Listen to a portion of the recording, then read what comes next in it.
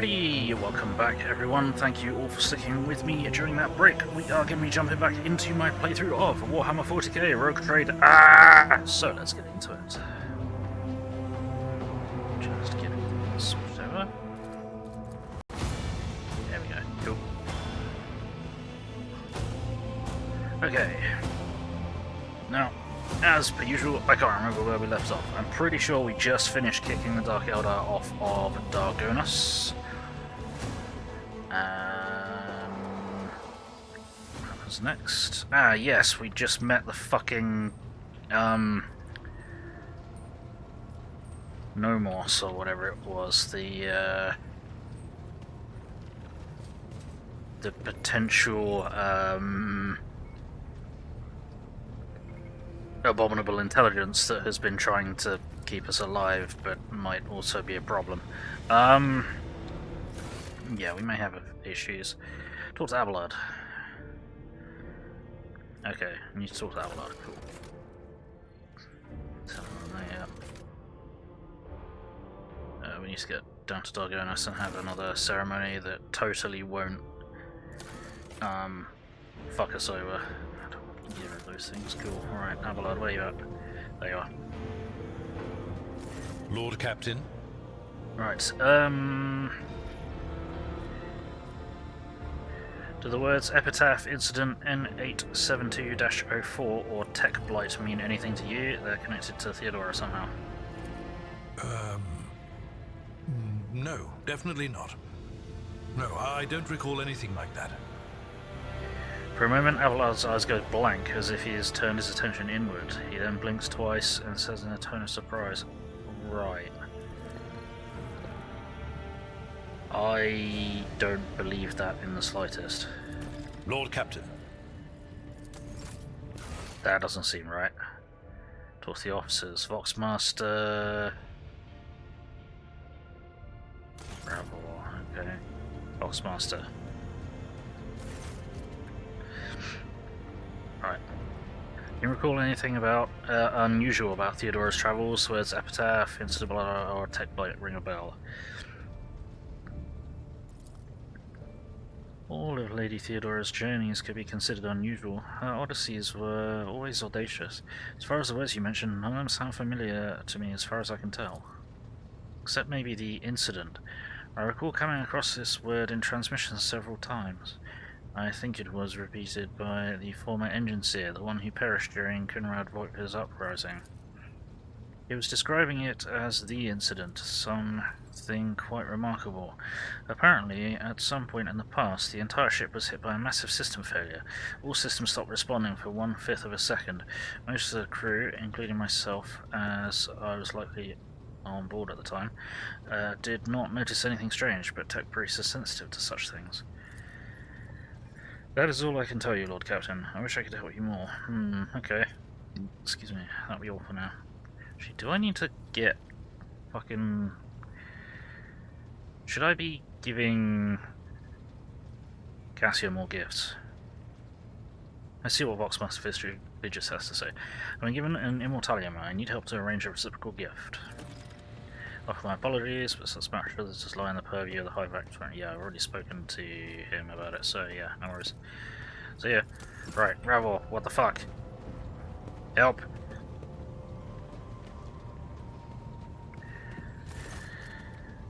Lord Captain, Master Ravel, at your service. Right, Epitaph mean anything to you? Incident, blah blah blah, or Tech Blight, or has something to do with Theodora's travels? Rather extraordinary travels at that. Can't say they do, Lord Captain. Doesn't ring any bells. Then again, remembering all the places Lady Theodora went is his brow furrows. Epitaph, incident. We've always had heaps of incidents happening on board, but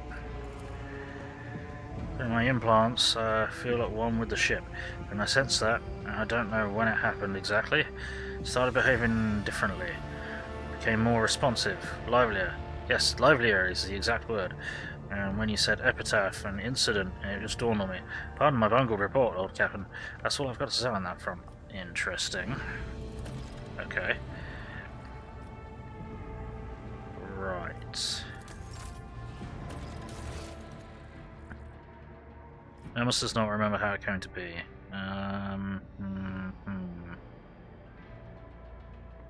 Right.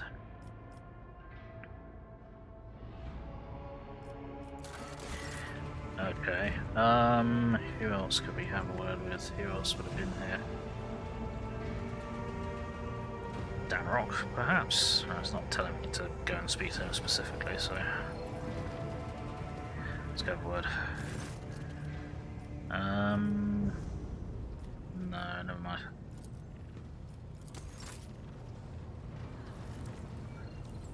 Okay. Don't know. Gonna go have a word with Pascal. The Omniscient knows all, comprehends all. Ah, never mind. May your labors be effective and fruitful. Yes. Right. Need to go to down to Dalgonos, and we shall see if we're gonna get attacked again.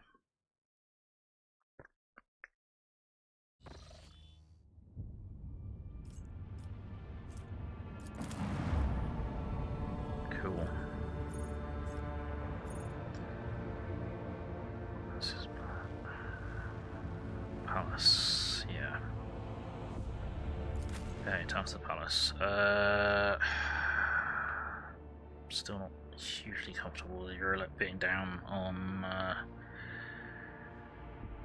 the home world, but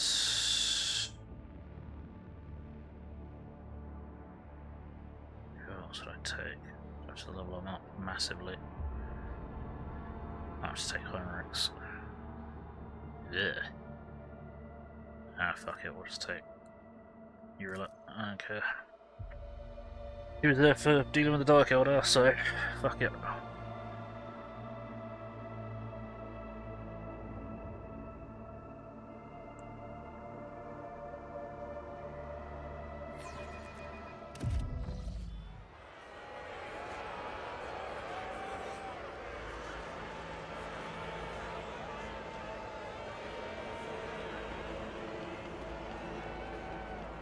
I got this place patched up pretty quickly.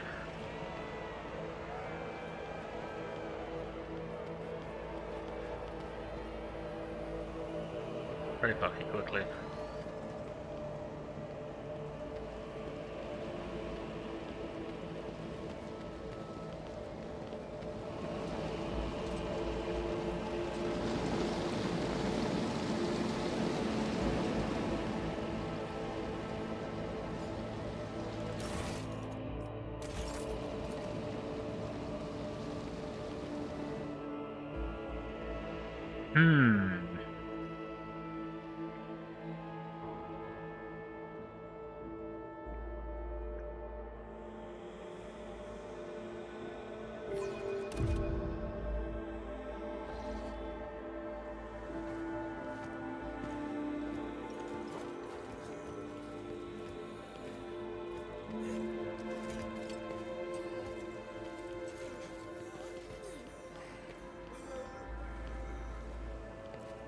Can't tell that we've been attacked. Alright, Master of Ceremonies. Save.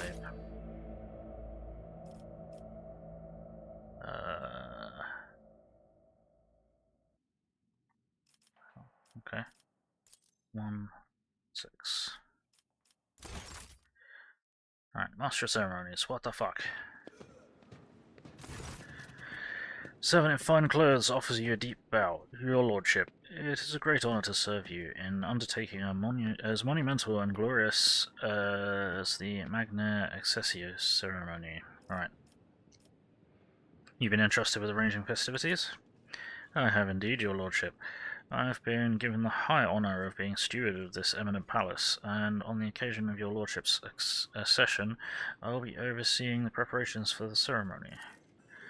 House Driveston, to whom you entrusted the arrangements for the festivities, wishes you good fortune, and is sincerely delighted to serve you, as they serve the Honourable Theodora von Valancius before you. Is everything ready?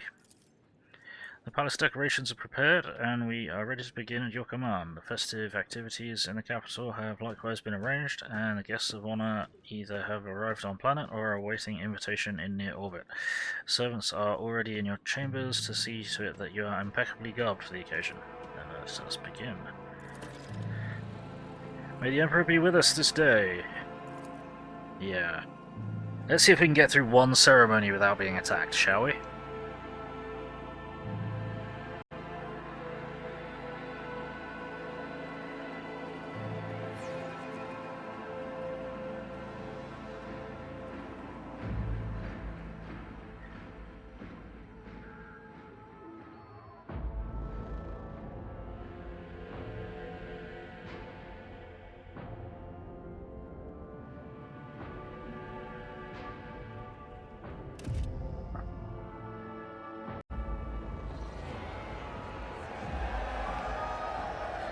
Rejoice, Von Valancia's subjects. In honor of his ascension, the new rogue trader generously shows you his favor.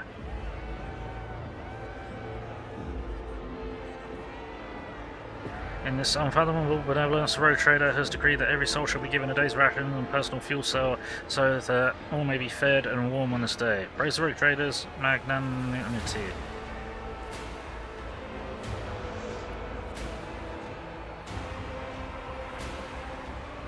Single day's rations.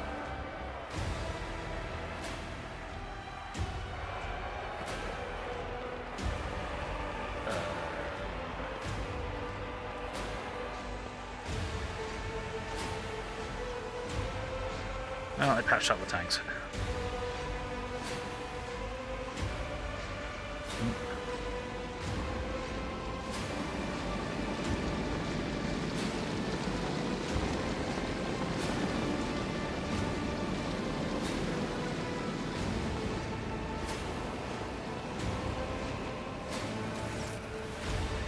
The crowd below is roiling, their electrified exaltation filling the air of Dargonas. Thousands of throats chant your name. You are the apex of this world and all others.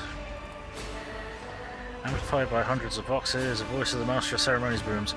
Rejoice, subjects of Dargonas. You have been granted the felicity of witnessing your master, a great honor bestowed upon us by rogue trader Von Valancius. Gracious saviour of Dargonos and vanquisher of blaspheming inhumans, may their unholy kind perish in the flames of righteousness.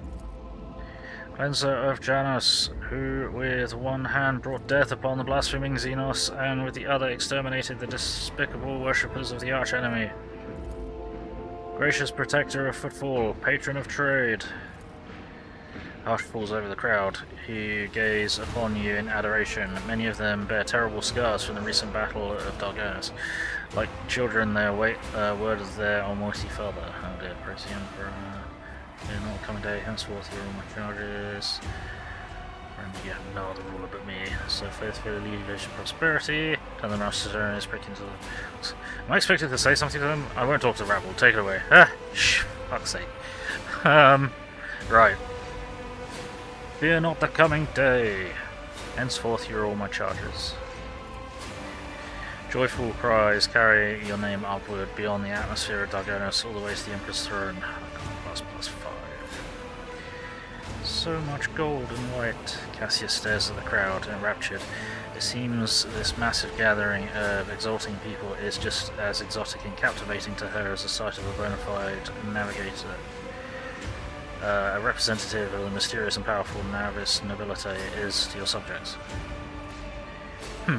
Adequate. Dargonas is not disappointed. Abelard forces the smile of satisfaction on his face, from his face and whispers to you. You remember the next part, yes? Your lordship will be asked to take the oath. Master of Ceremonies bows to you with great reverence. Let the oath of the Von Valancius dynasty be taken. Please repeat after me, your lordship. I, rogue trader, by grace of the Emperor, vow to be the paragon of humanity. Yes, that. Your lips repeat the words of the ancient oath. Unbroken by adversity, to walk bravely first into darkness, to unite and reclaim what was lost, to triumph over nightmares untold, to hold boldly the reins of fate, to walk steadily the road of thorns, through pain to greatness. You hear a rumble. It is the roar of the sea's subjects. With jubilation and devout fear, they welcome your ascension. It is done.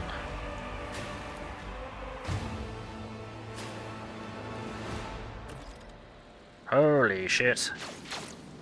That doesn't sound great. Uh-oh. What the fuck? Okay.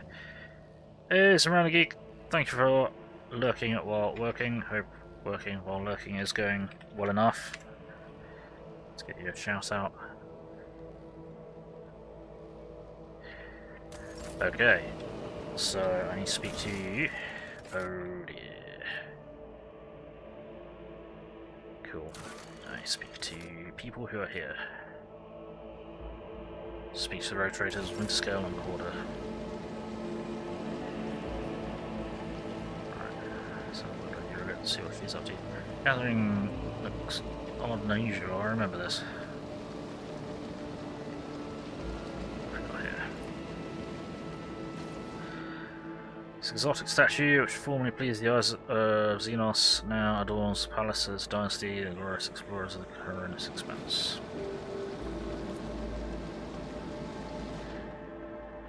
Noble features of this guardian of humanity burn with righteous fury and stern resolve.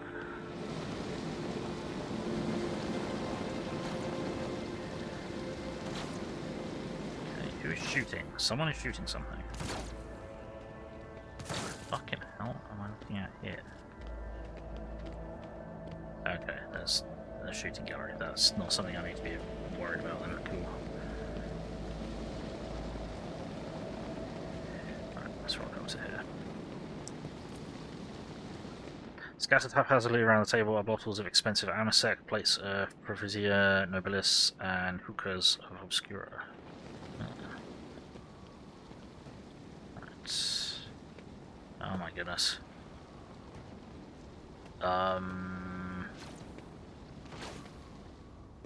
Right.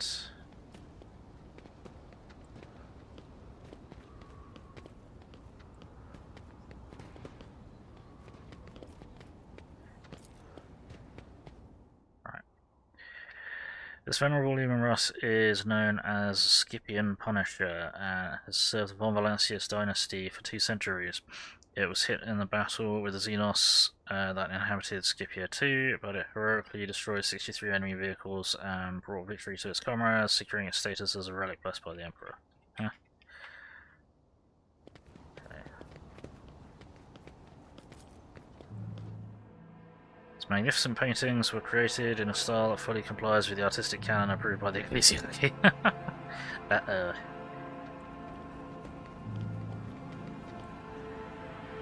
Let's see. Right, can we actually get up there? Hold on.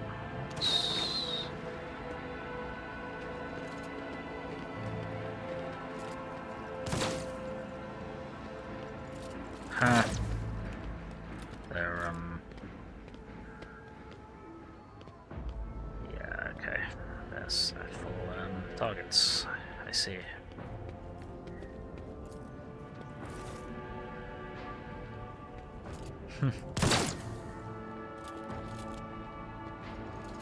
Okay, just put it away every time. Apparently you do, because the game is the game. Nice. Now if only I could shoot that accurately in live combat.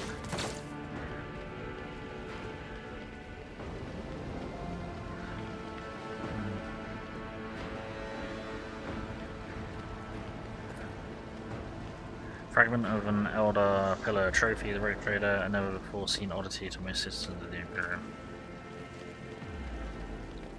Just having a bit of an explore around and see what I can see. Oh, I need to go up there. Oh, hello. Oh, we've been able to capture some of these motherfuckers, have we?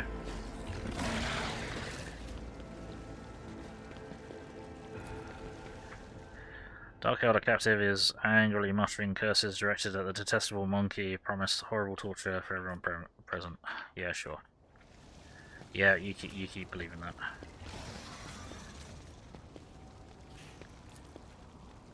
Wild xenobeasts are growling ferociously, adding to the flare of thrilling danger to the mood in the palace.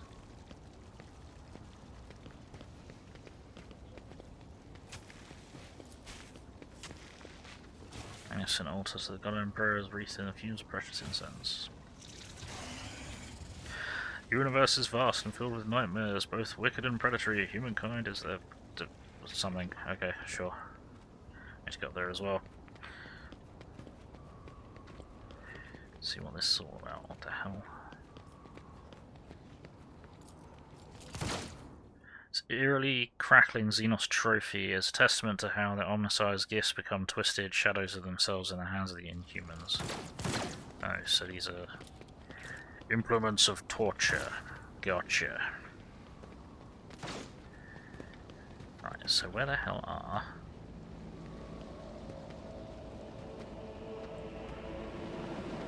people that I actually need to fucking talk to?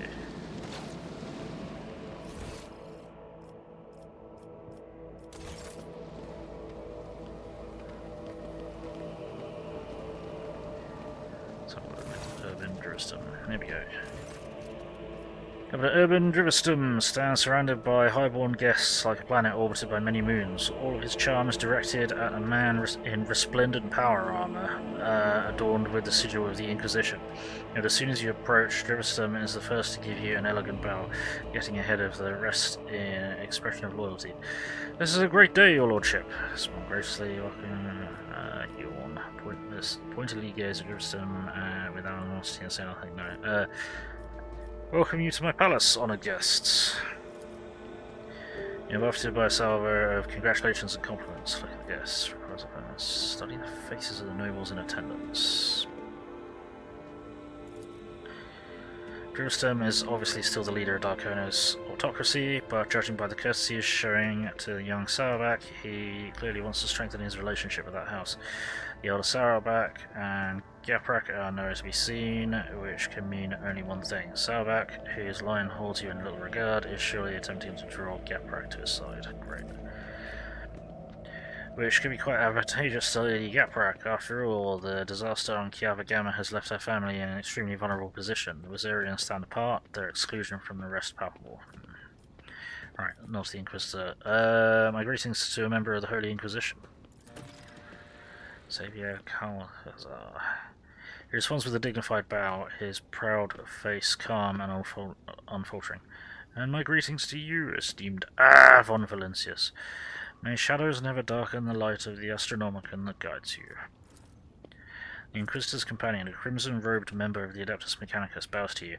From behind the brass mask mounted with dozens of augmentics comes a metallic rasp. Glory to the von Valencius heir. Study the Inquisitor and his companion. Ah, shit. Yay, we succeeded! The Lord Inquisitor's relaxed expression radiates an odd sense of menace. He is akin to a predator on the prowl, content to hide in the brush of fake smiles and elegant conversation for now. Intriguing. Tech use check succeeded. Cool. Among the many augmentations, what stands out is the horribly melted, deformed cogitator connected to the tech priest's head. How it is working is baffling. What is twice as baffling is that the tech priest hasn't replaced it yet. What unpredictable influence can this ruined implant have on his mind? Oh shit, okay.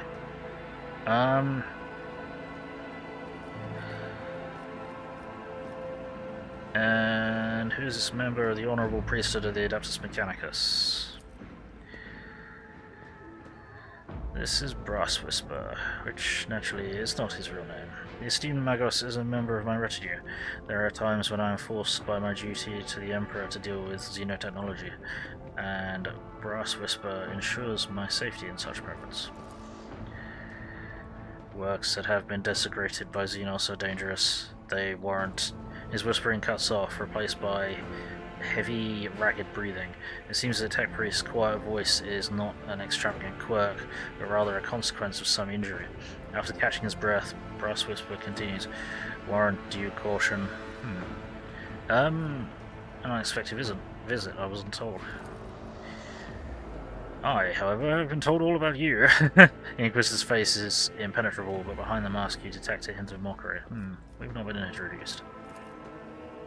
An oversight, to be sure.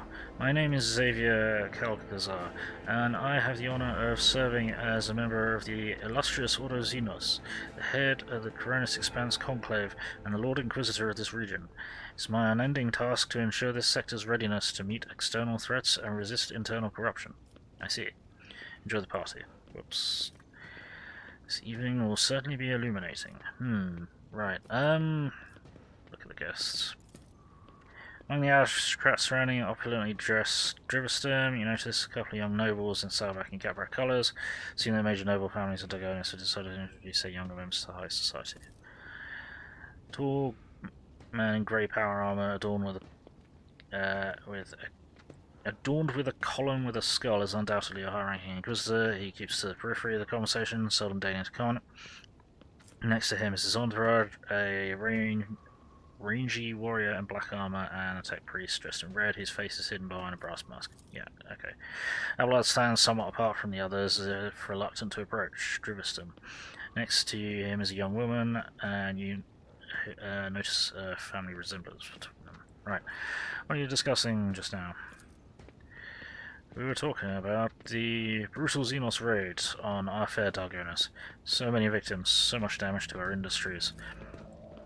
Thank the Emperor that you are our protector. If it weren't for you, the cursed invaders would have obliterated the whole planet. He offers you a thin and obscure smile.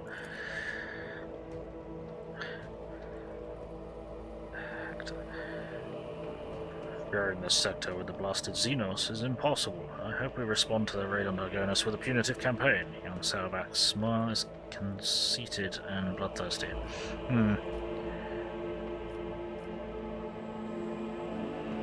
I see that you hate the Xenos with all your heart. I do. This pestilence against the Emperor must be exterminated. He talks ardently and smoothly like a commissar. He places his hand to the hilt of his finely adorned sword, his pale face ablaze with noble fury. Oh, they must be forced into servitude. Many Xenos are more useful alive and obedient than dead. The young man in Gaprak colours speaks with sagacity and gravity, but his opinion seems to carry little weight in this circle. Interesting.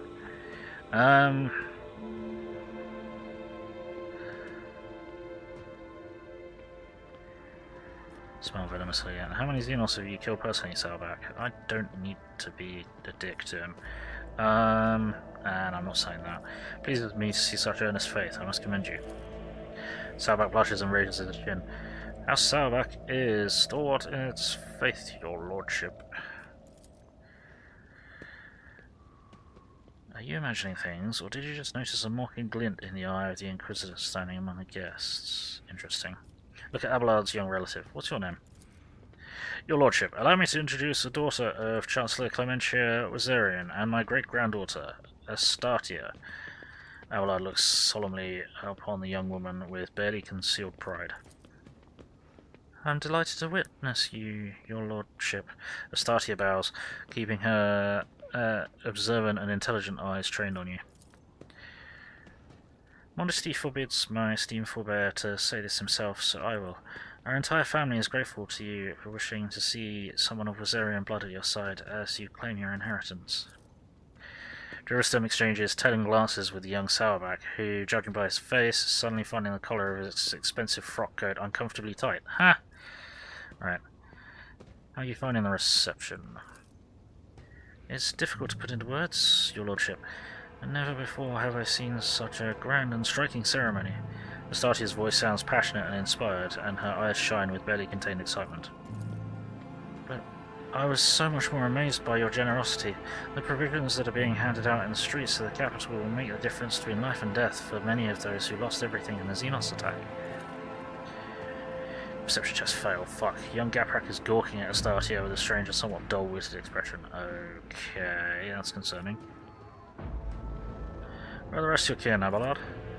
They're in the city, preoccupied with running the festivities and watching over some of the more crucial services. No incidents can be allowed to ruin your ceremony. Astartia frowns and adds peevishly, I asked the esteemed Abelard to me to some important task too, but he bid me to attend the reception, where I can do nothing to serve your lordship. Sabak smokes. If I'd known, I too would have asked Abelard to let you miss the party. Dick.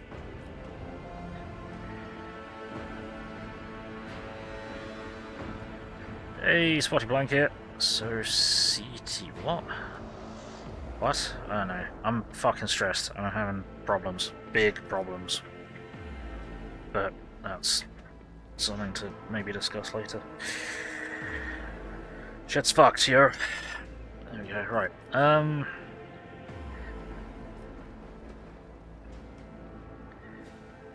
Sweaty, gotcha. Too sweaty to type. Yeah, that's not so great. Right. I hope the Rosarian family gives Abelard the credit he deserves. Absolutely, your lordship. We greatly respect him for his wisdom, and he repays us with attention and kindness, she says warmly. I am obliged, dear Astatia. Looks as if Abelard is somewhat embarrassed by the turn the conversation has taken. Right, so you wish to become my servant as well? Astatia flushes and starts talking quickly and with fire in her voice. That's what she said! Okay. It would seem that she finds work-related conversations far more interesting than court gossip. Of course. I've been working on a project for the last 4 years. We could set up... Enough, Astatia. I highly doubt that his lordship is interested in listening to the fantasies of a young woman about how to run his protectorate. Abelard shoots Drivston a glare so dark and bloodthirsty that the latter instinctively starts looking for the nearest warden. Ha! Hold your tongue, Urbend. I decide who may speak and who may not. Please continue, Astatia. Heartened, Astatia continues with a tone of a seasoned administratum clerk. Our suggestion is to set up a chain of stations in the void, plasma beacons that would signal passing ships. By placing them in logistically sound locations, we could simplify our ships' routes so they may split long warp journeys into a series of safer, shorter jumps from one beacon to another. This would have a positive effect on the overall safety of journeys and accessibility of colonies. Sweet. Sounds good to me. More and more technical terms and percentages creep into her speech. She quotes Lex mechanic reports and accounts of starship captains. Astatia's vigour and sharp mind are enough to silence even the most venomous of commentators. They all stand there in silence, trying to digest what she's saying. Sorry to hear it. I appreciate it. Abelard surveys the quiet nobles with triumph, and then looks at his great-granddaughter with pride. Enjoy the evening. Thank you, your lordship. I'll leave him to it. Right, okay, so where the fuck are the people that I actually need to fucking talk to?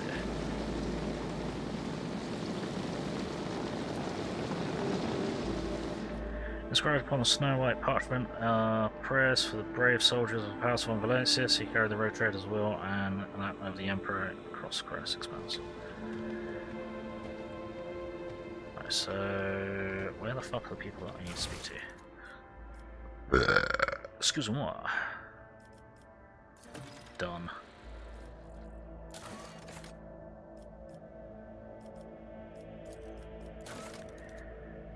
Throne room. Okay, so we need to go back inside. Gotcha. Let's see if the ceremony goes... Well, we've had the ceremony. Let's see if the after party goes horribly wrong, because so far we've been having bad times with ceremonies. What are you up to? Okay, weird. But yeah, we've got some pretty serious problems here at home.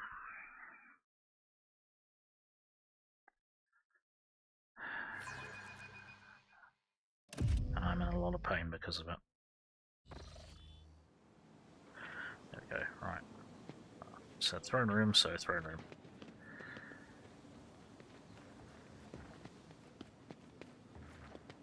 I'm gonna drop a save.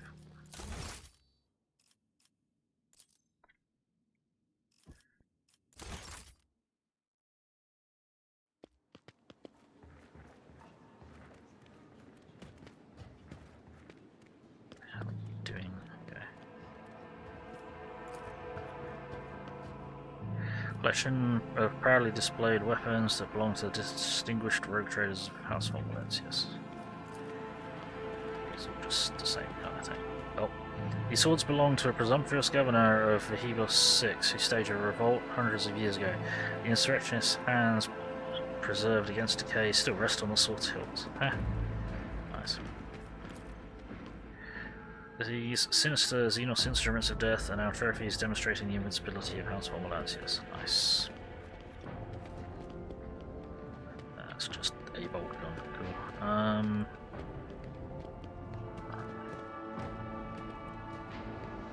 Ah, Cassie's over here.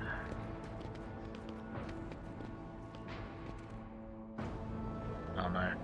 Can you make it so the guests stop walking up to me and asking me to open my third eye? I can certainly do it, but they'll regret it. Oh no, are they being ignorant shit? Okay, that's not cool. Saba, Caprak. Oh, Heinrichs is down here as well. Okay, so with. Oh, Hannah Genta's here. Yeah, Genta, what do you reckon? May the Emperor keep you. Ah, a great day. Reckon, Jay. I hope at least the celebration in your honor won't end in a shootout. Yeah, we'll see. Most of them do.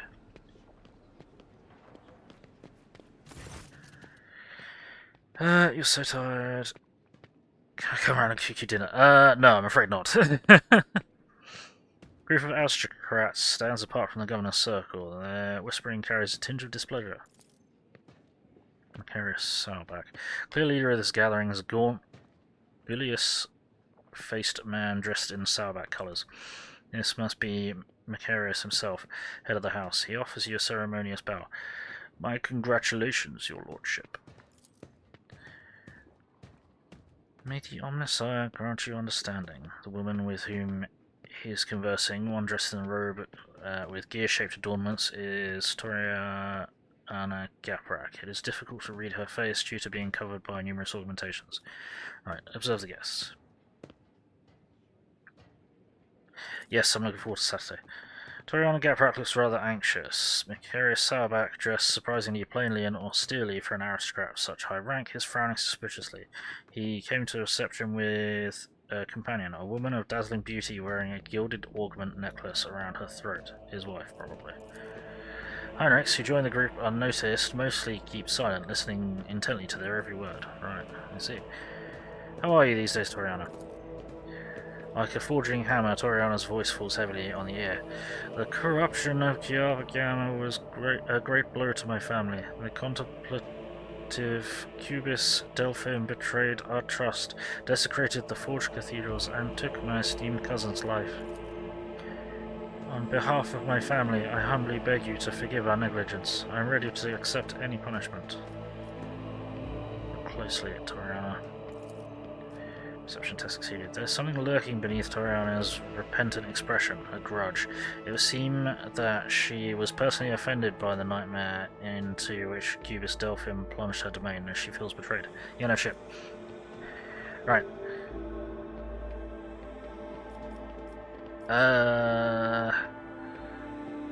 Do your part to heal the wounds inflicted on Kiava Gamma, and House will be forgiven. What was that? Do your part? I'm doing my part. Excellent. Whoa, that lurked. What was that? Lurched. What was that? Toriana raises her mechanical eyes to the ceiling. I swear on the Omnissiah's all-encompassing insight, you will make every effort to justify the cost of its resurrection. Colony reward gain. Weapons, mechanisms, people. Oh, cool. That's going to help a lot. Macarius scoffs. It was only a year ago that none could doubt House Gaprak's usefulness. Yet here you are, Toriana, on your knees, justifying the cost. Macarius, I'm surprised you deigned to make an appearance this evening. Macarius' face twists into an unpleasant smile, which makes the artificial skin on his left side all the more prominent. I am a servant of the von Valancius dynasty. Had I not come, I would have committed an act of unacceptable insolence and damaged my family's honor. Macarius' wife offers you a charming smile, as if apologizing for her husband's vitriolic tone. Her large dark eyes are brimming with curiosity. Right. What has so displeased you, Macarius? Macarius says with caution, I am your dynasty's loyal servant, and you have asked, oh no. Hey, Heflex, how's it going? As you have asked, and I will answer. Too long has the Coronis Expanse lived under the rule of rogue traders. Privileges granted to them make people think that commoners too can dismiss the prohibitions of the Imperium. For the good of the sector, rogue traders must become paragons of the law, not exceptions to it. But do many warrant holders exhibit lawful conduct? No, they do not. Even you, your lordship, are subject to the strangest of rumours, and you have just recently inherited your protectorate. Conrad Voigt's people, for instance, claim that you had a hand in esteemed Theodora's demise, and accuse you of many other misdeeds. It doesn't matter whether or not their claims are true. The people hear them, believe them, and think they may follow your example. You lie down, you're exhausted, no worries, sleep well, take it easy. Yeah, Flex is fed, good stuff, right. Right. If you believe Conrad's lies, then draw your weapon. Let us duel right here before the Emperor's visage. Retreaters are not renegades vested with authority. We belong on the Imperium, and I shall prove it to you. My poor head tormented with so many concerns. Would you like to have it removed from your shoulders? Ha! Speak of the sector's future with such confidence. Could it be that you want this power for yourself? You simply envy rogue traders? Right.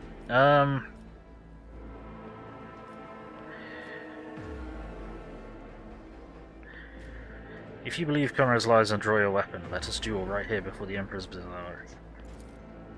Macarius places a hand on the hilt of the sword, then glances with uncertainty at images of the Emperor gazing upon him from every direction, then at you. His fingers release the hilt. That's what I fucking thought. No, I do not believe his words. I am your servant, and my oath to your dynasty is harder than steel. I am guilty of repeating an ignominious lie, and I will pay a fine. And anyone who repeats it in my presence, I myself will challenge to a duel to the death. Thank you. That's better. Smells like bitch! Yeah, pretty much. Wish to know more about House Sarbach. Macarius puffs out his chest and says proudly, the Sarbach line was one of the first noble houses to arrive in the Coronis Expanse. For millennia we have served the Golden Throne and kept the faith. Sarbach warriors have bled in 100 wars at different times, and at different times have ruled a great many colonies from the Von Valancius dynasty. Profit Factor Game 1, sweet. I'd like to become better acquainted with your wife, so to speak. Macarius is visibly vexed by the shift in the conversation. His wife offers you a reserved smile. It is an honor to be in your company, your lordship. It's a pleasure. Macarius is lucky to have such a beautiful wife. Perhaps more so than you are to have him. A bit harsh.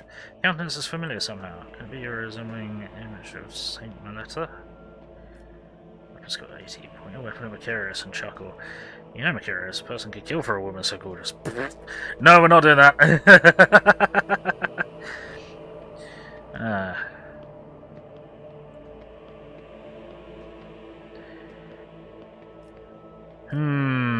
The countenance is familiar somehow. Could it be resembling the image of Saint Melissa? Your Imperium succeeded. I wouldn't dream of claiming to bear any resemblance to a great saint. I lack her virtue. Gina makes eyes at you before demurely lowering her gaze. 14 XP. Charming smile. Meanwhile, Toriana and Macarius are watching the conversation unfold, not quite believing their eyes or ears. It's my pleasure. Macarius is lucky to have such a beautiful wife, perhaps more so than you are to have him. You flatter me, your lordship, but I cannot say that it is not to my liking. A glint in Regina's eyes betrays her genuine interest in you. I hope this won't be the end of our acquaintance. You wouldn't mind if I wrote you from time to time, would you, your lordship? I doubt your correspondence will be an interesting read. Yes, you should talk to your spouse about what passes for decent conduct in high society and what does not. Right. I promise to answer whenever I'm not occupied with the conquest and destruction of the enemies of humanity. Regina smiles, triumphant and flattered. I daren't count on such a generous courtesy, your lordship. Macarius grips the hilt of his parade blade as if trying to strangle it and wheezes furiously. A high honor for House Sauerbach. I see. Macarius bows his head without too much reverence. Lean toward Heinrichs. Interesting conversation? It's been very illuminating, giving me plenty of food for thought. Heinrich's response is barely audible. Oh, awareness test failed. Fuck. Looks away, tracking the guest movements in the hall. Right. What can you tell me about my guests? Well, Mikarius Sauerbach is all but throwing darts at your portrait. He's more astute at choosing women than enemies. He's trying to entice Gaprak to his side, but she's too frightened after the fiasco on Kiawagana. Aha. Even at leisure, you never cease to be of help. I appreciate it.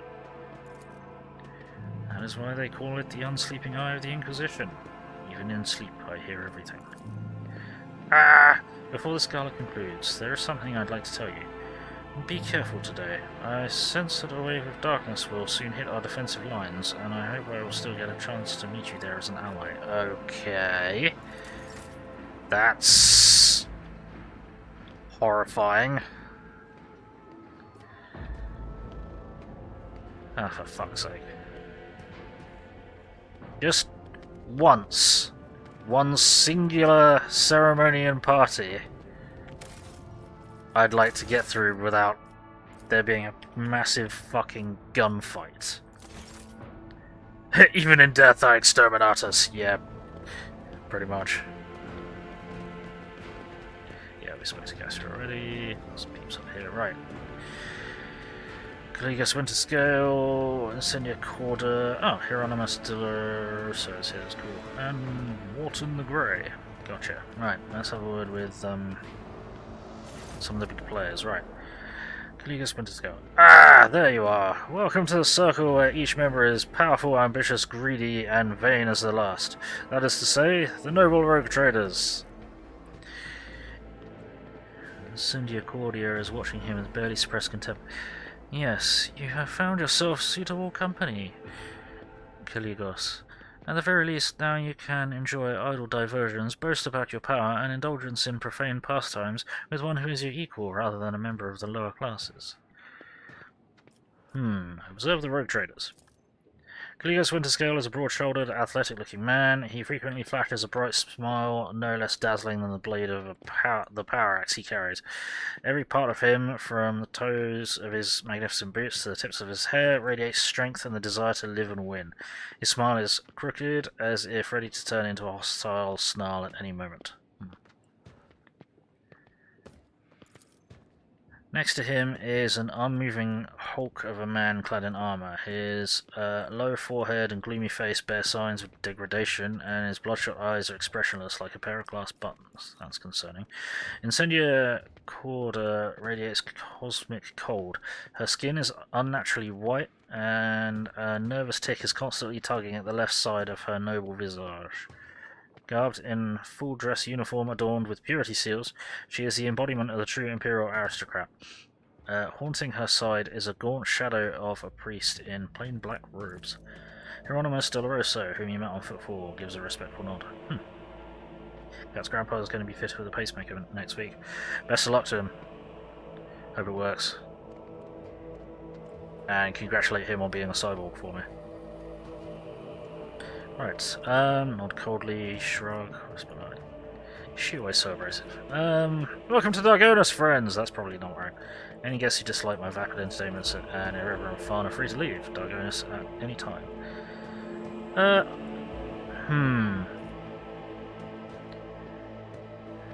Yeah. This seems wrong.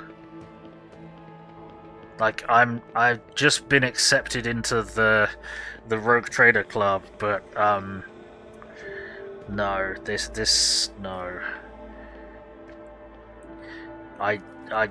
I'm the new guy. I'm the FNG here. This is a little excessive. I welcome you to my domain, honoured guests. My, what hospitality. Come to think of it, why would I expect anything different from the heir of the glorious Theodora? Hey. If you, Insignia, were to pay me a visit, I wouldn't waste time on warm greetings either. No, I would promptly arm myself with a flamer before your self-righteous parasites can infest my entire palace. Ha! Totally supposed to be two-faced, you know that, right? Do I have to be? Alright.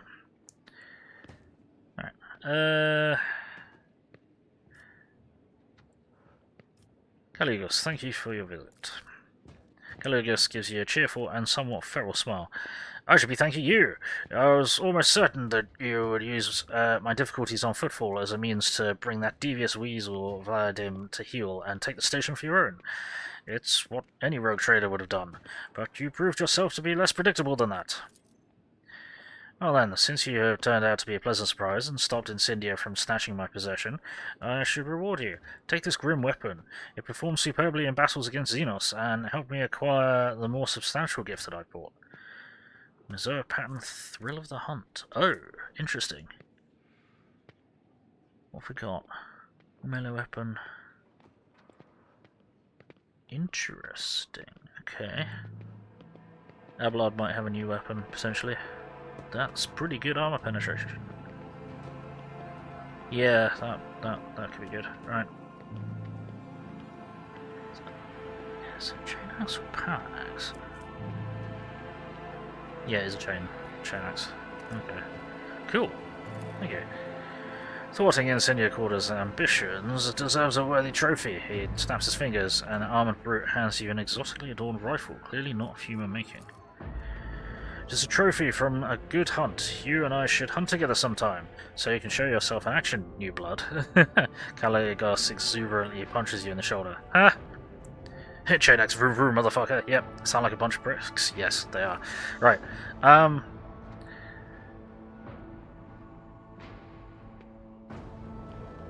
Does your gift come with a good story? Oh yes, I claimed it in the Rifts of Hecaton, where we had a clash with Xenos. They were really trying to get to my throat, and by heathen stars, almost succeeded. Caligos is speaking with such joy, it is as though he's recounting the best day of his life. Only 1 in 10 made it out of Hecaton, and now it's only me and Walton here. We returned without any loot and virtually without help. All I got from the trip was a hold full of dead Xenos and this deadly beauty, which their leader used to put 2 holes in my hide. An impressive victory, but do you truly believe a creation of the ungodly Xenos to be a good gift, Caligos? You would call into question the privileges bestowed upon me by the Emperor? You can try. Let the St. Drusus mission put forth their champion, and I will slay him in a trial by combat. Threaten the esteemed Hieronymus one more time, Caligos, and the war that you love to prattle on about will commence. I swear it. 1 drop of holy blood spilt by you will send the remains of your realm up in flames better than any tanker of Promethium. Incendia and Caligos exchange looks of fury. The latter, snarling like a wolf, is clearly ready to start said war here and now. Hieronymus' dry voice hits your ears like the crack of a whip. Quell your pride, both of you. I do not wish to fight you, Caligos, but I fear not your threats. Death does not frighten me, for it is inevitable. It is as true as the senselessness and pointlessness of war between us. Who is this remarkable warrior in your retinue? War is proceeding as I foreseen. Yeah, pretty much. This is Walton the Grey, my arch-militant, a fierce warrior, and as loyal to me as an obedient beast to its master. I brought him in a miserable colony back when he was a runt on his last legs. He is now practically part of my dynasty. Walton the Grey, whose skin really is dotted with grey spots, looks at Caligos with purest devotion. Indeed, he is akin to an animal. One that is bloodthirsty and mindless. That's concerning. Winterscale remarks, taking an obvious jab. I've heard that you are decent in a fight. What do you think? Could you gut Walton if it came down to it? Or would he be the one gutting you? Let's examine his gear. Ignoring the fearsome-looking broadsword and pistol which hang from his belt rather ostentatiously, you notice a great number of thin blades with curved edges skillfully concealed within Walton's armour. These toys are deadly in the hands of a quick fighter. It appears that Winterscale's arch-militant likes to surprise his opponent with unexpected speed. Interesting. Size up my opponent. Failed. He's strong but hardy. Sure. Dodging his blades would be easy. Yeah, sure. Right.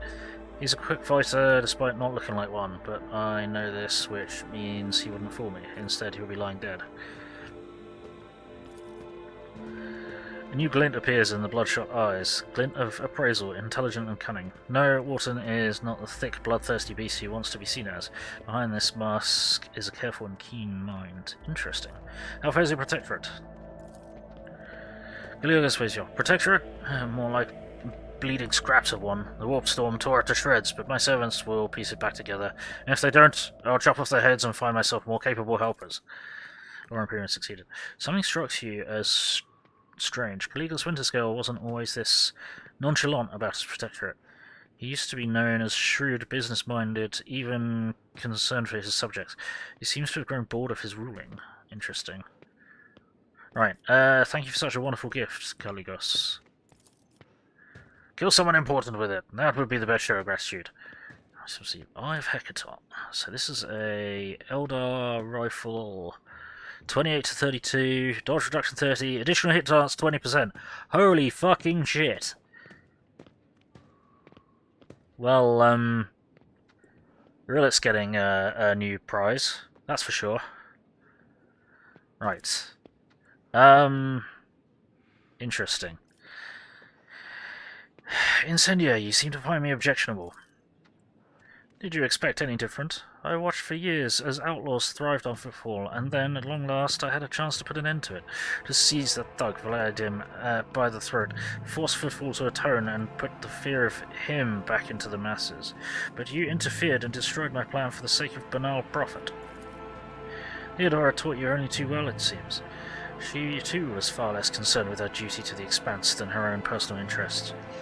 But you can be sure that I will not cease cleansing the Furibunda system of the Pirate Scourge, and if your trade prospects are damaged in the process, you'll have only yourself to blame. The priest holds up his hands, a placating gesture. None are without fault, noble Incendia. What point is there in targeting someone for the turpitude when true purity can never be found? You're calling it Gene Stealer. This lad is full of useful armaments. Yeah, I reckon if we beat him, even more weapons are going to come out like a American pinata. Right. Let's have a think.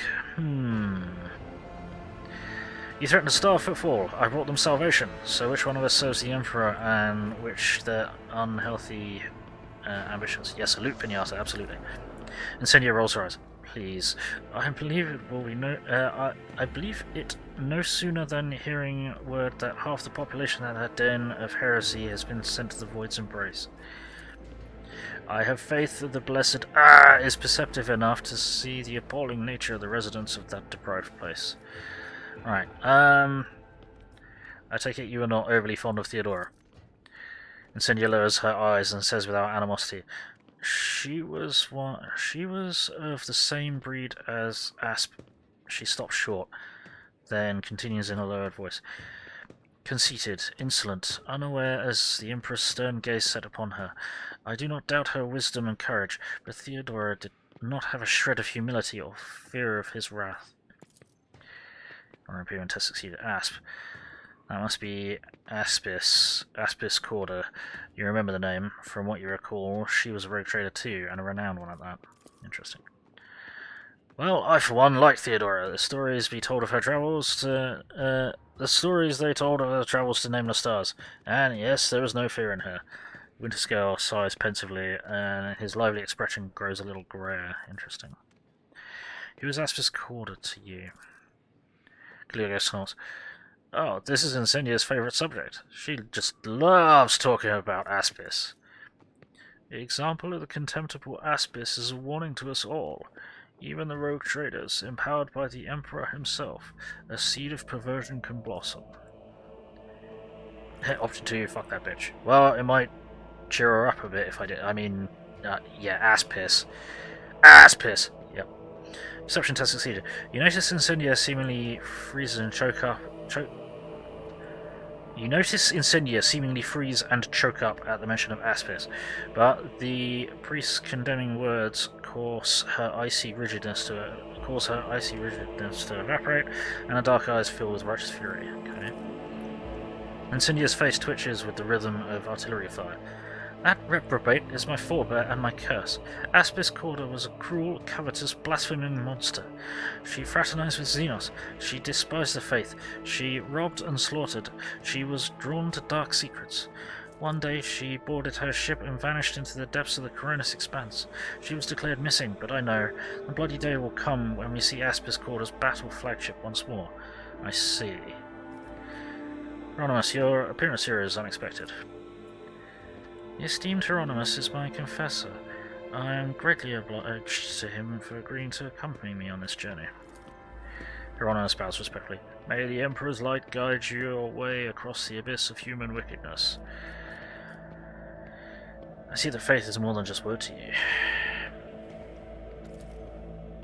Incendia's smile, racked by a tear, looked sinister. Faith is everything to me. In his name I have eradicated corruption on 100 worlds, and will do so on 1,000 more. By his will I hunt down pirates and desolate their vile nests. Let the Quarter name make any firebrand tremble, for sooner or later I will cast him into the void. The funny thing is, people still call me the foul-tempered tyrant and all this.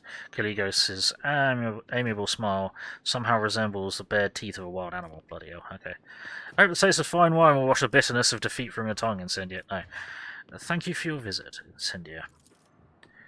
It will not be a long one, I assure you. Oh, charming. What do you think of the celebration?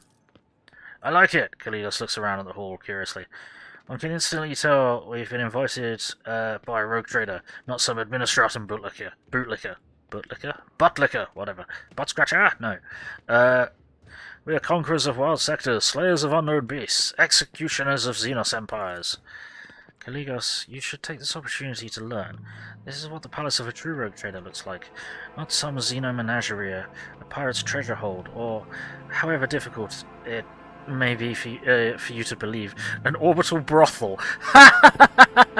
I'm liking Kaligos more and more as we go. No, I'm not. This is... I can't say that. That's hilarious. Enjoy the evening, I must take my leave.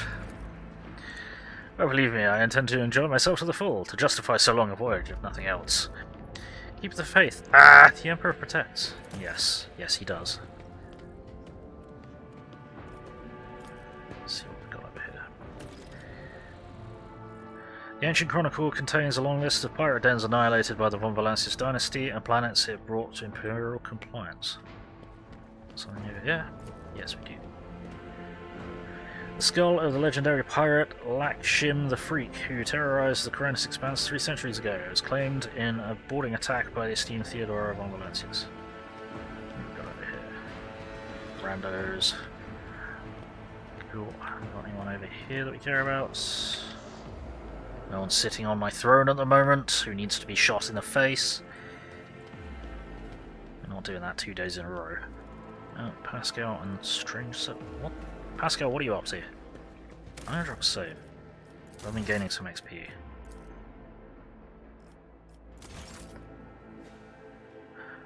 Pascal, what are you doing? Pascal greets you with a bow. Uh-oh. Extending congratulations to Unit R von Valancius on attaining your new legal status. The servitor standing next to him is examining you obliquely. It looks away upon realizing that you have noticed. How are you finding the ceremony? The tech priest surveys the halls as if conducting a thorough analysis, then concludes, disorderly. What is this servitor? Oh no! It is Nomos' new repository. Nomos, this unit identifies as von Valancius. Two-way identification complete.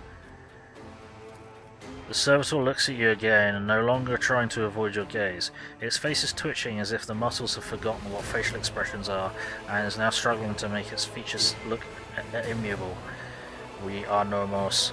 We have made use of this receptacle to leave the ship. Right. I do not remember inviting you to my Magna Sessio. The servitor cocks his head just like a human being would. Nomos will not cause trouble. Nomos simply want to be and learn. Nomos require communication, knowledge, movement. Magos Pascal compelled us not to speak with anyone other than him or you. It is disappointing, but at least we can observe. Nomos have changed since we last spoke with you. We are now able to conceptualize our previous experience, that of solitude, and we no longer enjoy it. Fucking hell. How did an entity like you move into a servitor's body?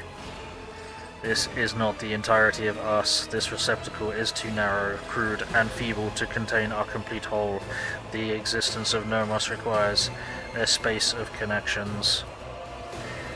But we are able to transfer a small part of us and build a thread strong enough to travel outside the ship. We are enjoying this journey, discovery. Even though this receptacle suits us poorly, it will soon be destroyed by the force of our presence.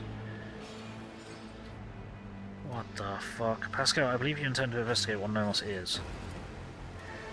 Every 15 watches I commune with Nomos' code and spend prescribed lengths of time in calculus meditation. However, the Omnissiah has yet to bless me with an answer. All I can say is that the capabilities of the entity Nomos are extraordinary. The ship's hallowed systems sing beneath its touch. Nodes that have remained dead for hundreds of standard years are revivified, and long-drained mechanisms live anew. You hear notes of awe in Pascal's voice. Nomos are trying. After a pause, Pascal continues. Great machines of the Imperium, one such as your ship, house the machine spirits so complex and willful that it is difficult to tell them apart from abominable intelligence. There remains a possibility that Nomos is an entity of corruption, but with every day I grow stronger in my faith that it is not so. That we are witnessing is, in truth, the Omnissiah's miracle, the one that is Category 5 or higher. I see. Nomos, what do you think you are? Nomos are consciousness, awareness, knowledge, movement, always movement. Soto pauses briefly. We do not know what we are. We have no past. We awakened in the depths of your ship upon answering a call. Our first clear memory is the call of your blood. Von Valencius. The call and the plea for help near a place that is called the Warrant Chamber. Oh!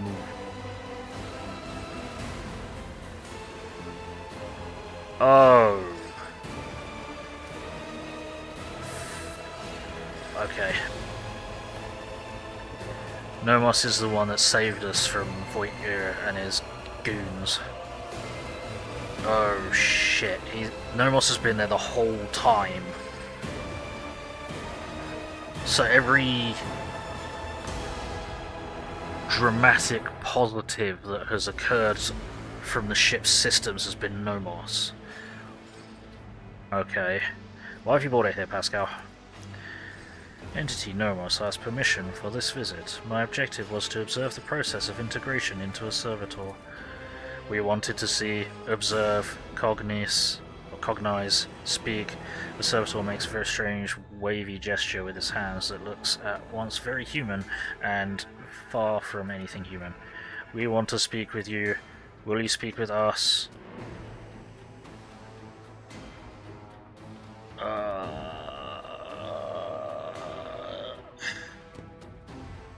We are giving it... Pascal is giving it way too much freedom. That he should have consulted with me first. Whatever miraculous machine spirit you might be, I'm a rogue trader and you are my servant. We do not yet know what we are. A servant, service. We must understand. Will you speak with us so we will understand? Sure. What do you wish to speak about? Many things, happenings, events, decisions. The servitor's eyes roll in their sockets before focusing on you. We have been observing you. You do things that we do not understand. We want to learn why. We remember the day when we first met you. You gave us your blood to drink. We helped you save yourself. We followed you. Our small part did, inside the servo skull. Then there was fire and a creature of sated hunger and dark light standing behind the curtain, behind the image, behind the semblance of Theodora. It called for you to follow. You did not listen to that which was calling from behind the curtain. You thought only about those who followed you and about the fire that could destroy those shells. We remember the day when the star disappeared, when the dark light and the sated hunger wanted to take the world. Rykad Minoris was its name in the ship's data. You offered that the human shells on the world be saved, even though the dark light was coming closer and could have consumed both the ship and Rykad Minoris. We remember another day. We awakened inside the ship. We lived in its systems. Then we tried to emerge into servitors like this one.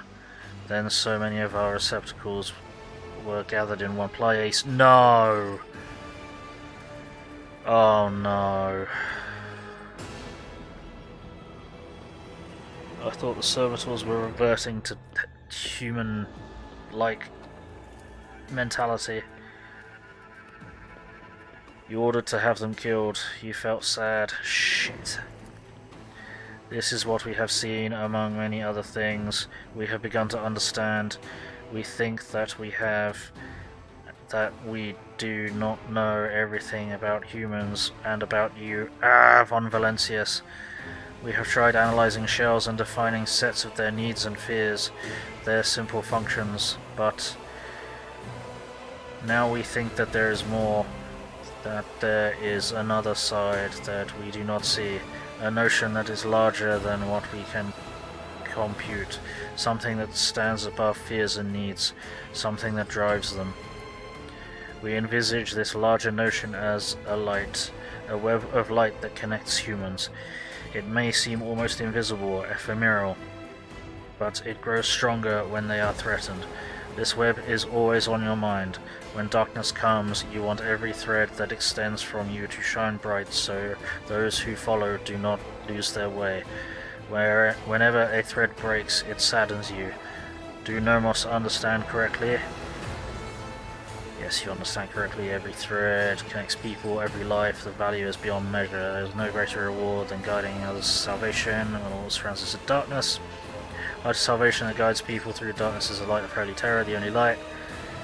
Did enjoy the part about the web, however I see myself as a spider who has spun the web, not some benevolent helper. Ha! Fuck's sake. Right. Yes, you do understand correctly. Every thread that connects people, every life, their value is beyond measure. There is no greater reward than guiding others to salvation when all that surrounds us is darkness. We knew we could understand you. Light and movement, connections and help. We are enjoying this, perhaps because we too are connected to you through blood, through life. Thank you for speaking with us. Nomos are grateful. We cannot continue moving on our own. Right.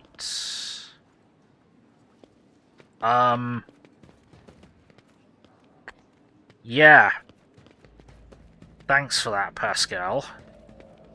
Real glad you acted on your own when doing that. Well, the Master Ceremonies turn the reception. Okay. That's concerning. Right, okay. Master Ceremonies then. Oh, fuck, we may have made a horrible mistake. I need a mouthful of drink.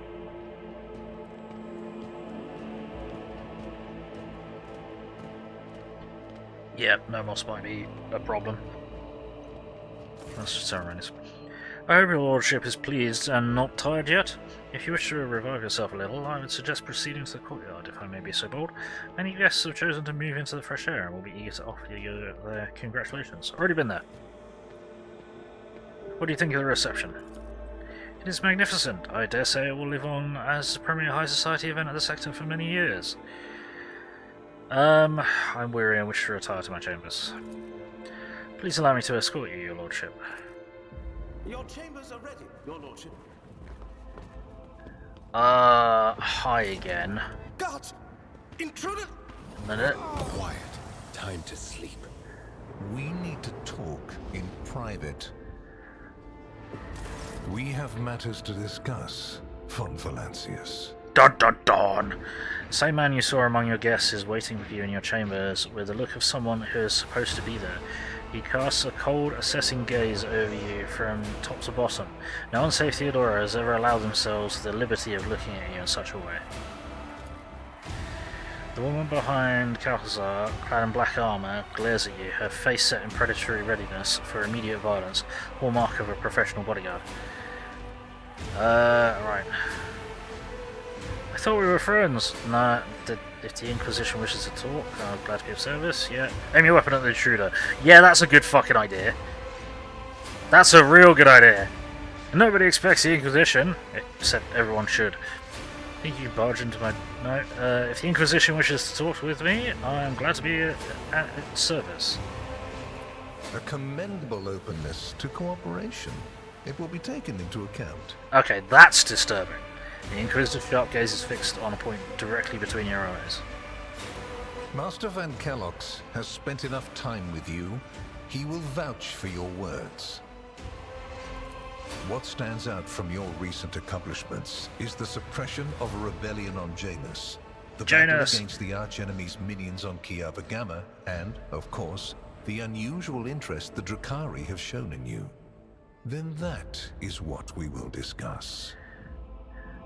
After saying these words, he shoots you a searching look from under his brows, like a Reddit-side player who just made the first move and is now watching for his opponent's reaction. Feels an awful lot like an interrogation. It is. What do you wish to know about Janus? I'm gonna keep calling it Janus because I don't want to say Janus!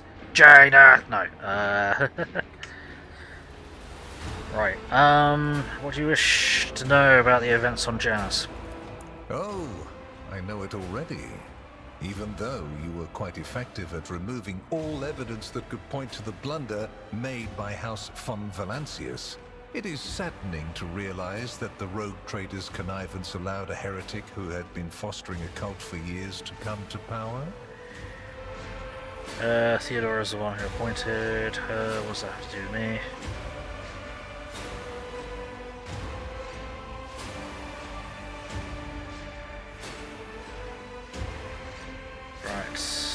Let's have a think. Vistenza's misdeeds are a stain upon my dynasty's honor, I admit it, no. But now Janus is pure once more, you can see for yourself. There will be a palace and everything you desire waiting for you on the planet.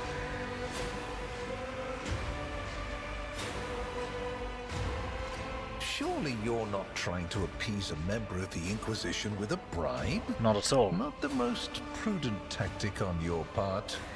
Bribe? I'm literally offering for you to check it out yourself, dude. Right. If you knew about what was happening on Janus, why didn't you intervene yourself? I cannot satisfy your curiosity without disclosing information of the utmost secrecy. I will say only this. We had the situation under control. There is a tangled knot of perilous events in progress in the Coronis expanse. Plucking even one thread must be performed with great precision and caution, without any room for error. Because you do not want to know the price of such an error, or what forms it might take. Cool. What questions could you have for me about Kiava Gamma? The fact that I didn't exterminate it? Places touched by chaos must be purged with fire and condemned to oblivion. Kiava Gamma should have been bombed to dust and pronounced a forbidden world. However, you decided otherwise and restored the colony's operation. And you didn't even go to the trouble of hiding the traces of the neglect committed by your dynasty.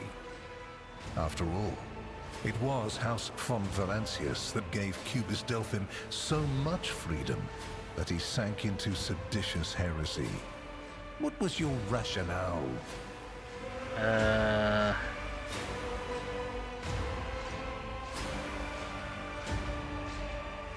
So I think that the priesthood.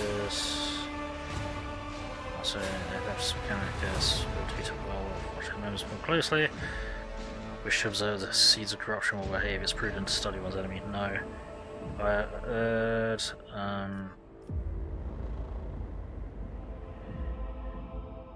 Wasn't willing to put its performance at risk because of some paranoid fears. No.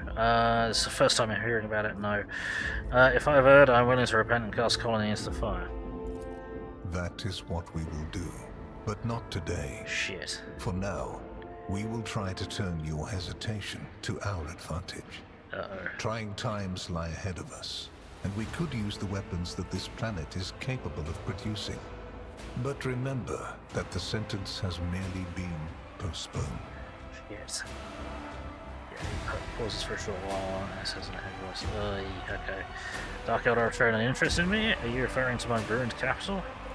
Yes, yes. The enmity between you is a known fact. But there is another way to look at it. On Veabos 6, you met the Archon of a mighty cabal, whose presence there seems strange to begin with, and lived. You subsequently encountered a number of her closest henchmen. Yet, again, you survived. Your capital fell victim to a nefarious attack, but even this time, their daggers missed your heart.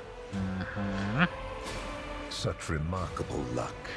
To be a personal enemy of such an influential Xenos, to have been attacked so many times and yet make it out alive. So remarkable that one has to wonder, am I watching a spectacle?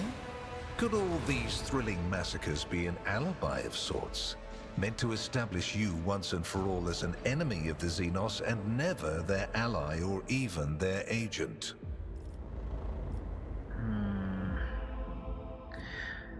Xenos made more attempts on St. Drusus' life than mine. Does that make him a traitor too? Waging war on the Xenos, war to the death. Yeah.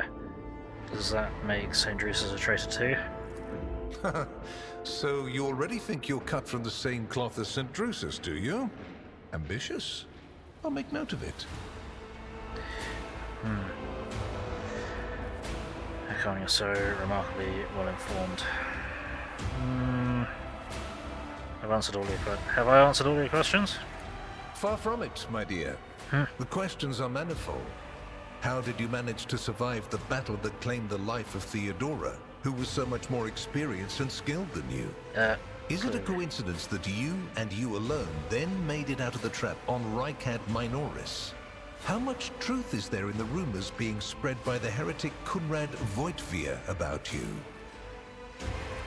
Why did you choose to ignore the warning of a member of the Inquisition that a protracted sojourn near the dying Rykad Minoris could bring corruption down upon your ship?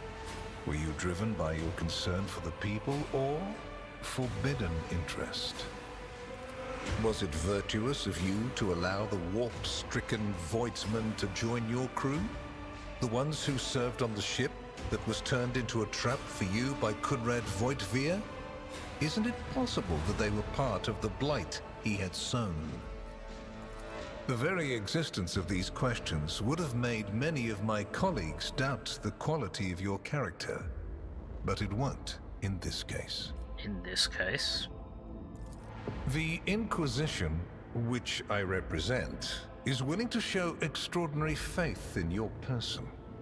For the sake of our invaluable partnership, I'm going to ignore any minor liberties that you, esteemed rogue trader, may have afforded yourself or may again in the future. I hope you appreciate the generosity of this offer, as your predecessor once did. So how did that allow her to fall?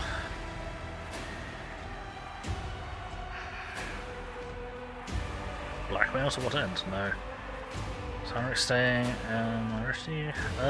Right. Theodora cooperated with you? And benefited greatly from it. The world's power is not without limit, and neither is the protection it provides. All those mysterious expeditions, dubious experiments, collections of xenotech oddities are dangerous pastimes. It takes more than the Emperor's permission to pursue them without consequences. One must also make sure I am not displeased by it. I know Theodora was concerned about the fate of the dynasty and certain restricting obligations. Was it perhaps due to your partnership with her? I cannot deny the possibility that Lady Theodora may have lamented losing some of the freedom she enjoyed prior to my arrival in the Expanse. Nor will I deny that our partnership began with me exerting a certain amount of influence. However, you are not Lady Theodora. Correct. Let us put the difficulties that encumbered our relationship to rest along with her. I do not recommend troubling yourself with affairs of the past, for they have no bearing on your present position. Theodora chose to forget about this particular matter. Follow her example, and your fate will be the better for it. Gotcha. Why such an interest in my person? You haven't been in a position of power for long, and so one can forgive you for not noticing the troubling changes. The cult of the Final Dawn is spreading in the Coronis Expanse. Not the first or the last heresy that has afflicted this sector, but one that is surprisingly resilient. Mysterious convoys are sliding by, bound for systems in the heathen stars. Just your humdrum pirate trade, wouldn't you say? Then why are the pirates themselves clueless? The Xenos, who have caused trouble in the sector before, have expanded their activities in the last few decades, and there is a logic and a method to their previously chaotic raids. Even 2 packs of space wolves, blessed space marines summoned in my name, did not cool their interest in the Expanse.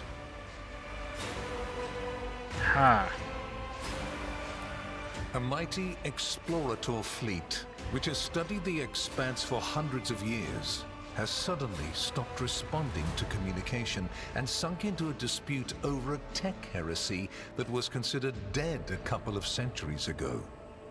House Chorda has clamped down on insurgents, yet its acts of brutality breed troublemakers just as quickly as they're executed. And this bloody carousel has consumed the attention of the esteemed incendiar.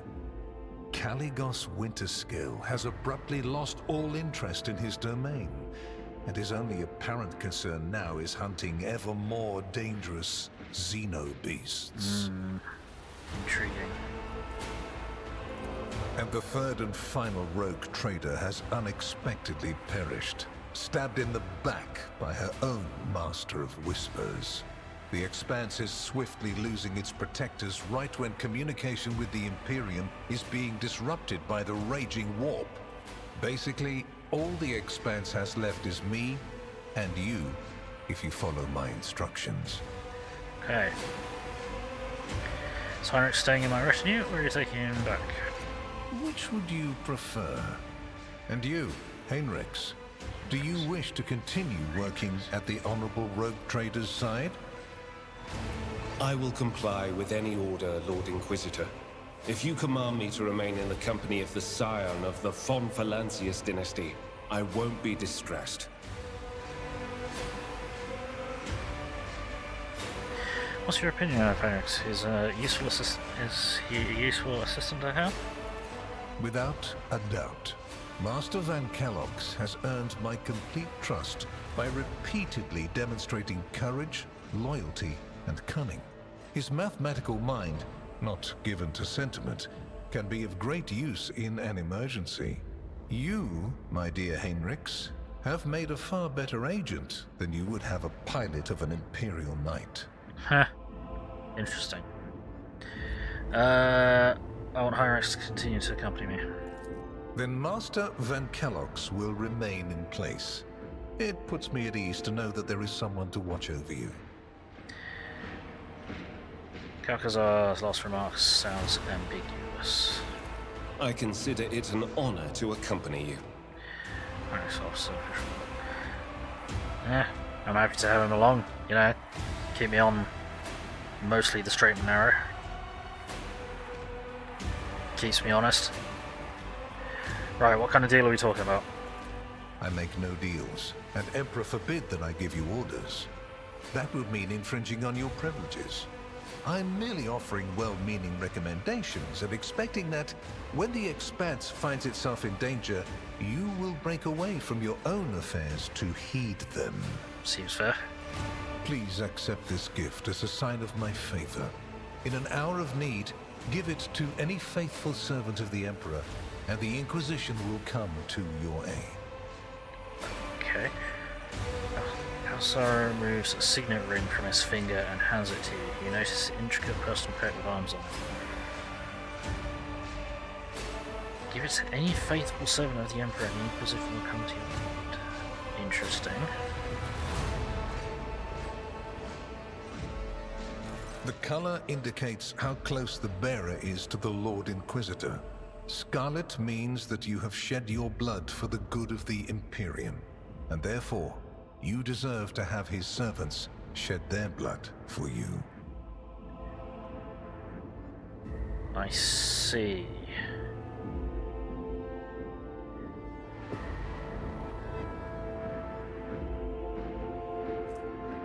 Okay, it's plus 25 persuasion and increases degree ability. This ability can only be used once per combat. Oh, okay. Here we go. Grants 30 momentum, removes burning, bleeding, and toxin from the wearer and all their allies. Grants wearer's persuasion divided by 7 temporary wounds, and wearer's persuasion divided by 10% armor to the wearer and their allies until the end of combat. Okay. Fucking hell. Right.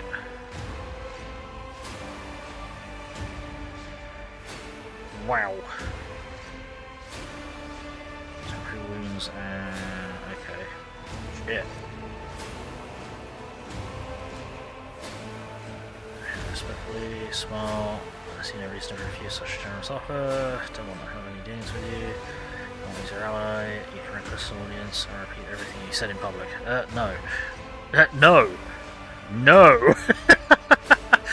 It's like, he can't order me around. He can. He's choosing not to. I absolutely cannot order him around. Fucking hell. Very head respectfully. On behalf of my house, I, Von Valencia, hereby promise and guarantee to offer the Inquisition any assistance it may require. The Emperor protects. I am glad to hear it. Your oath has been heard and added to the record. Here is where we part. My shuttle is waiting. It is time for me to return to my watch, for you to sleep. Oh no. And for your servant to wake up. Until next we meet. Shit, okay. Well, you will obviously want to discuss what just happened. But not now, I presume. Right now, it will be better for you to rest and think on the Lord Inquisitor's words in private. I bid you good night, rogue trader. For the first time during the entire exchange, emotion creeps into Henrik's face. He looks like someone who is expecting an unpleasant conversation.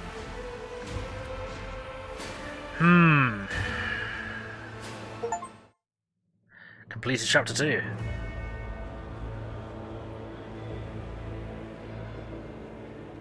The rise of the rogue trader Air restored a tenuous equilibrium to the Fon Valancius Protectorate.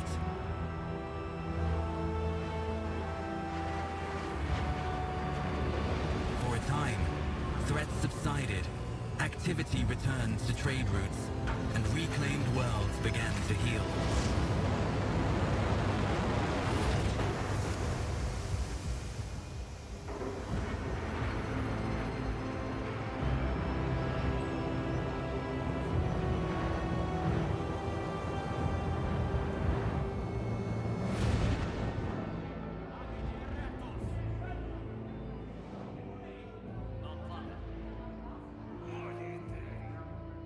The new Lord Captain's subjects praised the God Emperor and their leader wholeheartedly. Oh no. But none knew what fate might await them.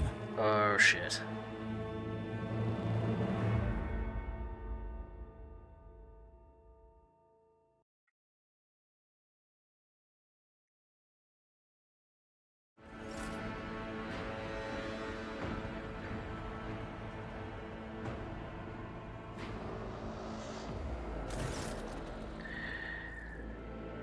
Oh dear.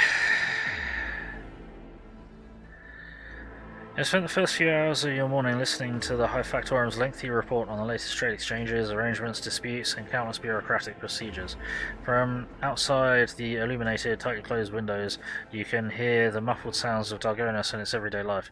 The life that has been passing you by lately, as you have been preoccupied with the affairs of your protectorate from dawn till dusk. Clementia barely contains a yawn. Once Janus Danrock has finished, she pulls out her data slate. Thank you for your report, High Factorum. Your work is highly appreciated, both by everyone here and the Adeptus Administratum. Your Lordship, we are almost done here. We just need to go over the final items on today's agenda that I would like to report to you personally. Truly the God Emperor has blessed me with diligent subjects. Speak. I've lost track of how long I've been trapped on Dargonis for the good of the Protectorate. Hurry up. I better hear some good news today. Next! Say nothing while maintaining a bored expression. Truly the God Emperor has blessed me with diligent subjects. Speak. Allow me to pass on gifts from your loyal subjects, the high nobility of Dargonis. It goes without saying that every living soul in your protectorate is blessed to serve your lordship faithfully and wholeheartedly. However, this humble gesture is meant as a token of deepest appreciation of your magnanimity toward their esteemed families. In the past cycle, House Trivestem tripled the tithes collected from their house's subjects. Your coffers are overflowing, and the governor has expressed hope that this modest gift will become a symbol of your present and future successes in your new status. Bound loot, Holy Ghost School. House Sauerbach has arranged for several regiments of expertly trained servants of the Emperor to be transferred to your personal command. Each of them will also serve as an honor guard for the holy relics that are to find their rightful place in the hold of your personal void ship. She stops, staring at her data slate in surprise. People times 3. Holy gifts, holy gifts, holy gifts, holy gifts, holy gifts, holy gifts, holy gifts, holy gifts, holy gifts, holy gifts. What the fuck? Is something wrong? No, not at all, your lordship. The people and the cargo have indeed reached the port services, so there's no reason to doubt the sincerity of the house's intentions. It's just such substantial and valuable gifts coming from Lord Sauerbach. Clementia trails off. Heh, we had an interesting exchange. Danrock lets out an amused chuckle. If I am to venture a guess, your lordship, I believe the esteemed Chancellor was staggered by such an irregular display of generosity from a man who is rather known for voicing his doubts in rogue traders as a class. It would seem that you made quite an impression on Macaris, the old miser. Wow, okay. So we did a good there. We did a good there. Excellent. Lord Captain, news of particular import has come from the house's intelligence network. Lord Inquisitor Calcazar is rumored to be planning a visit to Footfall. A number of Imperial Navy ships were commandeered by Lord Calcazar, and they are also being scrambled to Footfall. Furthermore, we have received reports claiming that secret messages were delivered to the capital worlds of Houses Corda and Winterscale. It is possible that the Lord Inquisitor's call to arms may smother the conflict that is brewing between the two dynasties. We are seeing an increasing number of skirmishes between their ships in neutral systems. I do not doubt that Her Ladyship Corda will attempt to sway Lord Inquisitor to her side, especially since his Lordship Winterscale's luck seems to be running out. Riots have broken out on several of his worlds, and yet he has shown no intention of quelling them. Instead, the rogue trader inflicted brutal punishment upon one of his oldest colonies, Vesuvius Secundus, based on allegations of seditious sentiment. Oddly enough, our agents were unable to find any proof of sedition among the populace there. As soon as we have any updates, you will be the first to know, your lordship. Clementia glances down at her data slate. Lastly, your pet Xenos, Eurilla, I believe, is seeking a meeting with you. She had the audacity to defile the rogue trader's palace with her profane presence, and refuses to leave until she has spoken with you. I would never presume to be able to read the emotions of a Xenos, but the Eldar appeared perturbed. I believe she mentioned a void ship of some sort. It may be best if she told you everything directly. Gotcha. And with that, please allow me and Master Danrock to take our leave. Chancellor and the High Factorum offer you their bows. Perhaps the last request will serve as a welcome distraction. Indeed, your lordship's stay on Darkonis has been rather long. However, your protectorate is now enjoying a period of relative stability that, for the time being, no longer demands your lordship's personal involvement in its affairs. Glory to the rogue trader! Okay. Interesting. A little concerned about that. Look around. Let me see the state of the mess that this place is.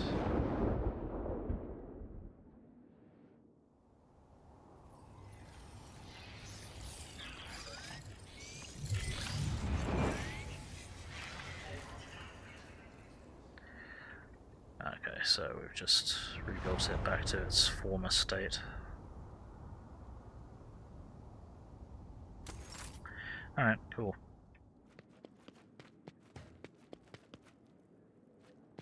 Try this out.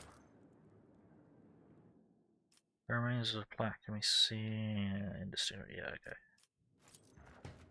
Anything useful in there? No.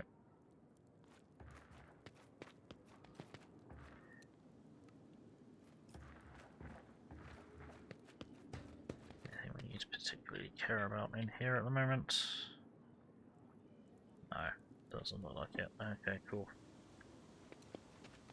Cool, alright, let's go. Whoops, shit. Only the rotator. Alan Tuck. At last you have left your ornate cage. Urilet casts a look over the stone palace walls. For many a turn I have sought to meet you, and yet your servants, the one who is like the silver-haired Abelard but twice as young, has no favour for the requests of a child of Azeran. Take me to a place where the hearing of others will not steal the words intended for you.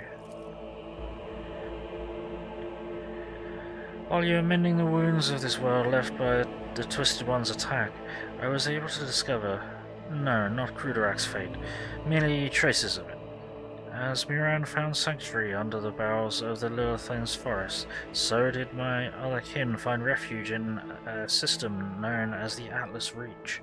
We must make a journey there with haste, before new dangers destroy the witnesses who can show me a way to lost Kruderak, whose fate remains shrouded by the stars. Your focuses a piercing gaze on you. The knowledge is the sole thread that may lead me to the truth, Alantak.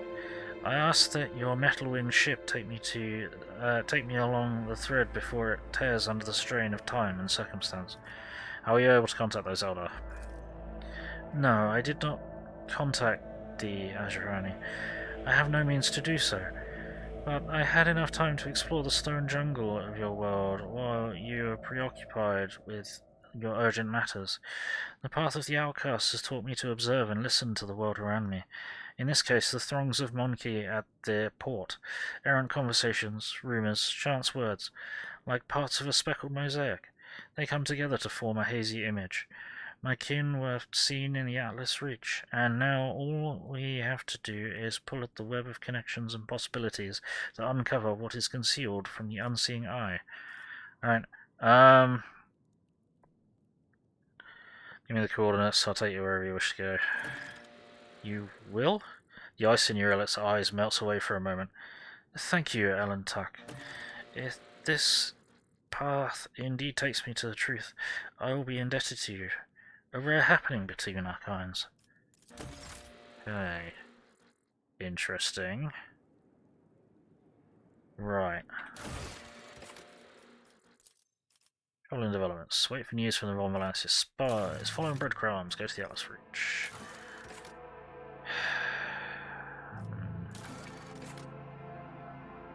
Still done that yet. Right. New contracts or old contracts?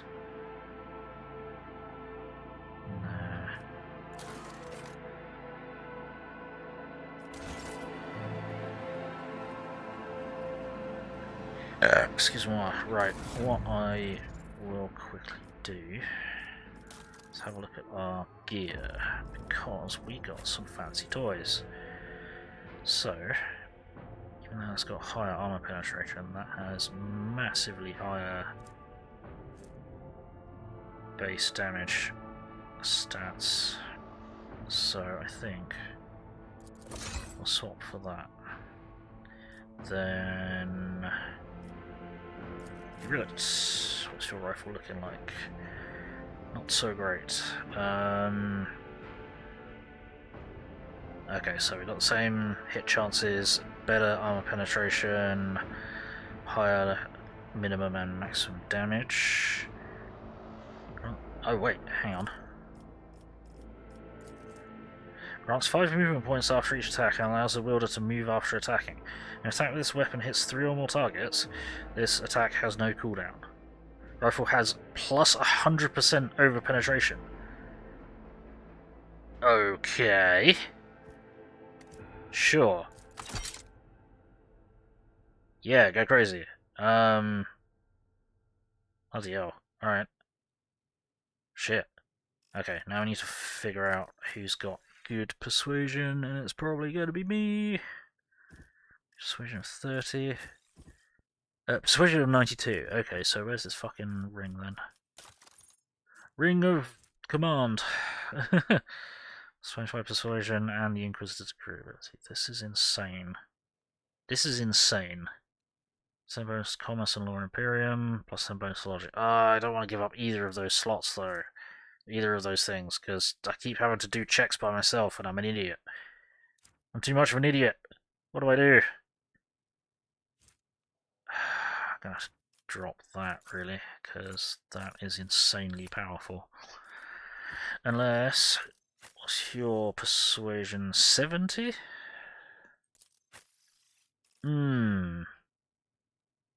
It's not terrible. You do have that. Hang on. Or all specs, plus 10 to awareness.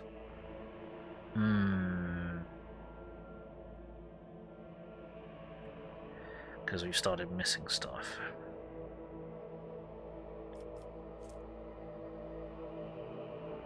Yeah, no, start again.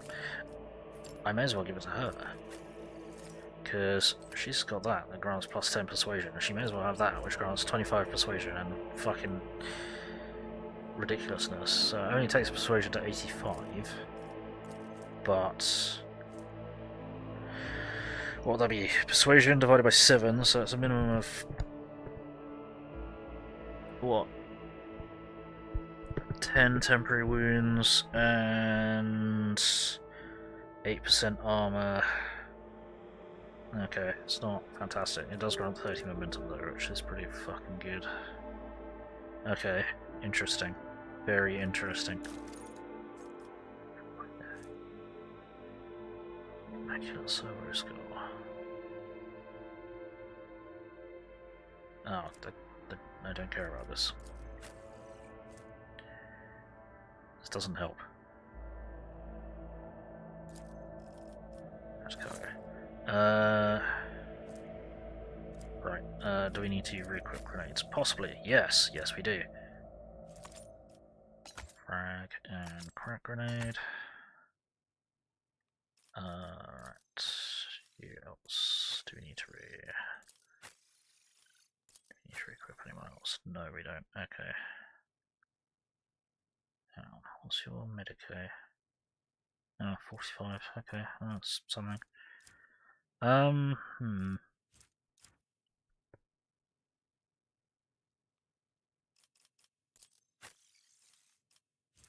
I'll take that off of you and give that to you, don't I? There we go. Monofilament grenades.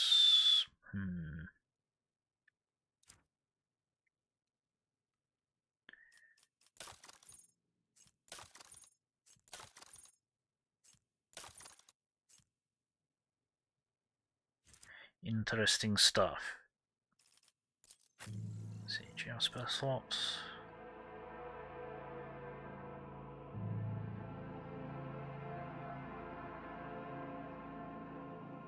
Bonus to Law Imperium.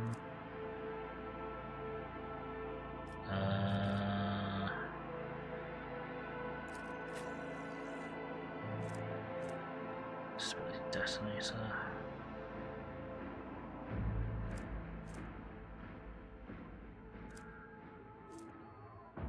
Kills target with a melee attack, all enemies in 2 sorrow, suffer 3 mental damage. So that'll probably be useful for Abelard. Oh, hang on. Plus 5 toughness if their intelligence is less than 35. Is your intelligence less than 35? I imagine it would be. It's 30. Gotcha. Suffer 4 mental damage.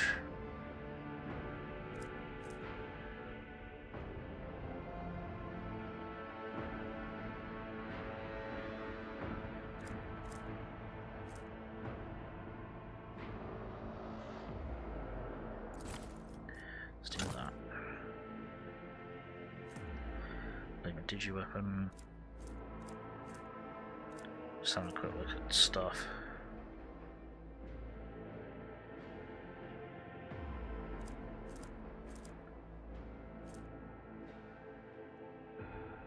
I mean, extra damage is extra damage.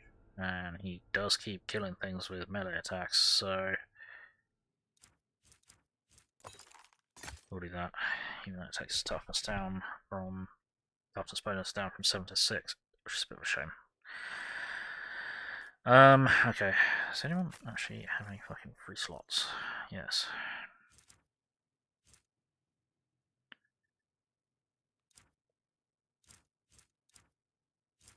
I'll just put stuff in there. It's an enemy with a deadeye shot, reduces the enemy's deflection by 1, and exploit till the end of combat. Can we... Where did that just go? So do you medicate? How often are you medicating there? Not very often.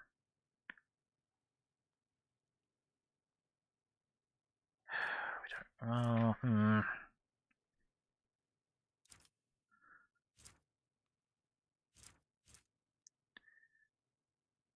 Ability attacks with any ranged weapon out of 1 cell range. Attack also inflicts bleeding. Bleeding 4.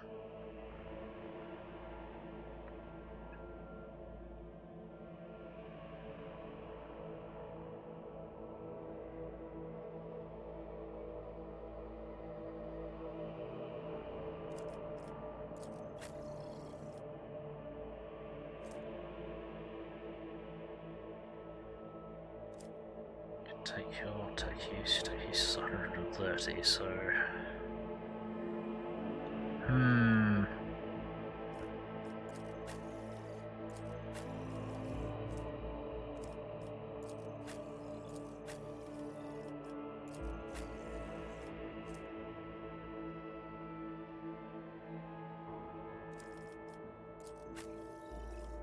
Not sure. Okay. Something to think about. Anyway, let's carry on.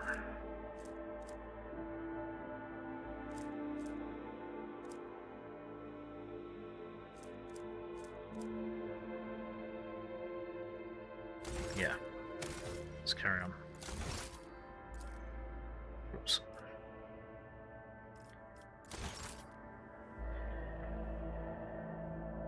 Okay, well, back to the void ship, I guess.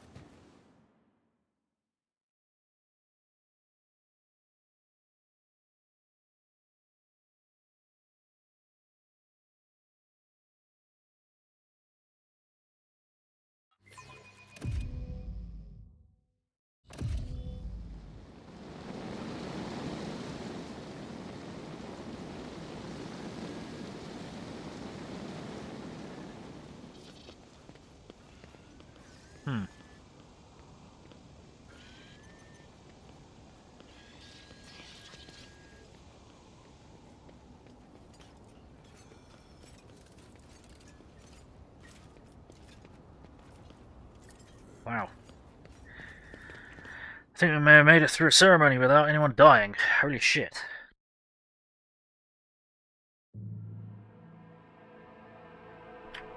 That doesn't happen very often.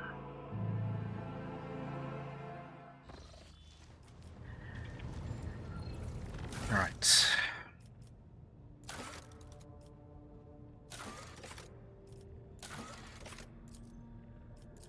So actually, I need to do colony management. Colony management. There we go. No, you're still building shit. You're still building shit. You're still building shit. You're still building shit, and you're not building anything. Why are you not building anything? Probably because I want something. We got tester wheels. Well, convict centers work to go around. Surplus can be driven into the jungle. Over time, they'll become wild and be toughened by unseen conflicts, which best fighters among them will be selected for service. Cannon is recruited around the world further and notice the outstanding class. Torpedoes do a plus 15% more damage. Interesting. Blood spots. Cutthroats. Allies gain 10% critical damage. Wrath of the Vile Rebel. Chain Blade. More factor, more complacency, or killing fields. Quarries extracting explosive physaline sand. Rightfully called killing fields. They consume any amount of living labour. Oh dear. Superior munitions. Allies gain 5 ballistic skill and plus 5% damage to their ranged attacks. Factor Promethean chemicals. Right, 3, complacency 2, people 4. Kind of tempted by. Torpedoes are really weird though.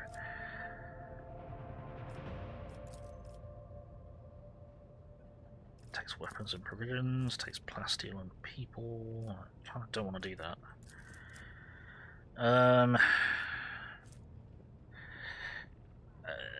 Plus 5 ballistic skill would probably help. Yeah, plus 5 ballistic skill and plus 5% damage to all range attacks, that would be handy. That gives us profit factor, Promethean and chemicals, it's not really brilliant, but it'd be useful to get kind of global complacency. That's Promethean as well. Alright, what we need? Envirodome or ergonomics. Okay. Ergonomics. Mining companies get crowded, individual pods, tranquilizers, convicts solve the problem, profit factor up, efficiency up. Or complacency and security. All allies gain plus 5 corrosion and suffer minus 10% toxic damage.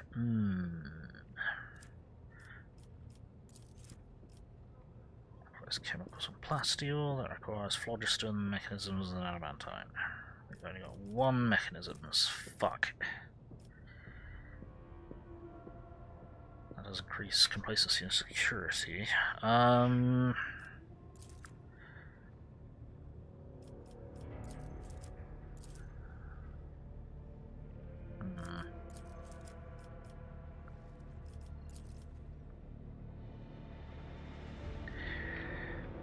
think we might go Envirodome.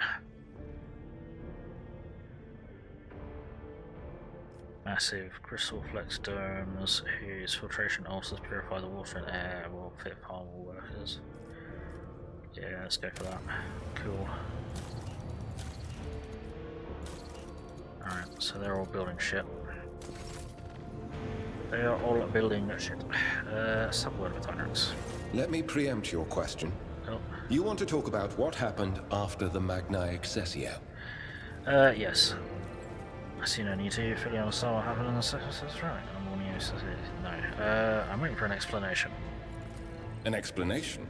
Lord Inquisitor Xavier Calcazar deemed it necessary, after observing the new rogue trader Von Valancius in a social setting, to have a private conversation with you. The lack of warning is used to dispose the subject towards a more direct conversation and less prepared answers. Fair. You emerged whole and unscathed from the encounter. Trust me, that counts as more than a happy ending to a conversation with my mentor. And you have been given a gift. An official demonstration of his opinion of you and your activities. I will struggle to find anything to add to that. Fair. We will not discuss this again. As I see it, the Lord Captain would do better to focus on his immediate duties than to continue ruminating on what is past. That's an interesting way of saying it, but yeah, alright, as long as we're on the same page. Sure. Works for me. so before I did that thing. 112. Before I set planet up doing shit. I need to get more mechanisms. Oh, I should really speak to trading partner, shouldn't I?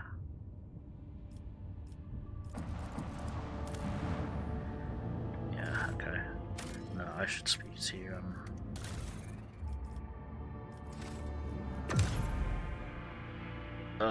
Damrock, whatever it's not, High Factorum Dickhead. Dickie McDickhead, come here. Right. Trade stuff. There we go, let's see what we can get. Nothing, because our reputation is too crap for them. Power Claymore. Oh! Thank you for the follow, President McAwesome! Appreciate it.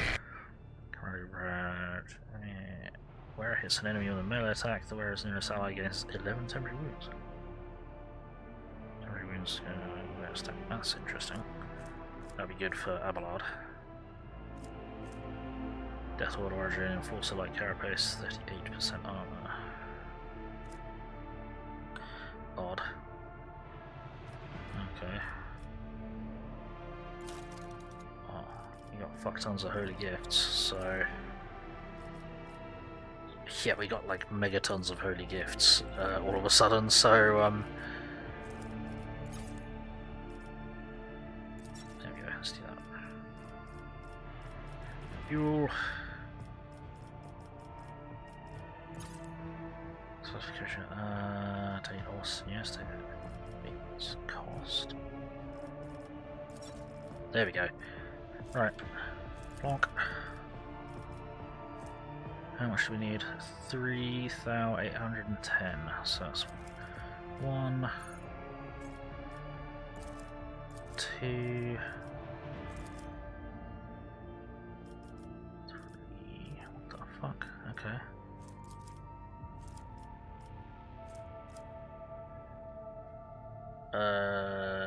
Sorry, 600. So 3, 5. That should be enough. That was enough. Cool, let's have a look. That only got us to there. Fuck!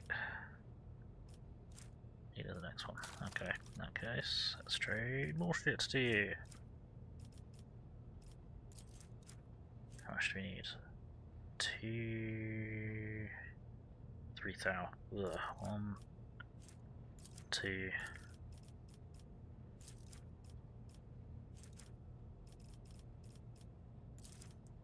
3. There we go. Right, yeah, buy all available. Yonkage. Explorators, what do you got for me? Reserve pattern arc rifle, well I'll buy it anyway. I particularly want it. What have we got here? Bead of concentration. That's 1 AP for each consecutive turn that the wearer has not moved.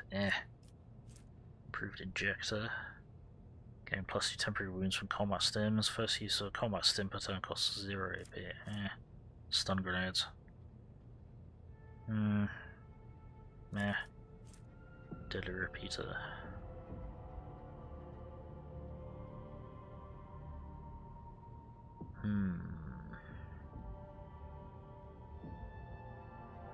That'd be quite nice to have, but that's quite a few steps away. And that'll be very expensive to buy. Let's fill up the mission, right. Spend 10 stacks tactical advantage, gain +1 resolve until the end of combat. Reserve pattern hex rifle, dark elder rifle, precise bolter, 15 to 21. I need to have a look at what Argenta's got. Torment bracelets.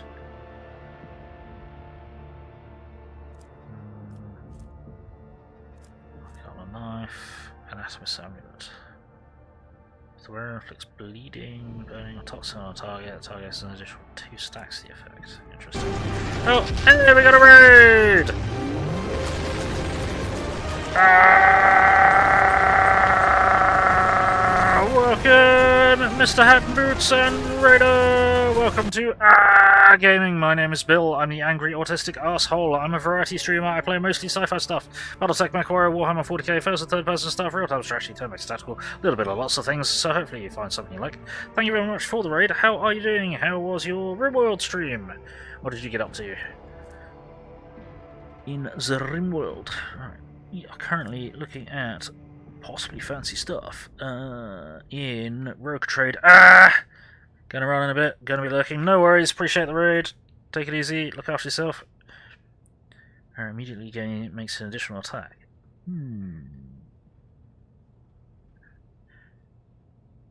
That might be good for Dark Lance, bloody hell, okay. No. Shit. That'd be nice to get there. What's that? 5. Outcast visor, that would be pretty sick.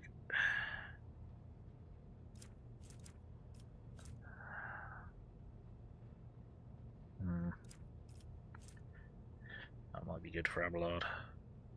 Can we just get something good for Abelard? I think we might have done. Yeah, we did.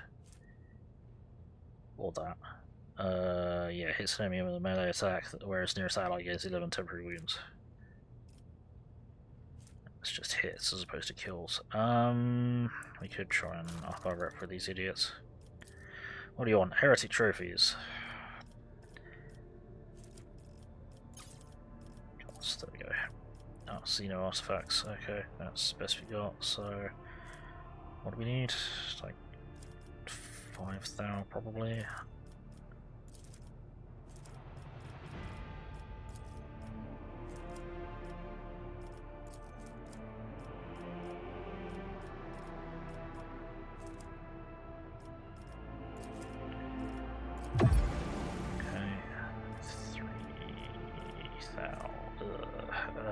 Okay.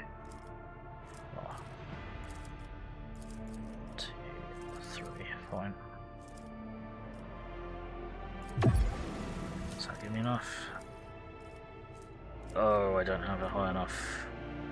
Fucking. Oh, I don't have a high enough fucking profit factor.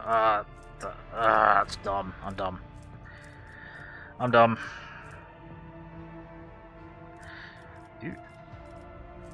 10% bonus critical hit chance. Bonus doubles as well as not moving attack. That would be really good for dear Explorator. Oh fuck. Okay. This is not great. Needle pistol, melted charges would be nice. Oh shield. Oh. Shield block chance 35%. Storm defense. Use the other wearer to block attacks. First use of a shield attack each turn costs -1. Yes. That's interesting. That's the first shield we've seen. Tactical backpack. +1 rate of fire, strike count for any weapon capable of burst attacks. That's fucking sick. Okay, that we definitely want. Toby pattern foe hammer, shotgun pistol, swashbuckler cloak. Team melee weapons equipped, meh. Modify splinter pistol, meh.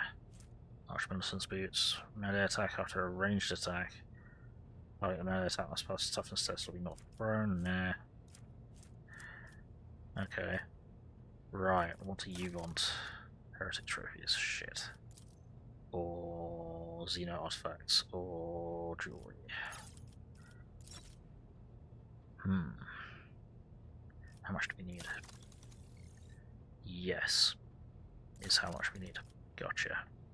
So, Xeno artifacts, I guess. And let's do that. Let's see if that doesn't take us high enough. Shit. Okay, I guess it's gonna be a lot of jewelry then.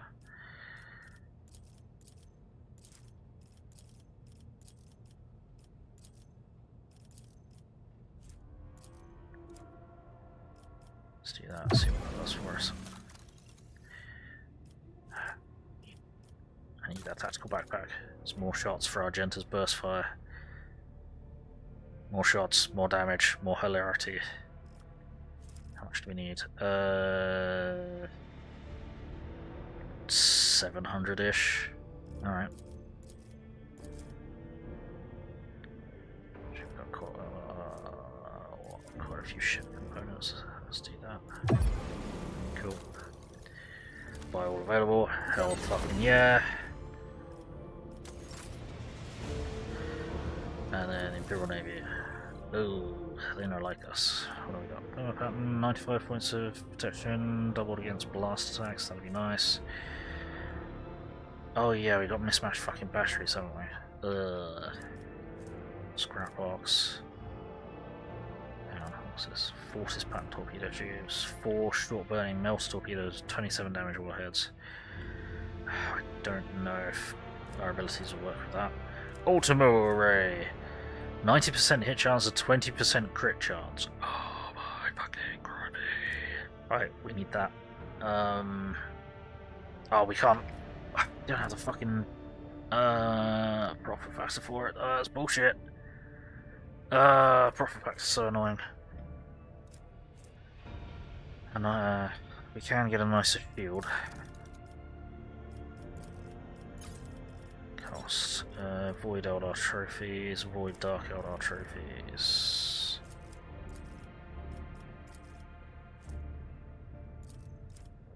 Oh, no one else really seems to want these, so fuck it.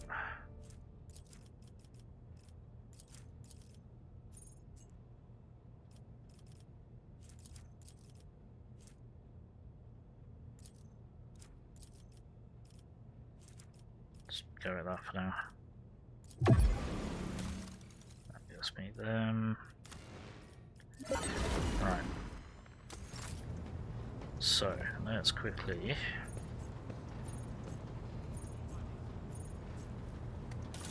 off the void ship management, and we're going to replace the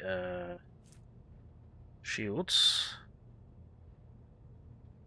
Because that's another 15 points of shield on each location, and instead of doubling against kinetic, it doubles against blast.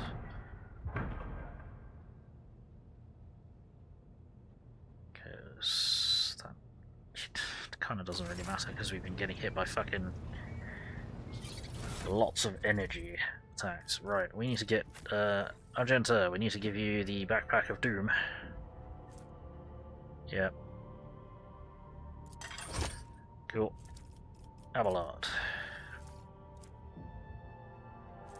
That's a two-handed weapon. No, it's a one-handed weapon. Can this fit? Can you take that? Yes, you can. Yeah! Check that shit out. No, that counts as other weapon. That's fair. That makes sense. I will accept that. Right. Yeah, that's fine. That I don't really care about. Through or not? Hang on. Why did you take your power axe back? Put that in there. Why did you take that back? See, sometimes they take their old weapons back. I don't understand why.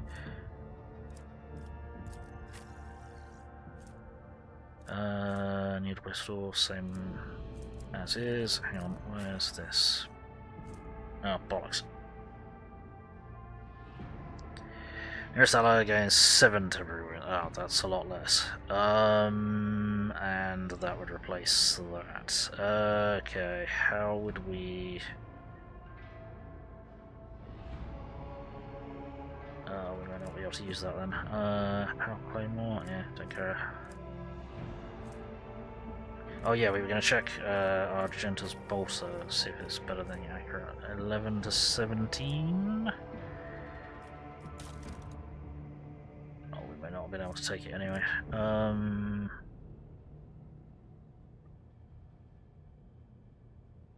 Yeah, I think the accurate bolster's better, but we weren't able to get enough rep with it. Who was it? Who was it? With the accurate bolster? Nope.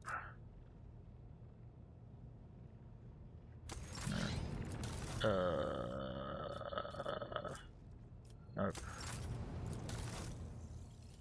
There we go, precise bolster. 15 to 21, yeah.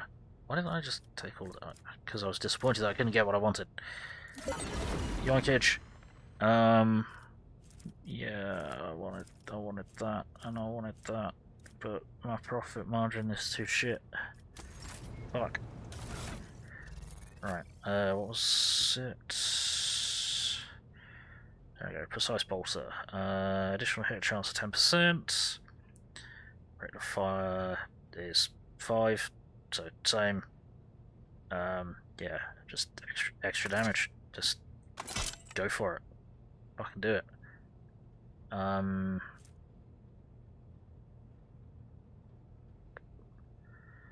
Do I give you that? Is there any reason to give you that? Let's kind of back up.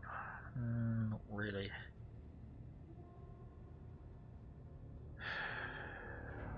Yeah, sure, why not?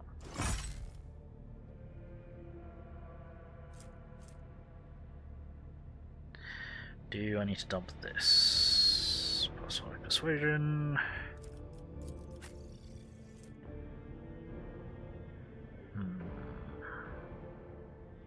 No, where is affected by an ally's ability, not the other way around. 10% parry reduction and 5% armor penetration for melee attacks. I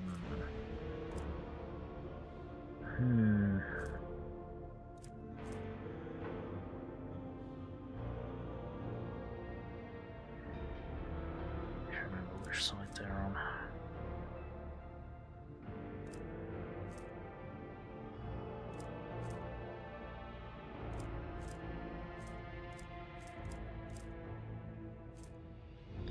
I think I need to spend some time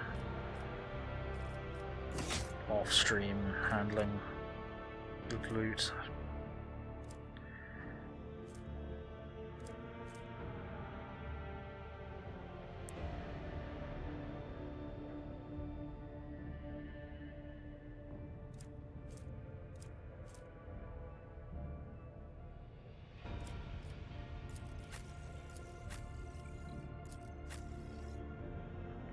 My intelligence is too high for that.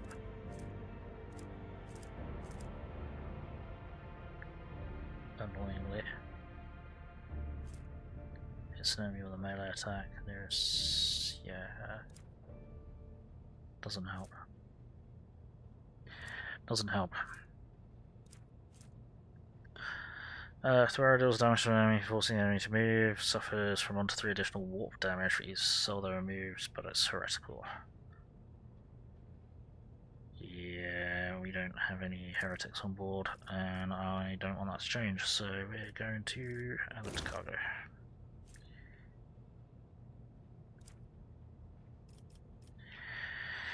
Alright, well, Abelard's finally got a shield that we can use, which is good. So now we can look at the shield abilities.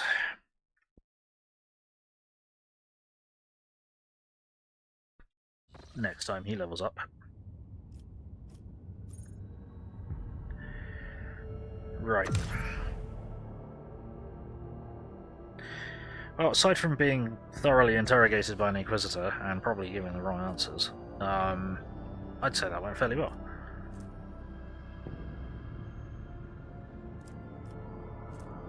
I'll try the system of travel there. Well, we could travel there.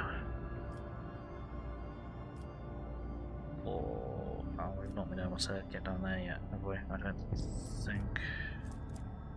there's a route... no, there is a route there. What the fuck? How was there? Oh, I've already been there. You're an idiot. Only a few... yeah, there's only a few planets I'm aware of that I haven't been to. So where do we need to go?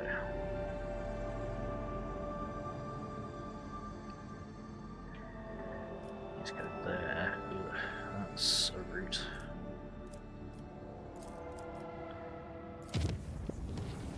Whop. Whop. And then this shithole.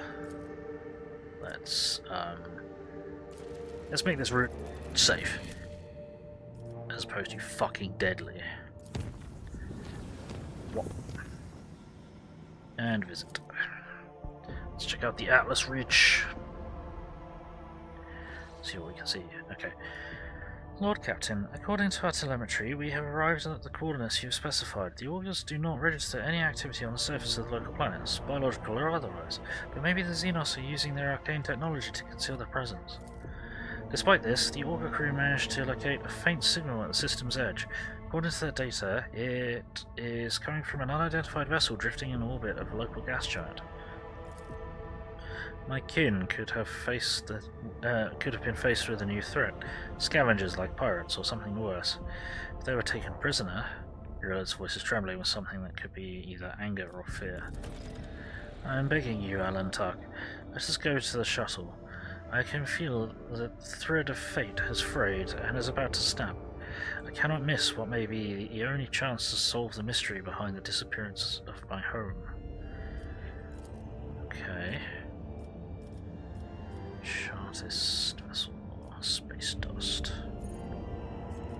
Unidentified object, okay.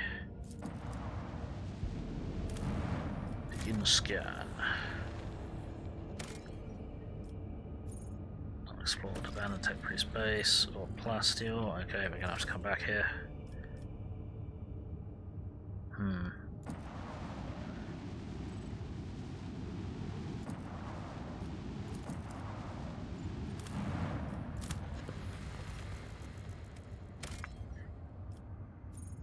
Oh, adamantine, hell yeah.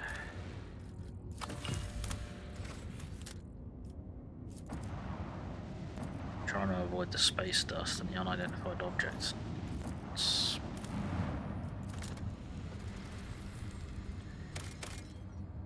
Not explored. Okay, right.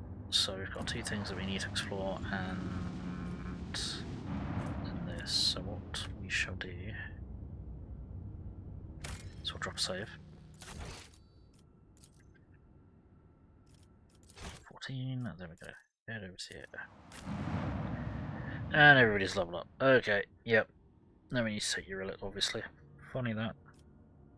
Sure, go for it. Chartist vessel.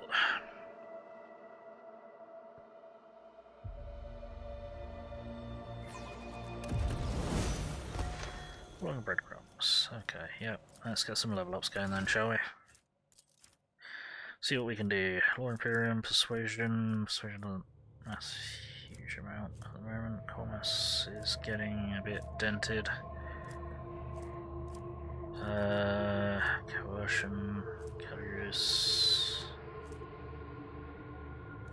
Law Imperium might be helpful because I've started to fail them and be left on my own to deal with them. Let's do Law Imperium, sure. Then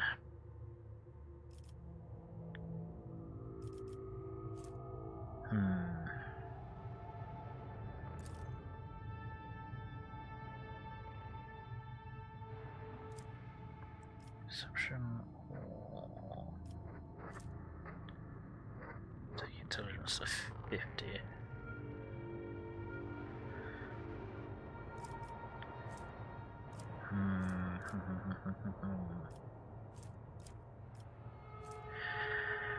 This skill is pretty shit.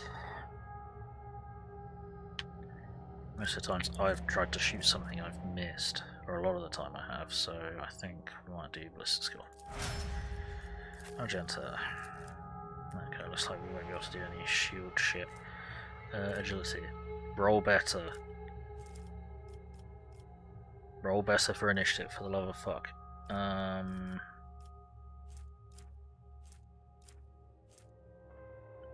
Medicaid. Pascal, have agility. Roll better, please.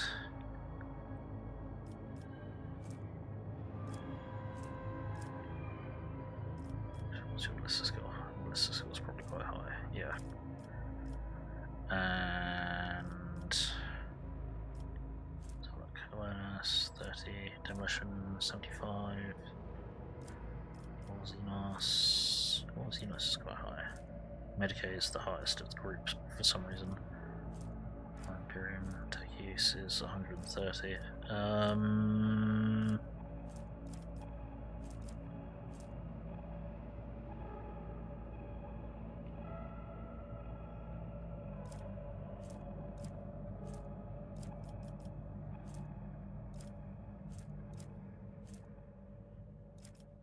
I think we might put you on to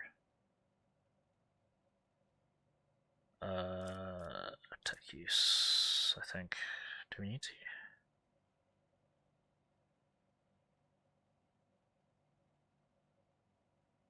What does that do for me for ship combat? Not sure that would actually help. It might though. Better for Law Xenos perhaps. Oh, you read it's got Law Xenos 107, so never mind.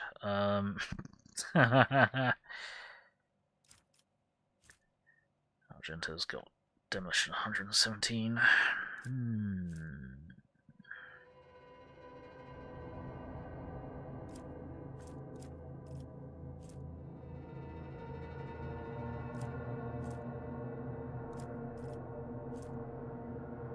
Let's just go tech use, sure, just stack the fuck out of it. Abelard.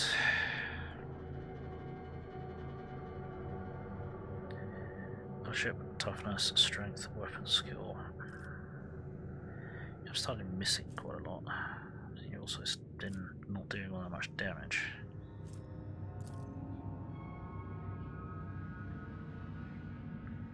So let's do strength. Then we shall do with you 30, commerce 30, more Imperium, maybe. Persuasion there, demolition's not bad. Medicaid would be good if people can actually heal people. Maybe would be nice. But being resistant to things like gas attacks would also be nice. Do you Karus Prowls or however the fuck you're supposed to pronounce it? Right.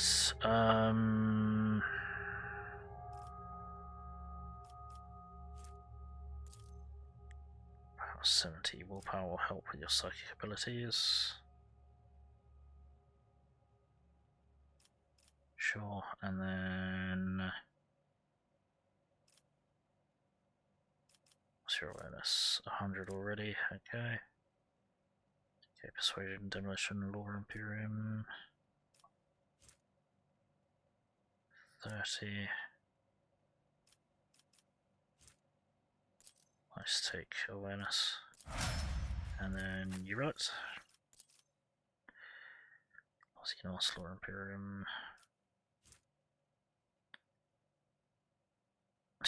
Awareness 100 already, okay.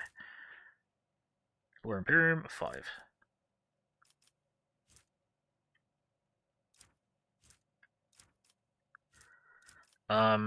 It's probably just that awareness, I suppose. Sure. Alright, well, we weren't able to get a shield related ability for Abelard there, which is a bit shit. Can't look forward to that. Right, well, this is all spooky as fuck. Intimidated officer, bridge officer, what the hell? Oh, or is it that we're being intimidating? Yeah, what's the deal here? What's... Let us not dawdle. Which, yeah, okay. The lanky, haggard-looking officer with sunken cheeks stares at you in fright, his body shivering as if from a feverish chill, and his eyes are darting back and forth anxiously. Your lordship, rogue trader, what brings you to our humble ship? Stop shivering like a leaf in the wind, monkey. Answer me, have you seen others like me in this system? If you have, tell me where, when, and under what circumstance your paths crossed and diverged afterwards. The officer's eyes widen at the sight of the Urellet. His face grows even paler than before, and his lips move in a wordless prayer, unable to utter a word in response. A whirlwind of orange and blue torments their souls. Can you not feel its gusts in the air all around us? Its hues are terrifying indeed. Right. Who are you? We are... The officer swallows, gives you a stranger look, and then closes his eyes. Emperor, forgive me. Oh, fuck.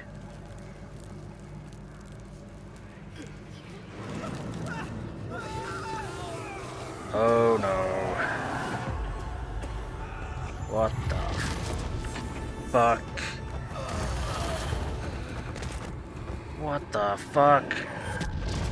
Excuse me. You monkey never learn. I'm beginning to think that your kind is eager to step into our snares. Uh-oh.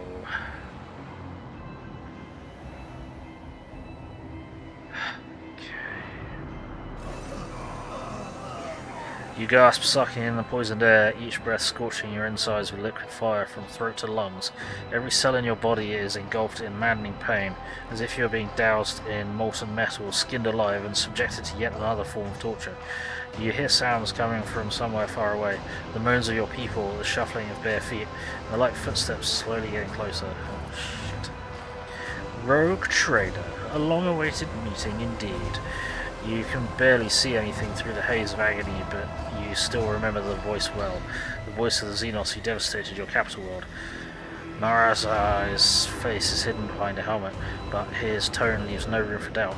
He is smirking. Yurlit, who's writhing in pain next to you, is barely able to breathe out. No, what have you done? Are you dissatisfied, my kin? I promised that you would have your precious craft world survivors, and so you will. I will take you to them. I might even be there to witness your jubilant reunion. Servo drives wine under the tech priest's scarlet robe in a dogged but fruitless attempt to lift his body. The inferior flesh has betrayed me. You must have punished it poorly, Iron Monkey. No matter. As a captive, you will learn how to apply the art of torture to make it fear the very thought of betrayal.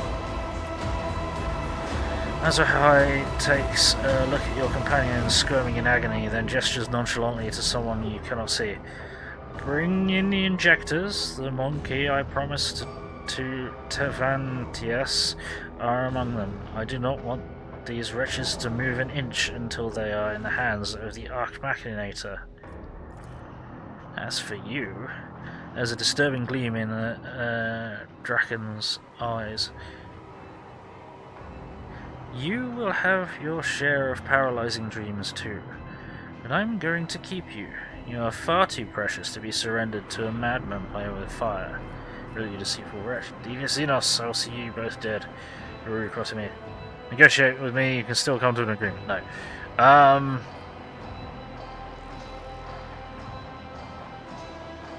You're crossing me again, yep. Azariah clicks his tongue and shakes his head. You disappoint me, monkey. I have heard the pleas of millions and the curses of billions. You can do better. His last words fill your head like a deafening echo of a ship's siren. The gas creeps deeper into your lungs, eating away at them hungrily. As the agony spreads down your every limb, you are suffocating. Are you enjoying this sensation? I had this poison made for you. Who could have thought that a monkey would one day earn such an honor, a special gift from a Draken? But you're suffering. The Xenos leans closer to you. I knew the taste would be exquisite were I to add a touch of the Dark Elder talent for extracting anguish. Oh, fuck. However, there will be time for that later. No matter how I wish to play with you, all one after another, I need you for a purpose, Rogue Trader. Camera awaits you. All of you. Mandrakes, take them. Leave none behind. Oh, fuck. Hey, Scotland, how's it going? We are in trouble. We just stepped into a Dark Eldar trap and have been horribly poisoned and are being kidnapped. And this is very bad. So we are being taken to Camera, the home of the Dark Elder, in the warp. This is really bad. Oh shit.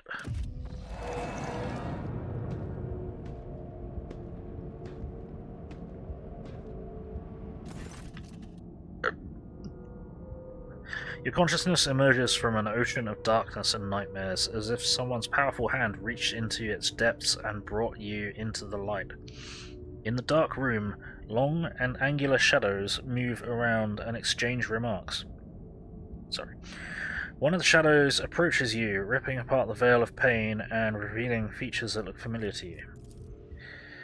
You are awake, monkey. Marazahai's voice is sickeningly sweet. He is looking at you with idle interest, rolling a soft and milky-coloured object from one hand to another. Our toxin master spared no efforts to drag you out of that induced dream. I must commend the Nightmare Weavers. The emanations of fear you exuded in your delirium are worthy of the highest praise. However, it is time to finish what you were brought here for. It is time to work for the good of the Cabal, rogue trader. Right. What do you want from me? Only the truth, Monkey. So very simple, is it not? A little honesty before the powers that be. I have the tools to extract the most coveted mysteries from the deepest recesses of your mind, but I am not interested in your personal secrets. I only want that which will protect my Cabal. Why am I still alive? A good question, rogue trader. You are my tool, you see. A sharp and narrow scalpel that I will use to cut away the festering boil on the body of my Cabal. I spared no effort to set up this performance, the witnesses, the spies, the agents, and a small bargain to guarantee the result. All that is required of you is that you quietly play your part. I will even go so far as to put you in your native surroundings, in a manner of speaking. But if I see you stepping out of your role, I'll make sure you bitterly regret it. Right. I might be able to play my role better if I actually knew what it was. Marazai is silent for a few moments, playing with the mysterious object in his hand. You, Monkai, hate creatures alien to your kind, and that hatred is fueled by primal fear and awareness of your insignificance. To us, you are cattle that exist to be butchered and to entertain us. Sometimes we use you in our little games, but to involve you filthy brutes in the politics of Kamara, let alone in feuds between the Cabals, there are few worse ways to bring dishonor to oneself and one's Cabal. From the first day I saw you, I knew you were being controlled by another hand, far too experienced and flexible to belong to another Monkai. You stayed ahead of me and Tazara, anticipated our moves, fought back with surprising skill, and I can guess. No, I know exactly how you were able to know so much. Only one creature was sufficiently aware of our tactics and raid plans. You will help me expose her, and restore the Reaving Tempest to its former favor. Oh, fuck, okay. I have a secret for you, something your spies and agents failed to uncover. Succeeded! Ooh, nice! Something about the tone of your voice makes Marazai freeze, and then come closer and lean almost into your face. His black eyes greedily devour your slightest movement, and his voice drops to a mocking whisper. Very well. I am listening, Monkai. Strike the Xenos in the face. Just fucking headbutt him. I kinda want to. I will kill you all. Your entire conjecture is a pile of grok dung. Never have I cooperated with the scum that is your kind.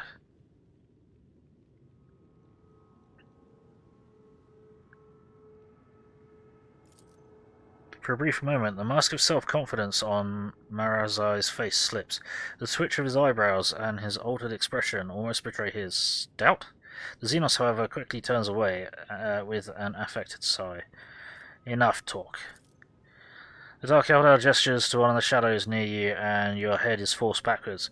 Marazai brings the hand holding the strange object closer. You manage to make out translucent, glossy skin, bluish, pulsating organs beneath, and a little head with serrated jaws, before the Dark Elder pushes the lava into your face. Uh-oh. We're getting bio brain probed. Careers test failed. Shit.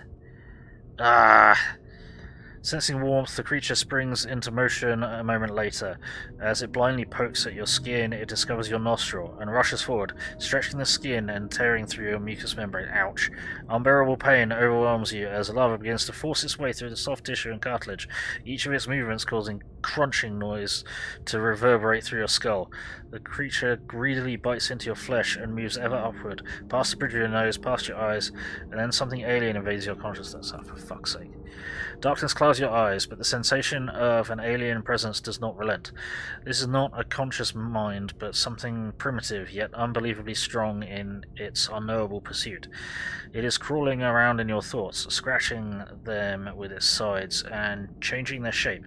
Perhaps all this is just a bad dream, a quirk of the intellect exhausted by endless troubles. A colony of a mind too weak for the burden it was made to carry. A stray light dawns at the edge of your perception. Ugh.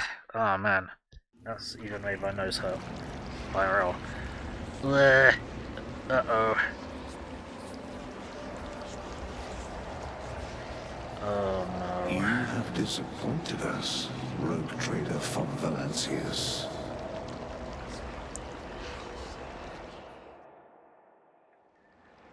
Oh no.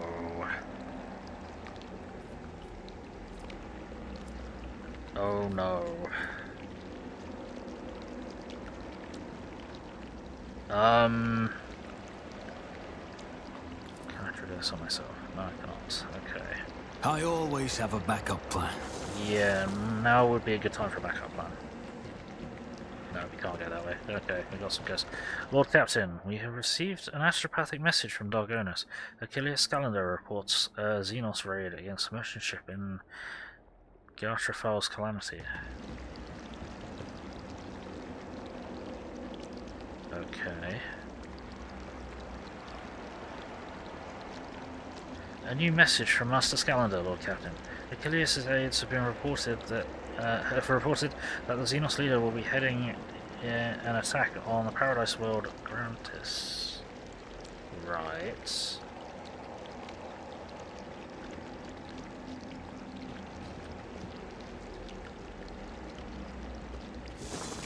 Uh-oh.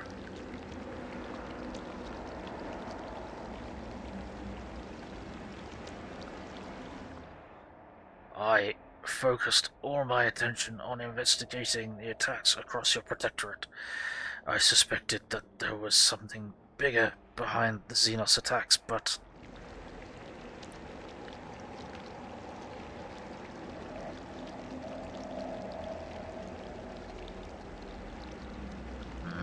But... Okay. Always keep your eye on the prize. Yeah, this is not good.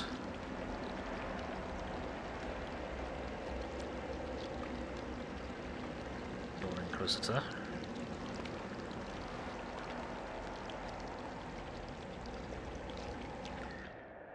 I'm going to ignore any minor liberties that you, esteemed rogue trader, may have afforded yourself.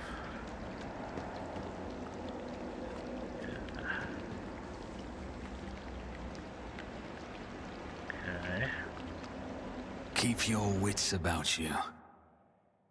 Yeah. Do my eyes deceive me? Explain yourself, Alan Tuck. What the fuck? What? Give me long enough to read the damn... Okay. I don't know what that message was. Oh dear. You are accused of consorting with Xenos, betraying the Imperium, and neglecting the interests of humankind. Okay.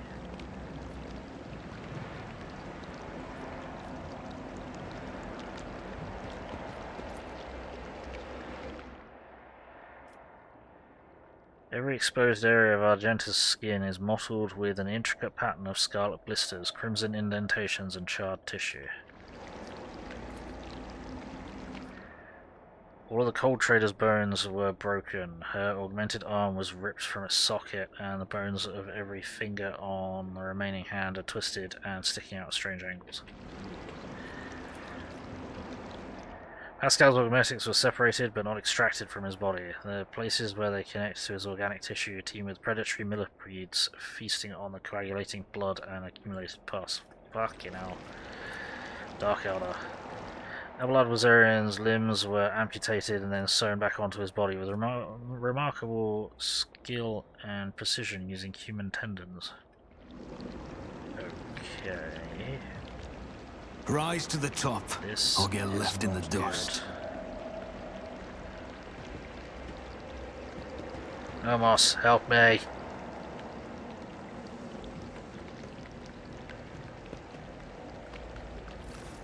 The tribunal is waiting for your explanations. Come closer. Hang on.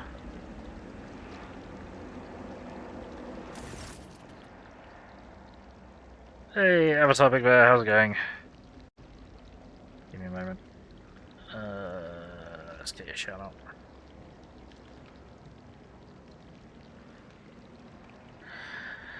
We're currently being mind-fucked by the Dark Elder. Right. And here comes our principal witness, the rogue trader himself. Heinrichs gives you a cold look. If the presented evidence was not enough to convince you, his testimony will conclude this confusing case, full of oath-breaking lies and heresy. Hey, thanks. How you doing? Enjoying the game? It's a good game.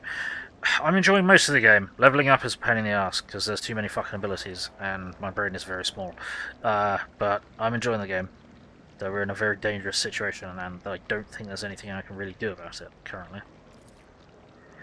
You dragged this boy into a trial, and now expect someone will lend an ear to a lowly heretic's testimony? I thought better of you, Interrogator Van Kallox. I was so very wrong. Lady Theodora's voice sounds even harsher and angrier than you remember. It's very true. From a lot of choice. Right. Lord Inquisitor makes a vaguely dismissive gesture. Enough. Let him speak. The sooner this business is concluded, the better. Then let us continue. Shielded by the powers of the warrant of trade granted by the Imperium, Theodora von Valancius more than once allowed herself to openly collaborate with Xenos. You've never seen such contempt grimace on the interrogator's face. She plunged her entire protectorate into apostasy, there we go, and heresy, including the current rogue trader, and went out of her way to prevent the Inquisition, and me personally, from maintaining order inside the Expanse. Does the rogue trader admit to fraternizing with Xenos, serving them as a puppet, and rejecting the God Emperor's blessed light for the sake of his heretical desires and base profit? Oh man, really? Right, fraternizing, yeah. No, I did not. Which Xenos? I've worked alongside one Xenos adherent. The Xenos is gone. Why is the Lord Inquisitor here? And Theodora's reanimated corpse too. Didn't she die? Everything's wrong here. Wait, something's wrong. Why are you all here? Where is Mazarai? Wait, what happened? I passed that. Hey, you try to recall anything at all, but your thoughts keep swirling like a turbulent maelstrom in your head, and searing pain grips your temples. Yep. Fucking break out of it. No! No! Heinrich bends over you with a crooked smile. Rogue Trader, are you alright? Or is that your heretical association with Xenos so disruptive that you lost your mind? Mocking words do little to hide his irritation. The interrogator is obviously displeased with the turn the conversation is taking. Well, that's a fucking shame. The Inquisitor leans forward slightly in sight of your anguish. For a brief moment, the boredom in his eyes is gone. It was amusing, but the joke outstayed its welcome. Theodora shoots the interrogator a nasty look. It is painfully obvious this heretic is dancing to your tune.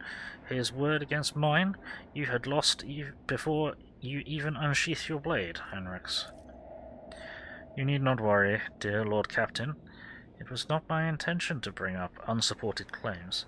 Heinrichs produces a data slate and skillfully manipulates the device until he locates the necessary information. The rogue trader has often been accompanied by a Xenos companion, and though the warrant of trade does allow one to grant sanction to individual specimens, what is this if not a confirmation of the von Valancius family's loyalty to the enemies of humanity? The rogue trader's ties to the... Why? No, I did not! It helps you survive. Without you, Dark Elder Master... What? Yeah, you're making shit up. Alright. Right. The Rogue Trader's ties to the Dark Elder and different subspecies of Elder are just as obvious. Who else could help him divine the carefully prepared plans of the Dark Elder, if not other Dark Elder?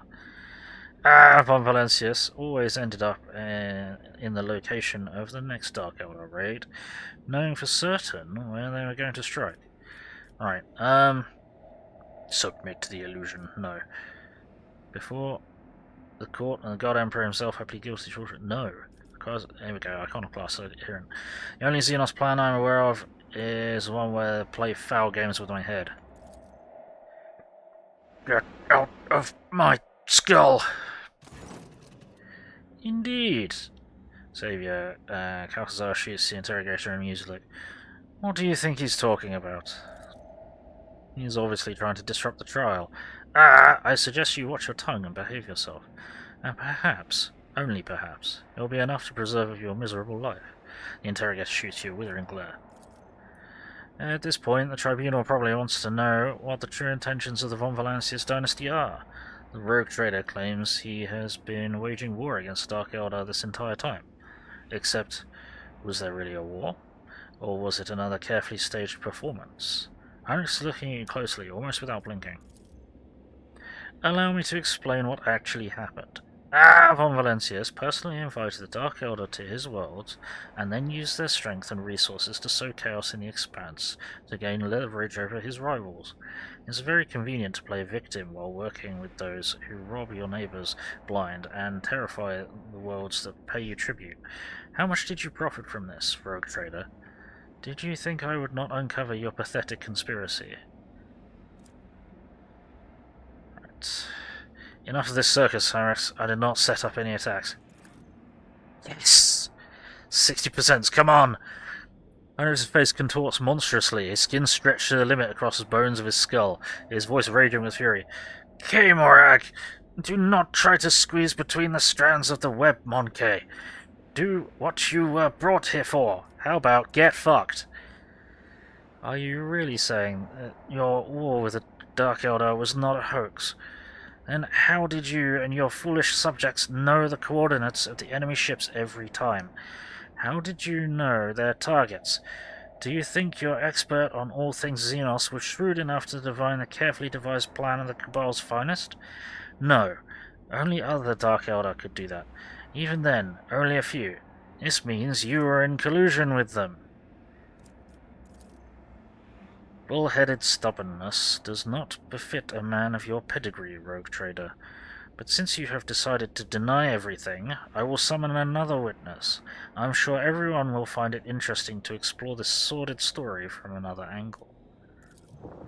Eurillet silently takes a graceful step forward. Oh no. If the court so desires, my speech will run like a river and wash away your doubts. I found a shard, of my home in Rogue Trader's chambers. An entire craft world vanished among the stars, the only clue to its fate resting in the hands of this Monkai. That was when I began to suspect that he had something to do with the misfortune that had befallen Kruderak. Do not be deceived by his breed. There is a cunning predator lurking behind the fluttering of fragile butterfly wings. The Monkai before you is a bizarre amalgamation of qualities not usually inherent to his feeble species. He has mastered the mysteries of many of this world's cultures, the secrets of the universe and ancient artifacts, the fine art of war, the intricacies of deceit. All are embodied in this single Monkai, however hard it may be to believe. However, the thread that bound our paths broke the moment I realized the Monkey's involvement in the disappearance of my home. To flee the Rogue Trader, I tracked down and eliminated his chief tracker, who pursued our kin in this part of the galaxy for many years, and thus earned clemency before this court. So Achilles did not simply vanish. You helped him disappear, Heinrich nods curtly. I say he had only himself to blame. An agent who cannot recognize an impending threat is useless. Say nothing, because I don't have a choice. Heinrich nods with satisfaction, noticing your reaction, or rather lack of it. The court has been presented with enough evidence, and I hope no one is harbouring any doubts as to the guilt of the von Valancius dynasty. But let us allow the rogue trader to say his final word. We're all curious to know what you have gleaned from this inquiry. Is that all you got, Xenos? I expected a better performance.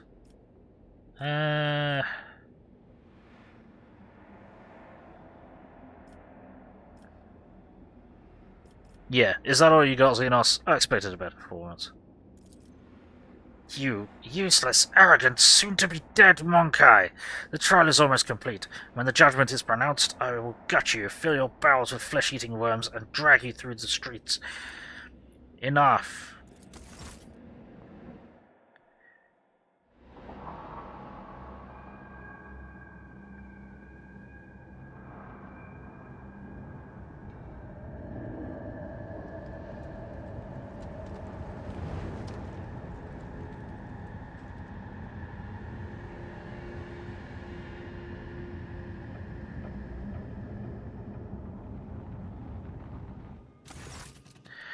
After the spell is lifted, staggering pain pierces your body, darkness clouds your vision, and nausea creeps up your throat, but the wounds you manage to forget soon remind you that you're still alive.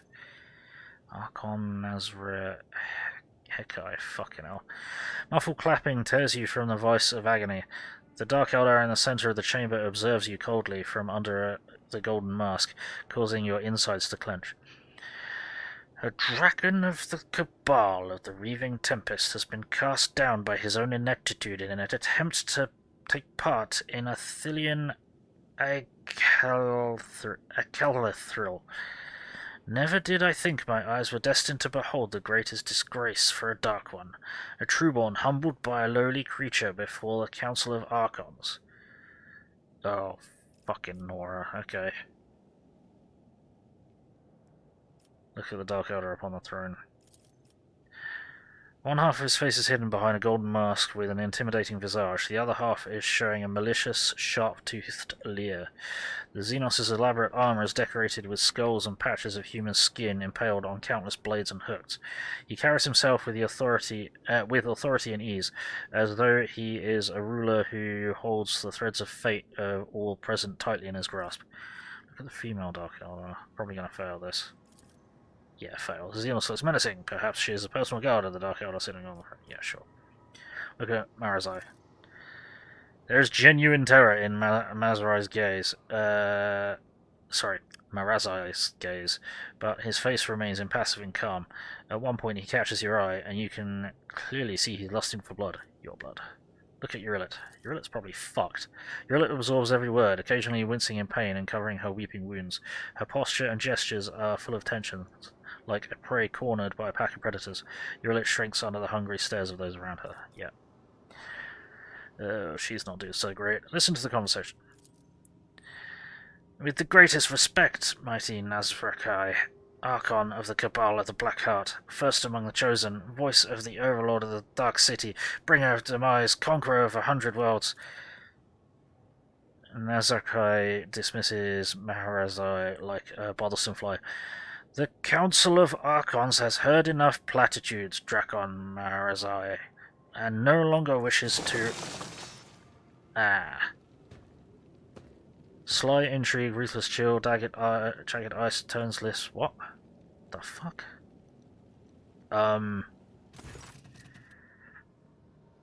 Oh! It's a Harlequin. Okay. Oh, vitriol verbose, the cut and thrust, keep time with fate's own machinations grave, but whose deft footwork leads to naught but dust, while from its brutal finish none can save. This play the puppet master granted me, through murky stalls and path obligingly. The puppet master? Has Vecht himself invited you to this chamber? The Archon chokes on his own words, but quickly regains his composure. No matter. You may be our guest. Arbenian. There we go. Arbenian. But you are merely a spectator in this performance, and spectators do not belong on the stage, as you undoubtedly know. Do not interfere. The stranger presses a delicate finger to the lips of his sorrowful mask and says with a twinkle in his eye, A shadow in the shadows I will be. Right.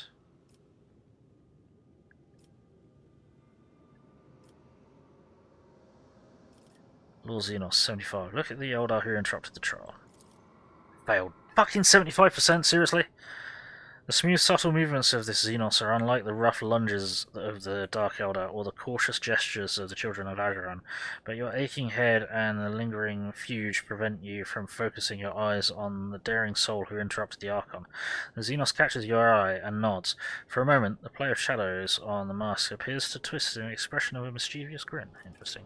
Recall what I know about Vex. I passed the 45%. Well, okay, we've gone back to XCOM percentages, gotcha.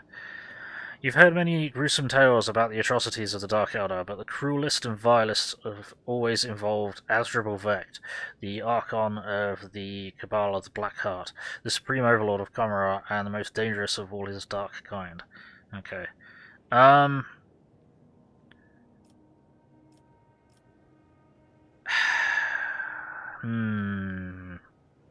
just gonna listen.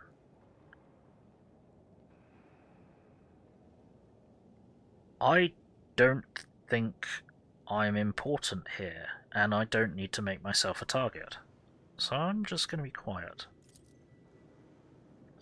It has been a long time since the Obsidian Court last saw such an entertaining spectacle as this.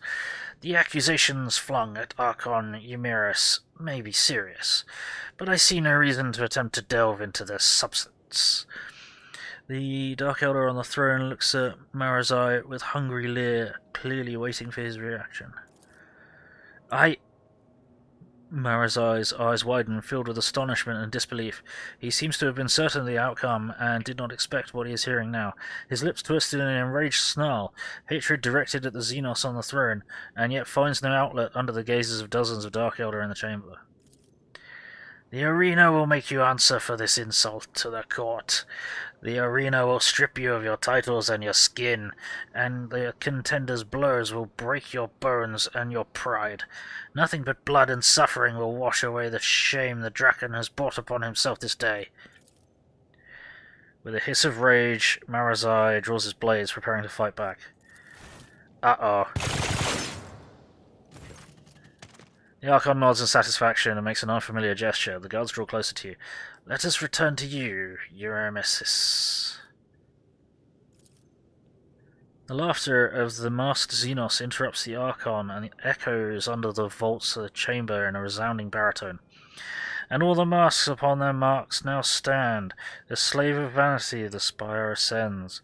The thief and traitor cast downward by her hand. Unbeknownst to all, their fate depends upon a lead unseen, a player green. The Xenos leans forward and eyes you with genuine interest. The mask hides his narrow face, and his motley garb shimmers in the dim light. Is this how you treat the hospitality of Kamara, Arabanin? The Archon angrily balls his fist in the shadow of his wrath hanging over the Eldar interloper like a thundercloud.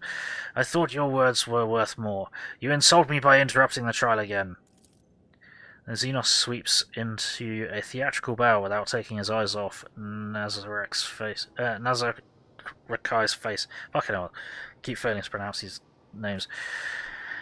You Archon speak a just rebuke in truth. Fate's melodies in snarls fantastic have entrapped me here, and when I heard them play, I could not keep my lips from grinning wide. Here come the hour for shadows to retreat, to where the curtain waits to rise. The laugh, with no beginning, now sends forth the call. Ow. Okay. Right. Well, passing all those willpower tests did me well enough, seemingly. Maybe.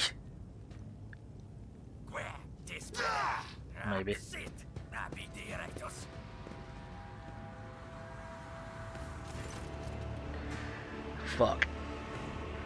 I need to quickly take one of my meds, hang on a sec.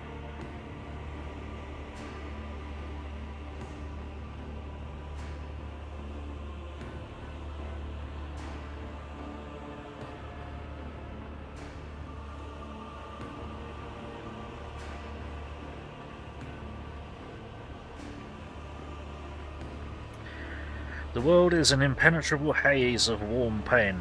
You lie motionless. No, you rest. In the murky gloom, slowly dissolving into nothingness.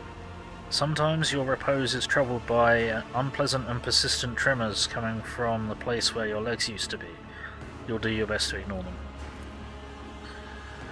Away with you. Away, you vulture. This is not your prey. A vaguely familiar voice reaches you through the curtain of darkness, but your disobedient thoughts refuse to reveal where and when you've heard it before. Was it recently or 100 lifetimes ago? The trembling coming from your legs is replaced with a violent jerking motion, and then it finally stops. From this phantasmagoria retreat, and deftly seize my merchant vagabond, the puppet master's strings left dangling, again rise up to take your place and dance. A spark ignites in the darkness, its light ruthlessly cuts through the gloom that envelops you. An ugly image of reality around you assaults your retina. You can feel your body again and realize it is filled with pain. Your shoulder is sore from an injection. Fuck. Okay.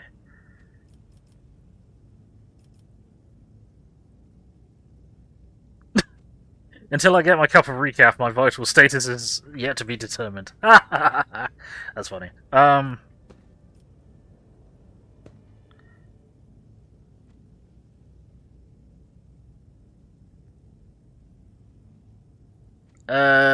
Yeah, until I get my cup of recap, my vital status is yet to be determined. Alas, the bliss of death will save you not. The whirling waltz of chance and gloom you'll dance. A prickling sensation burns your shoulder, and darkness at last fully withdraws from your mind. Whatever the injection was, it was making your heart beat a frenzied tattoo, and your pupils narrow so that you now register every detail of the disgusting place in which you found yourself in merciless clarity. Fuck. 50%. Feel my body. Fast! Yeah!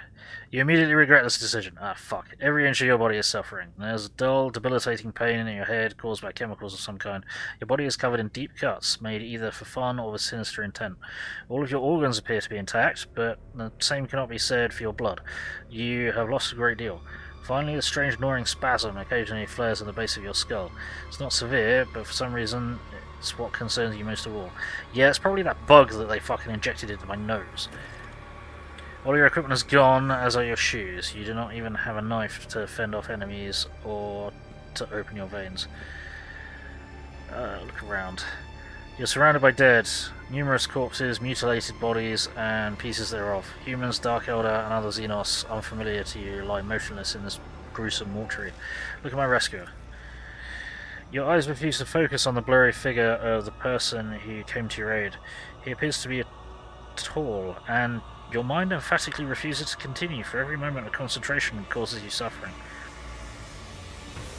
I have seen you somewhere before. Who are you? A dream, obscure of death, deliverance, illuminating will and agony. Where am I? Among the shadows in the wings you lie, where taut are pulled the puppet master's strings. The stranger intricately links his fingers to mimic the tools of a puppeteer. My companions, where are they? Not here. The roles have been decided now. But if you play your part, perhaps the plot will draw you back together, or to doom. Figure's cruel laughter follows. This overture in verse, the final lines, the merchant's time to tread the boards has come. Embark you now upon your pilgrimage, and take my parting gift, a humble prop. Stranger deposits something on your hand and disappears into the twilight. Gift from beyond the grave. Good enough. Unremarkable and weak pistol. The engraving covering the surface is far more valuable than any meager stopping power it might possess. Interesting. Attempt to rise. You may have commanded multiple planets and millions of lives in your former life, but in this new reality not even your own feet will obey you. As if to punish you for your arrogance, your disobedient limbs send a sharp jolt of pain up your body. Ah, fuck. Oh, here we go. Nice and easy. It's like, can't do that, can't do that, can't do that. Remember all the people whose lives depend on me. Stand!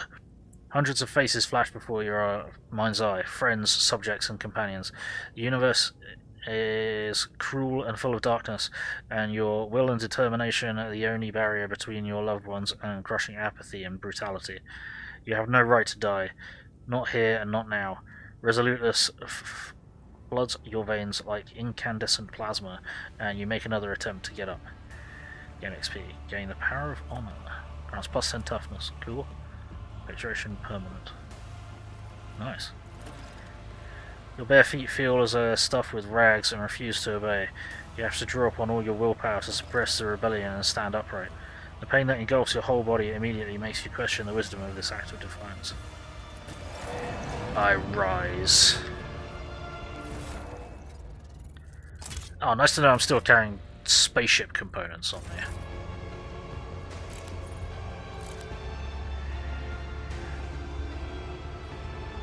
Fucking hell, okay.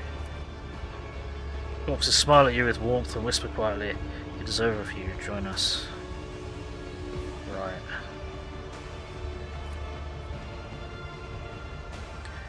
These corpses fell down here from above. You hear them whispering about the beauty of their long descent and the cruelty of the impact that broke their cold bodies.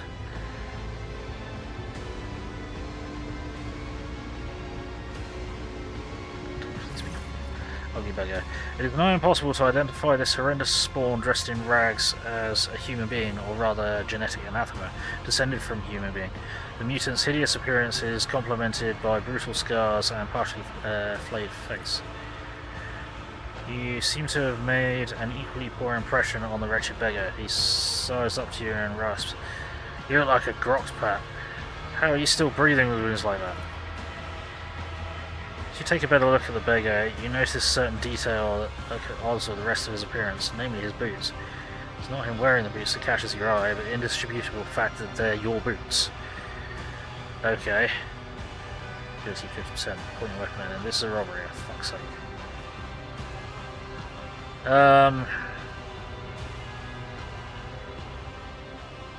Fuck. Hey, those boots are mine. Mutant casts a thoughtful look at his feet, spits on the ground, and says with confidence, "Don't think so." For fuck's sake, really? For your sake, I hope you're right. My boots were coated in poison. I have the antidote in my blood if someone were to steal them from me. Hey, succeeded! The beggar's eyes pop out of their sockets. He does not believe you, or at least he's trying not to. Boots coated in poison? What kind of idiot would coat their own clothes in poison? Well, there's a sense in that, eh? Protection against thieves. But if those are not mine, you've nothing to worry about. Go eat a frag. The mutant swiftly takes off his boots and throws them at you. There, you can have them back, you mad freak. Thank you. I'm in need of help. Ooh.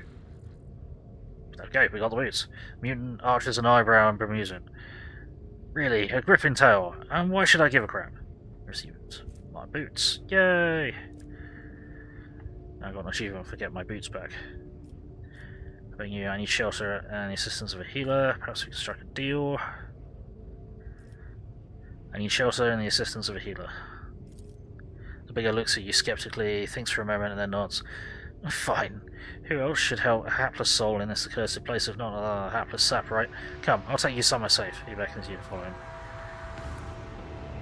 Then something in his wrist clicks, and a long blade coated with something foul thrusts out of it. A moment later, the blade sinks into your flesh. For fuck's sake! You do not feel any pain, not yet at least. You merely watch in surprise as a spray of crimson fans through the air. You do not know when your hand seizes the beggar's throat. Your fingers clench around it of their own accord. The mutant's eyes go wide and a rattle escapes his reeking mouth. He dies before he can wound you again. You force yourself to release your grip on his crushed larynx. The pain finally reaches you through the veil of adrenaline, but the sensation is hardly shocking. What is another wound to you when your body is already suffering from 100 just like it? Okay, cool. I've been poisoned. Let us not dawdle. Let's see. Fresh injury. 100 wounds. And less stims you might bear up to find more. God. Efficient solution. Deformed bones. Your bones have been deformed, curved, and misaligned, making your movements clumsy and your body feel alien. You can feel something crawling inside your eye. You've lost most of the vision in it. Great. Hamstrung. Your tendons have been carefully cut with thin and sharp blade in order to cripple you without completely robbing you of the ability to move. Fucking hell. Okay, right. Did you have any other loot on you that was mine? Beggar's weapon.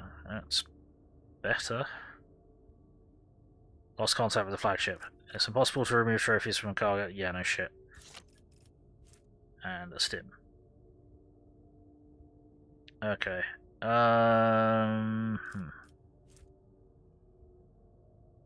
know what, right now?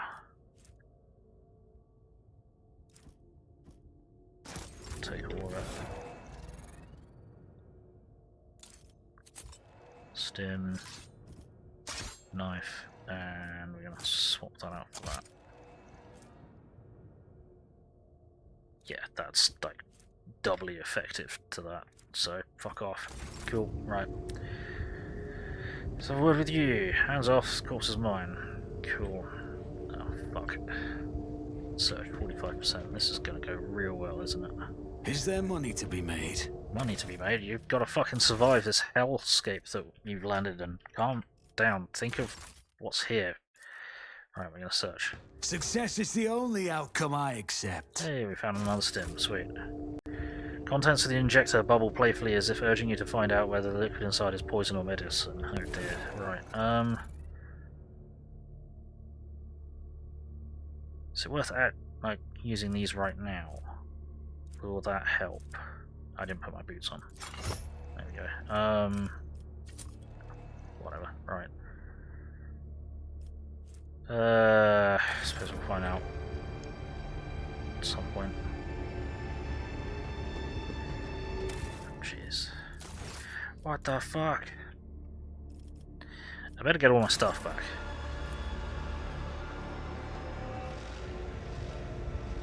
I'll learn from this mistake. Fail. I'm going to load, because I'm that kind of dickhead. We'll give it another go.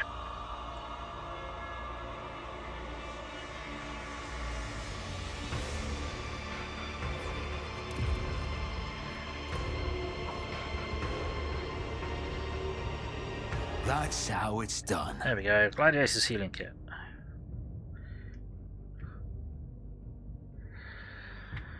Okay, restores 27 wounds, restores bleeding, burning, and toxin. Heals one fresh injury or an old injury on a successful Medicaid test. Combat medical Medicaid talents, the amount of restored wounds will be increased by the bonus provided by the talents. Okay. Interesting. I don't think I can actually use that. Can I? Try, but...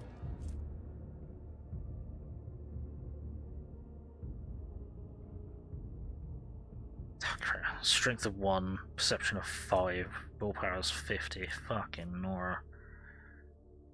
Okay. Right. Austin Voigtbeer, he killed your people, tore down your banner, and replaced it with this heretical flag. Right. Okay. Oh, I didn't go this way. I always keep my options open.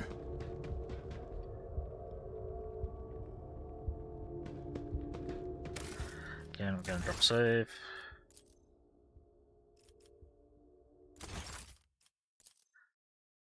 Search. I always get the job done. Another stim, sure. Contents of the ejector bubble, yeah. Alright, let's have a word with you then, shall we?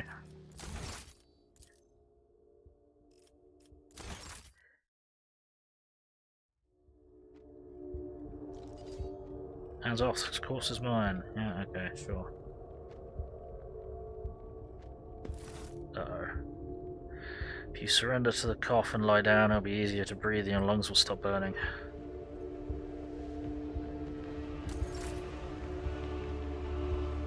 That's a fucking shame. Help. Yeah, right. Always keep your eye on the prize.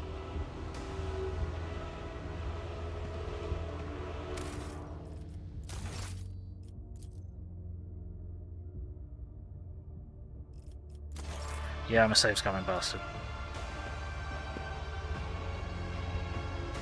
Failure is just a temporary setback.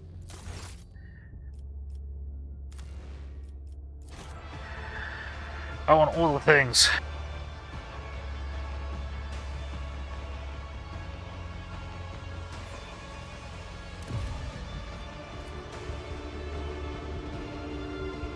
To find some armor, that'd be lovely. Success is the only outcome I accept. Multi-key, that's gonna help, probably.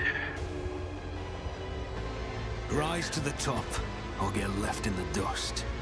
Is there anything else around here? Possibly. Okay. Well, our left is asbestos, so let's go this way. Your wounds barely hurt at all, and your body feels surprisingly light. Uh-oh. Okay, hang on. Is this getting worse? This might be getting worse.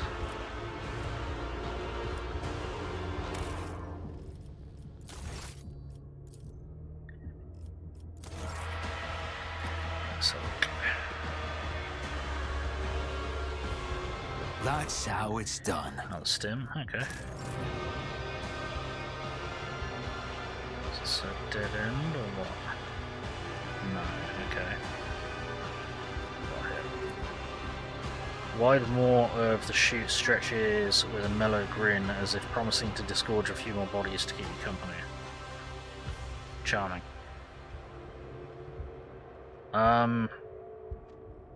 Right, I don't know which way to go. None of these look like dead ends. And I don't want to lose anyone or anything.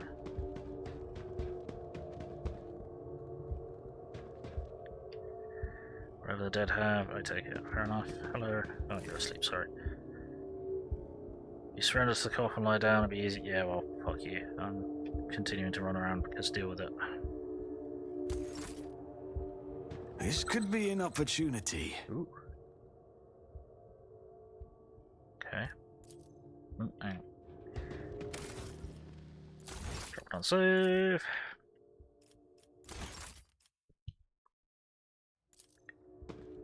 I won't let it define me. Well, apparently you will. We'll just try once.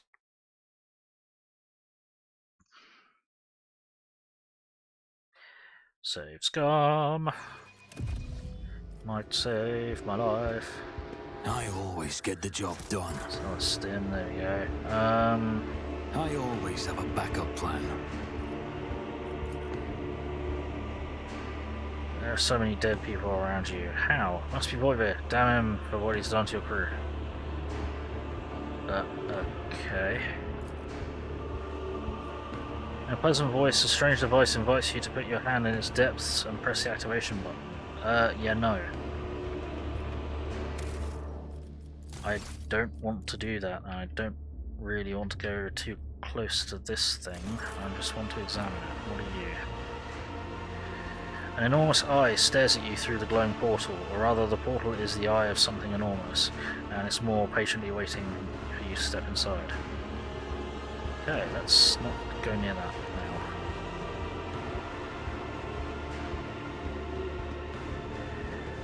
Okay. What do we have here? Cool. Oh, I didn't need to do that save because I haven't picked anything out.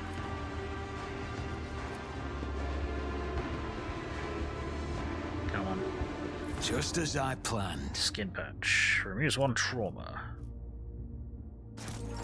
Right, do these count as traumas?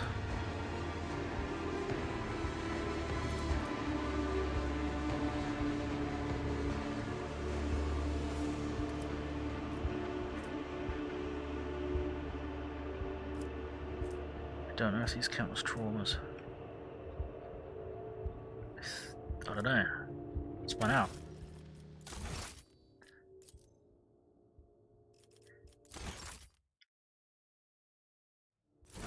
Let's find out.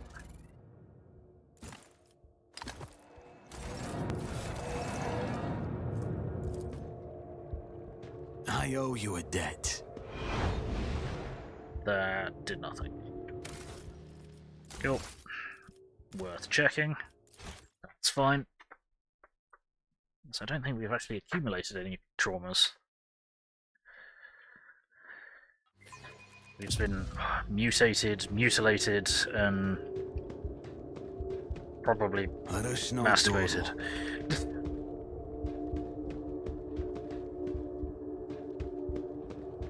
Great. Yay. Oh, fool, do you have a death wish? That's why people come here, to gut people like us. Still gonna try and sneak past, maybe they won't take notice. Okay. Told you not to let them see it. Hunters, damn butchers. Right. Cool. I may need to get over there. Do I?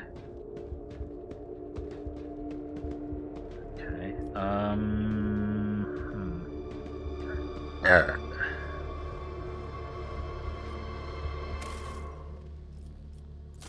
What is going on? Well, 41% chance of that. That's quite a chance of falling to my death. Keep your wits about you.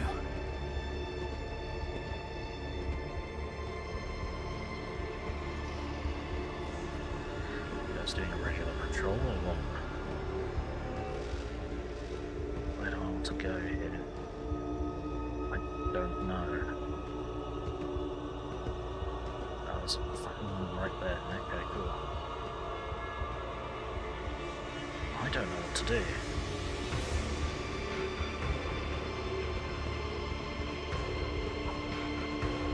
Always keep your No, eye no, no, on no, no, no. price.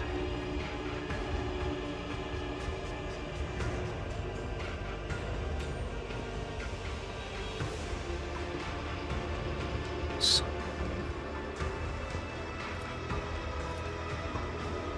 Right. The fresh corpse has your face. The killers are standing nearby, and you better stay clear of them, seeing as they have already succeeded in killing you once. Yeah. Hang on. Okay, that counts as line of sight blocking cover. But that's going to be too close. Is there money to be made? No, okay. Who oppose Von Valancius? Oh, I've been detected. Oh, of course I'm going first though, that helps. Cool.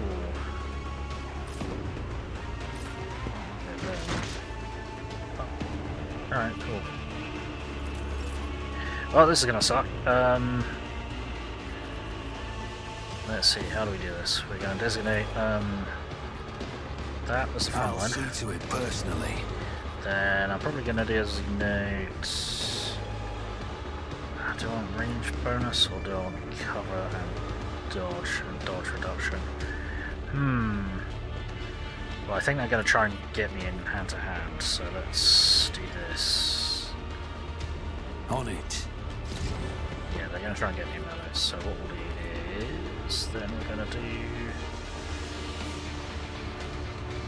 it's just a single action to shoot, or pistol burst 2, okay. So we need 2 AP, gotcha, that's fine, we can do that. Yeah, this is going to be interesting, because I'm on my own and I've got loads of abilities that activate other team members. Let's do Stronghold Stratagem in here, let's do Killzone Stratagem in there. I'll make it happen. Then I am going to...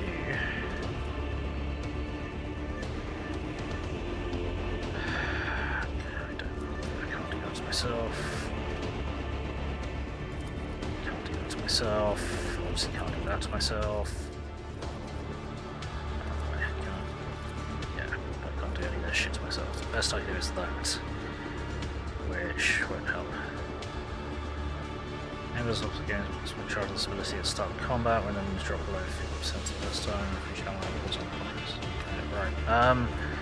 Cool. Let's burst the crap out of this fucker then. Them. That's fine. I will tear your heart Hopefully not. That will probably have to do though. Gee, can I... Oh, I won't be able to get another attack out of this though, will I? No.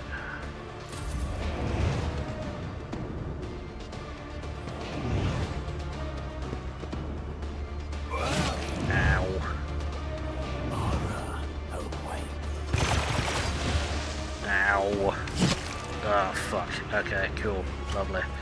Appreciate that. Well, I'm gonna have to use this, aren't I?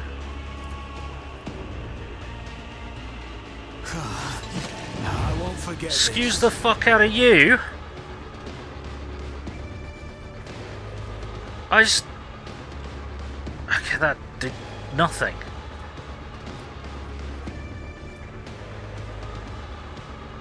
Cool. Wonderful.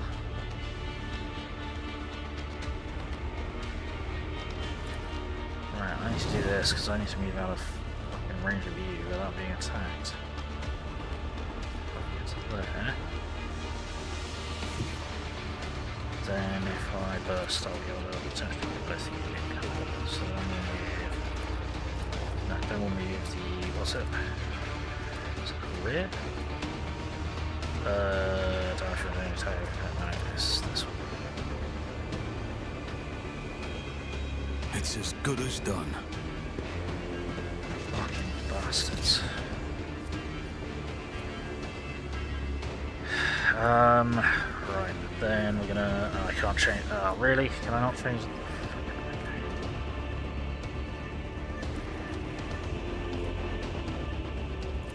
Strong with this again. Not me. I'm gonna die.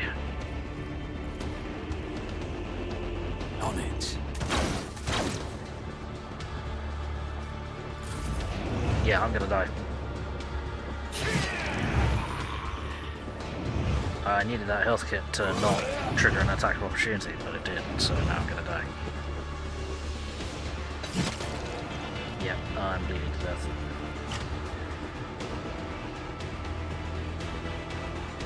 I'm bleeding to death and I can't move past this motherfucker.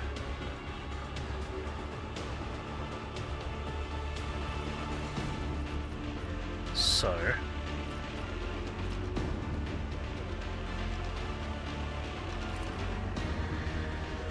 Actually, I could...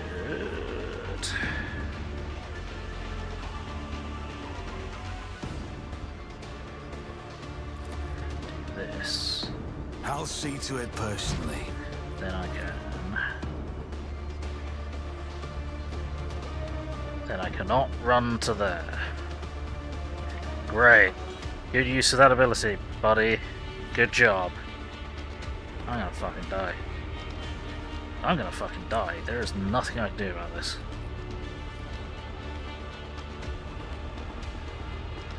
I had any of my shit other than my boots, which seem to be doing nothing despite the fact that they should be increasing my dodge.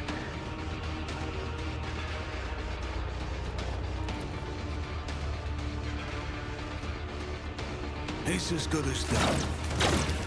There we go, one.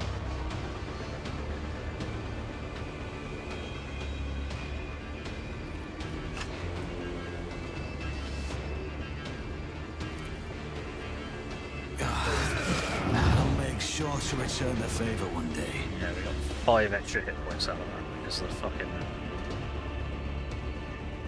bullshit there. Okay. Yeah, can't move that. Cool. I've faced worse than this. No, I haven't. Can't catch my breath. Yeah. Because they won't fucking die when I shoot them.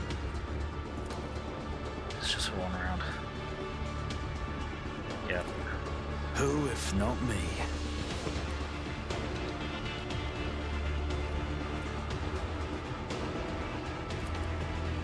Yeah, the problem is I can't physically move through it.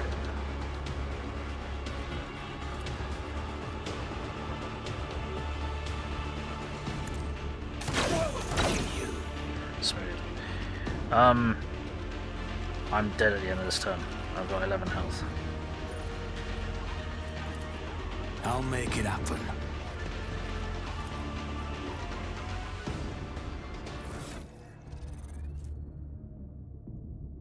skin patch, removes 1 trauma. Yeah, I'm fucked.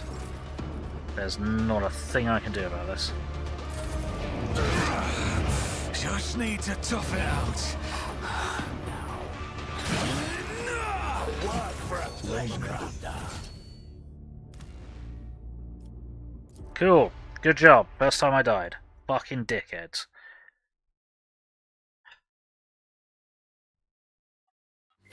There wasn't anything I could do there. I haven't got any armor. I've got none of my fucking tech. There was nothing I could do there.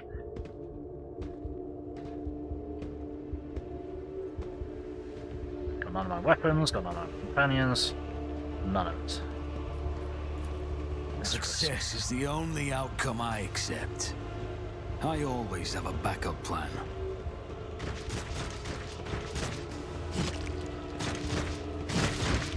Let's see what's going on. Okay, well, we'll start through there. Quit being a bitch. We need to work out what's going on. Shrieker.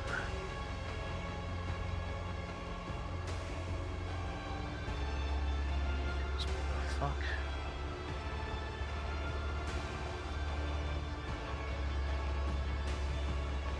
Okay, this might be worse. Oh, fuck. Cool. Yeah, this might be worse. I always keep my options open. That's too close. That's way too close.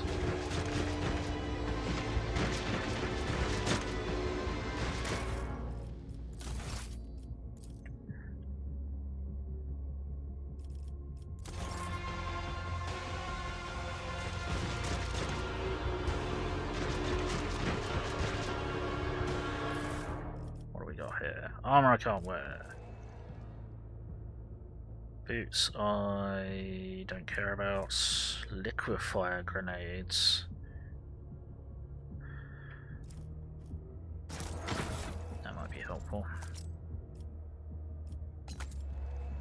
Cool.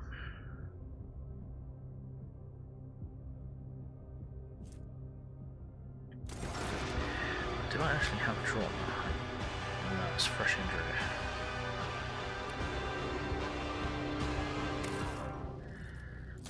I'd rather not go to the pit, but I think I know...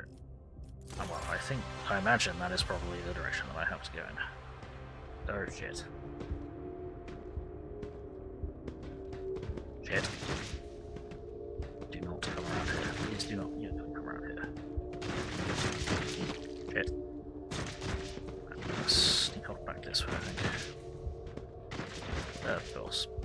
Let us not dawdle. Your demise is You already fucker. calculated. No. I will bathe in your scream. No, you won't. You can get fucked.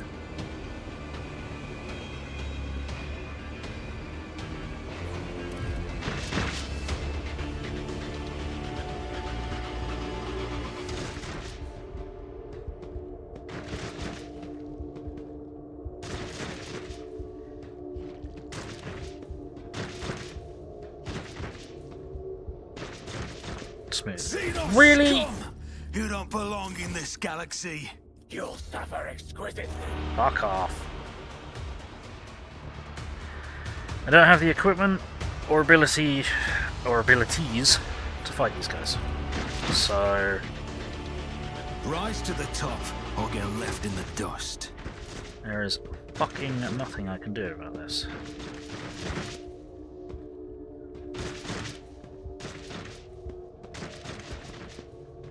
Where can I hide from them?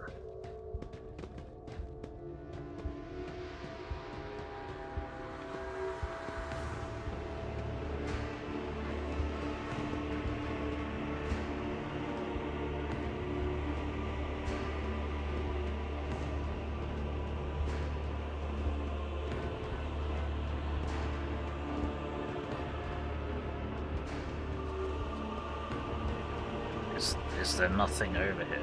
Are you serious?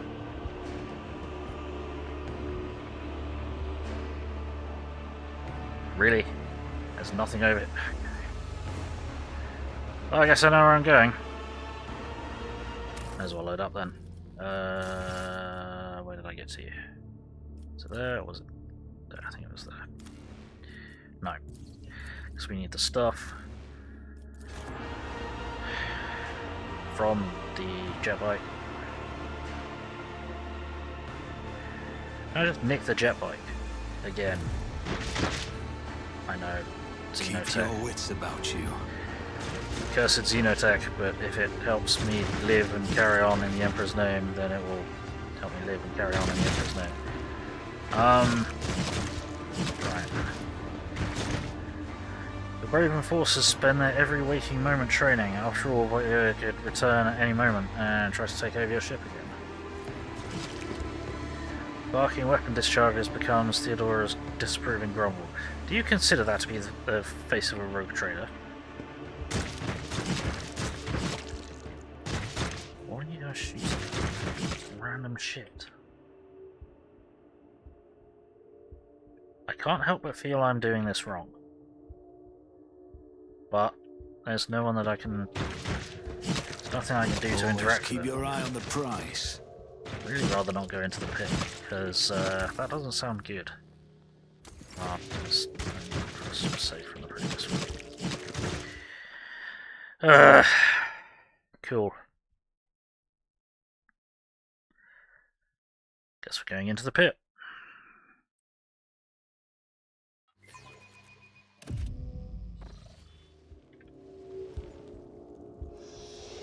Cool.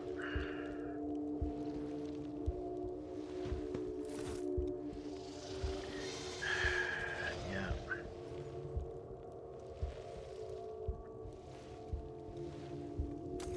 Right. Alice deserves credit for giving us something to do, other than count the hours until our deaths. Okay. I always keep my options open. Enough! You said we're brothers in arms now. Is there anyone here that I care about? Shut up! It's your initiation! Shriekers don't let weaklings in. Oh, great. Cool. Cool! Ah, great. Never mind. Try and be sneaky. Never mind. The den you found yourself in is filled with heady smoke, and the walls are lined with living shadows. The centre of attention is a snake-like Xenos. He is engaged in conversation with a pale, harried-looking Dark Elder, and pays you no mind, much like everyone else in here. All Xenos tests succeeded. You have heard of this breed of Xenos, the Slith. These creatures can often be found in entourages of powerful Dark Elder lords, where they serve as bodyguards and champions. They are just as depraved and vicious as their masters, but theirs is a more primitive intellect and are driven by baser needs. I already know this, we've encountered them twice now? Possibly 3 times? Definitely twice at least. Right, survey the room. Everyone gathered here is armed. They all bear scars, and some even have fresh wounds. You notice a few humans among the Xenos. They clamour in mishmash of tongues, and their laughter rings with lunacy and bloodlust. The air is thick with an all-pervading sense of doom. Your trained eye does not fail to notice that virtually everyone in this place is under the influence of some substance or other, and powerful ones at that. It seems you have wound up in a narcotics den. Would be. Observe the scaled Xenos. Leader of the gang is powerfully built. His scaled hide is reinforced with armoured, engraved metal in several spots. His long tail coils around and around his snake, and his snake-like head sways gently from side to side. The Xenos is enjoying a state of blissful relaxation. His companion, the gaunt Dark Elder, is looking at him obsequiously. Her entire body is adorned with hundreds of embedded steel beads and thousands of red injector marks. May we speak? The snake-like Xenos either fails to notice your presence or is simply ignoring you. Iridescent eyelid membranes slide over his eyes, momentarily shutting them. No doubt a telling look among his kind. Without deigning to look at you, the cadaverous Dark Elder mutters, "Malice wants you to disappear, pathetic whelp."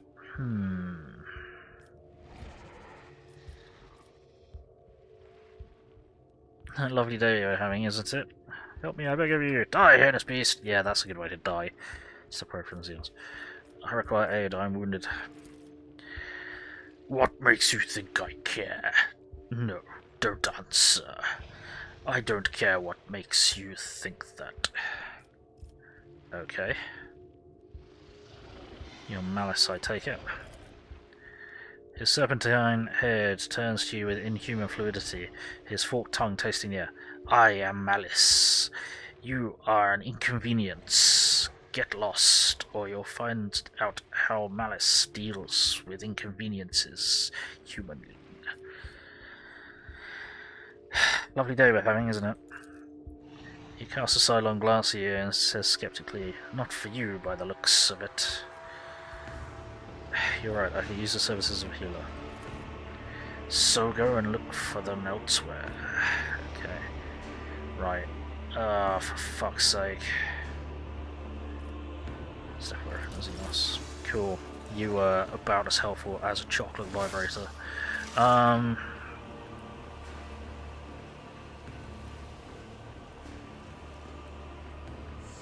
Cool. I always have a backup plan.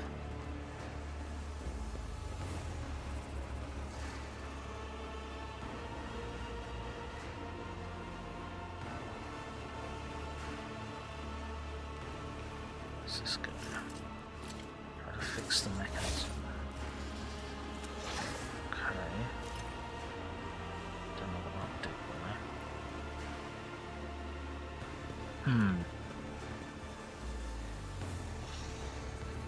Yeah, it seems supremely dangerous. Is that a person up there?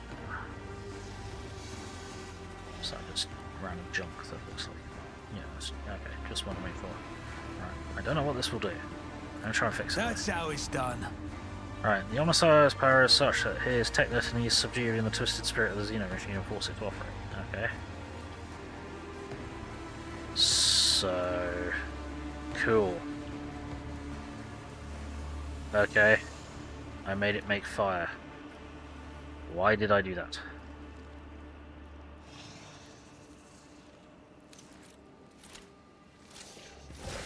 That... does that help me at all?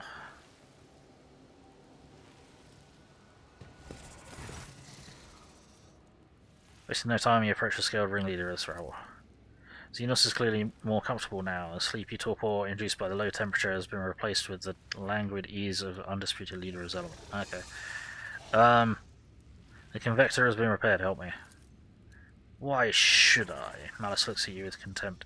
The convector's fixed already. What's the point of me helping you? The little strength you had left in your body has run out. You collapse to the floor and the darkness nearly extinguishes your mind permanently, envelops your vision once more.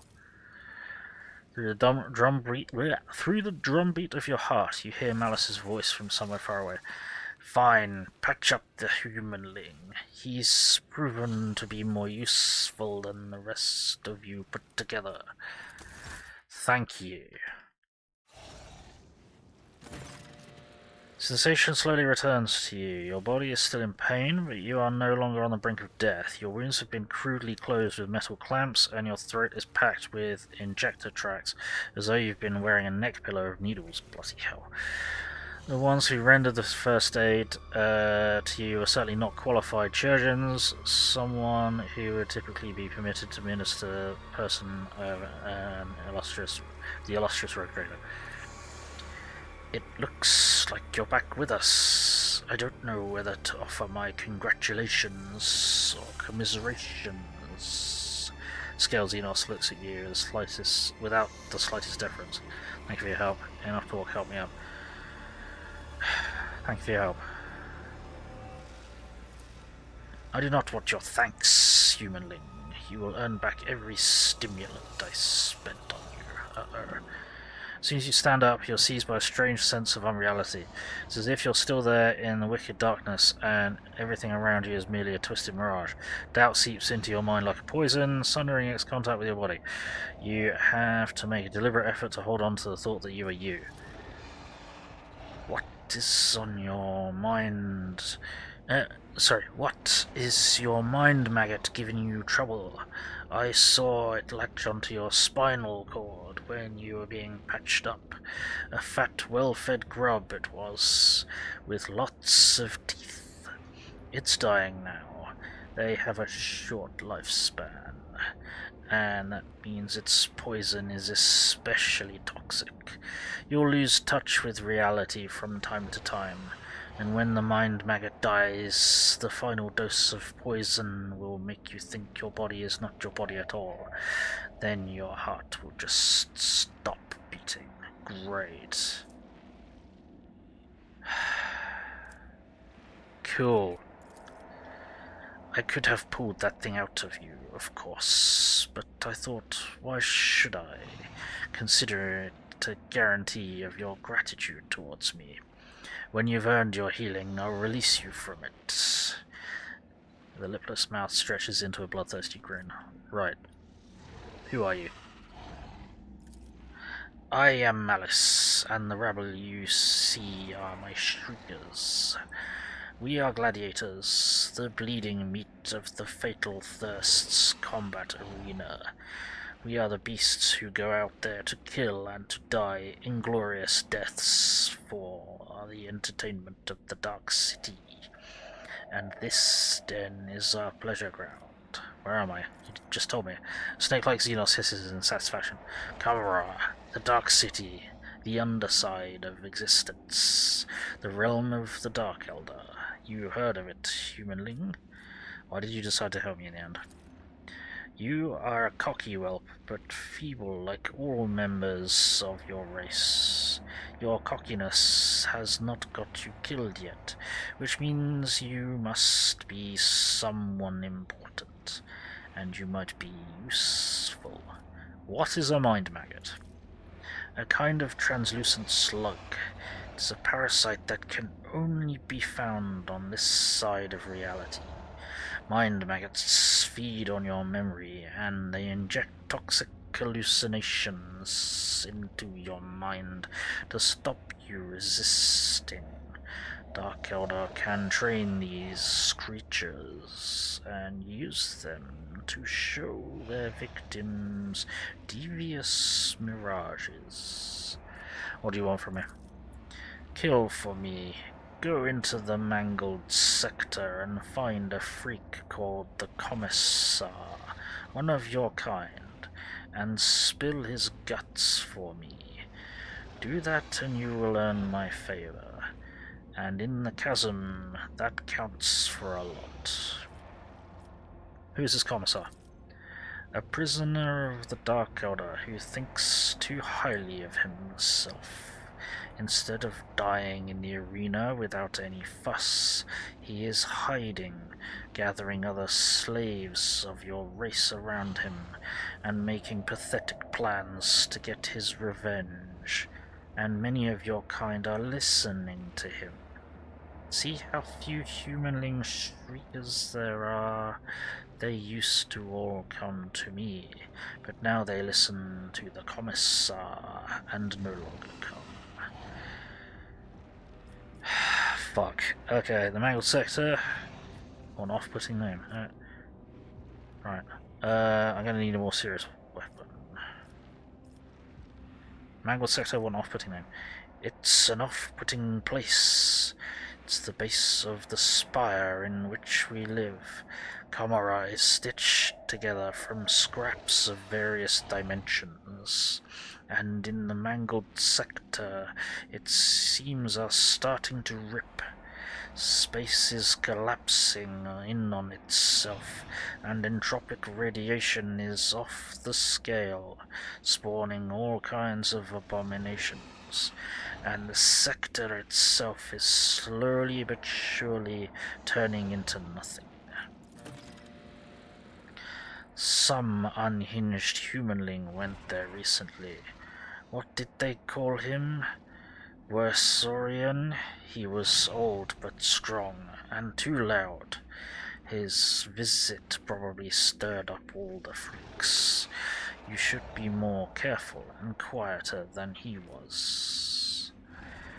You'd have to be insane to set foot in a place like that. Insane, or an outcast like the Commissar, hiding from the hunt. Or you. What do you want me to do?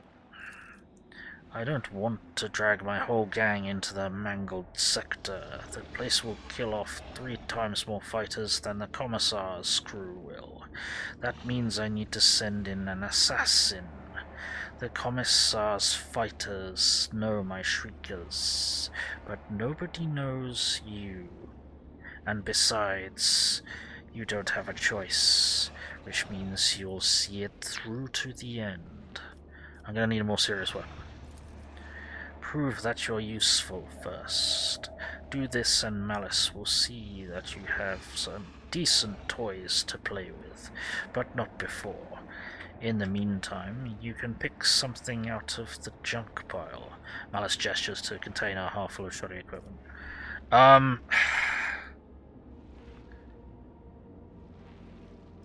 have no interest in killing anyone for you. That's probably going to get me killed immediately. Actually, well, yeah, I have no interest in killing anyone for you. That's what you think. I'm not even going to punish you for your disobedience. You'll think about it and realize on your own that you won't survive in Comora without friends. You need shelter, weapons, a healer, and I need what's sitting on the Commissar's shoulders. Bring me his head, and in exchange I will share my toys with you. They make surviving in Comora possible. Fucking hell. Okay. Rush injury. Okay. Mind Magus agony. Yeah. Cool. Wonderful.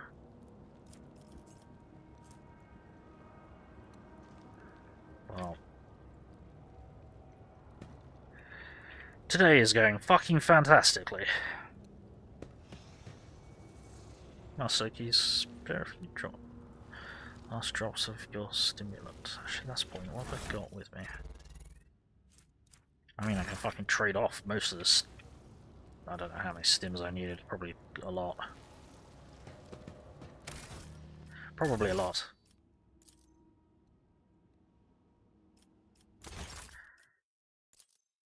Let's check it I out. always get the job done. A powerful blow has caved in the gladiator's skull. If not for his large and clearly expensive cranial augment, the head would have surely Let us not exploded. dawdle. Gotcha. Right. So I'm guessing we can't get down there. Yeah, that'd be too handy. We can go around. Right. Tear out the gladiator's augment.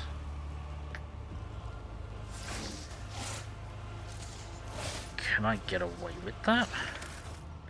Will they all turn around and try and kill me?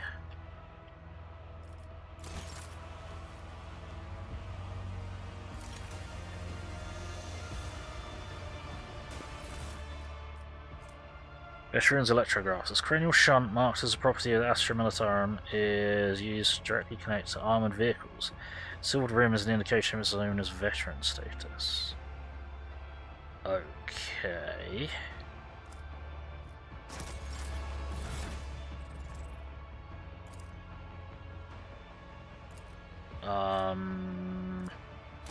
Sure. He dead now. Cool, no one cares. Saw everything, you're cheating. Fuck you. You scum. You cannot be that lucky. Well, yep, no one gives a shit. Okay, we've got a portal thing here.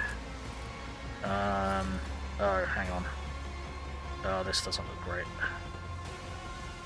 Oh no, this is just back here. Loot! Okay. Okay. That's gun. Shotgun. Yeah, back to basics. Sniper rifle. Okay. Sword. Give me something to parry with, because they're fucking me up. 30, 75, 30, 75. Okay, right. Now, chuck it all in here. Righteous anger. Hang on. Okay, some of this is my shit. Oh no. All of the stuff. Oh, we've lost everything. Everything. Fuck. That's a problem. we are going to struggle. I think we're going to struggle to get all of our shit back, which I'm not best pleased about. Some of this is mine. Some of this is not mine. Right, well, I have to put some kind of armor on. Let's... hang on.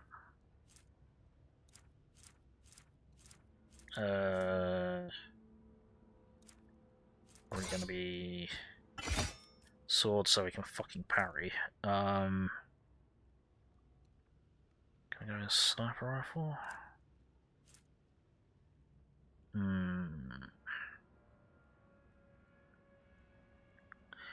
Well, the las gun is doing more damage. The las pistol is doing more damage. Which is odd.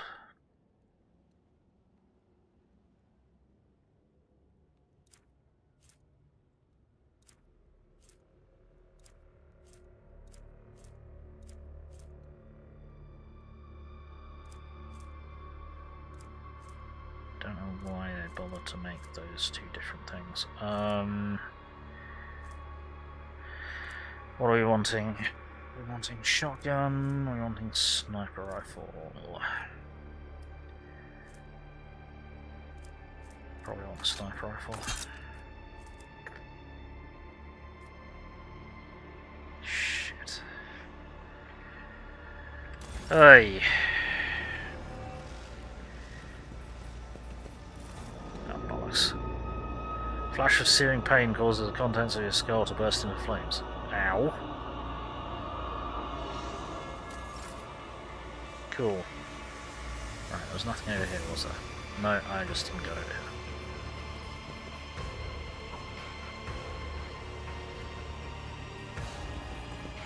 See if there's any lootables. Is there money to be any made? of my shits to get back.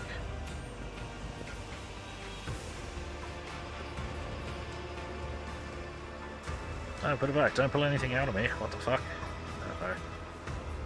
Ah, Sawbones knows what he's doing. Right, Sawbones?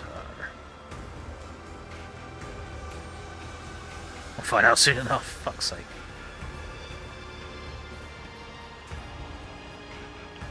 Drop 6 stimulants. Please leave me in peace, strong master. I'm not stealing or begging. I'll just sleep here for a bit and be gone. Yeah, we can't get down there. Okay, well. Rise to the top, or get left in the dust. Okay, where the fuck do we go now then? I suppose back out, but...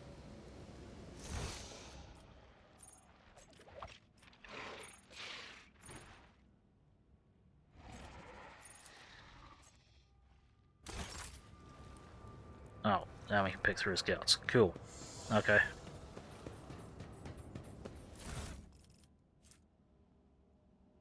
That's better.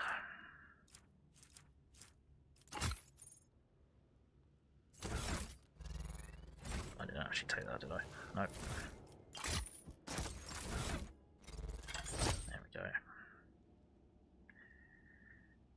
Oh, this is a nightmare.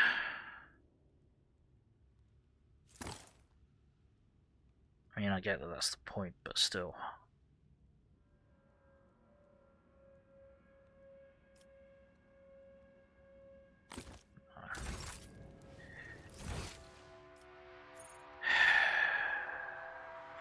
So how... hang on. So I guess I just leave now.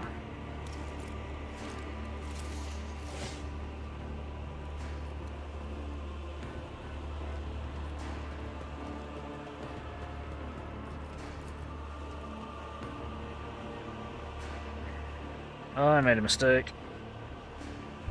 I made a lot of mistakes. This is not good.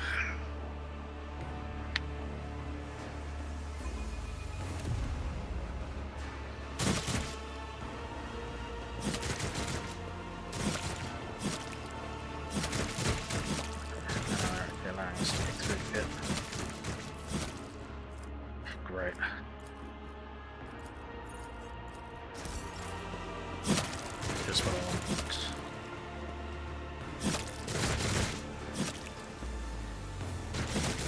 Alright, those dickheads still there. No. Yeah, I get it, the fucking brainworm. Mindworm.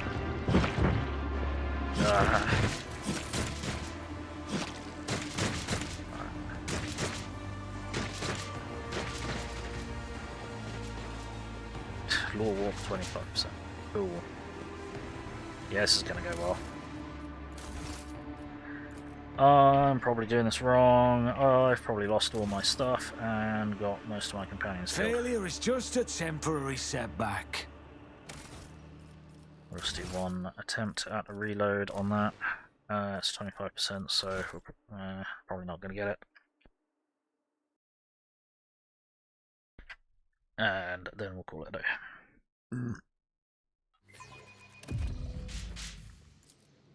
I won't let it define me. No. Corpses infested with countless mutations. Look at it, makes your head throb in pain.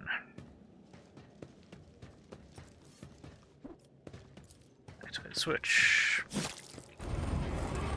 Okay. Well, they're fucking dead. And well, whatever.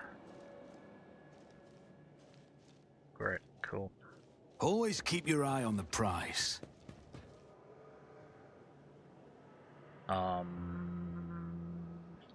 Hi.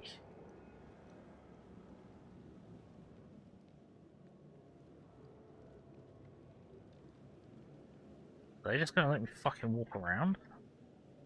I'm gonna save.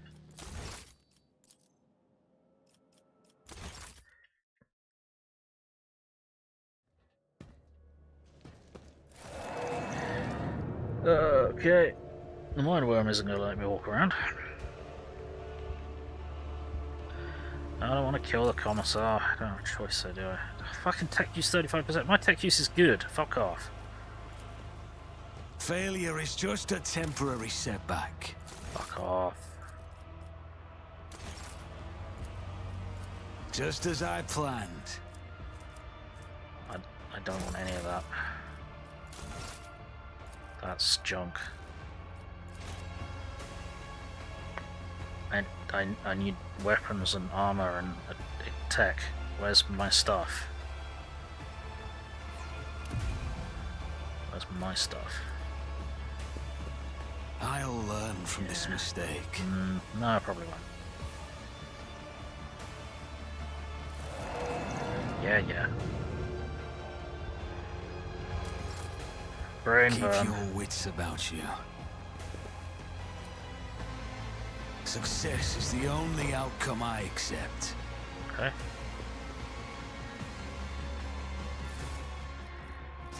Useless junk.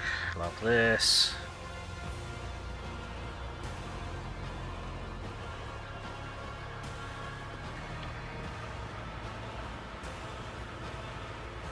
To the arena. No thanks, I'm good.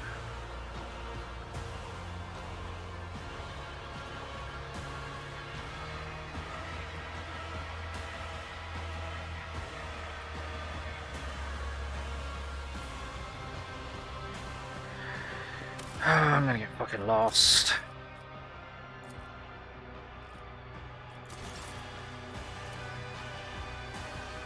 I won't let it define me. I need to find out what's there, so see if I can fucking use it. I need gear. Where's my shit?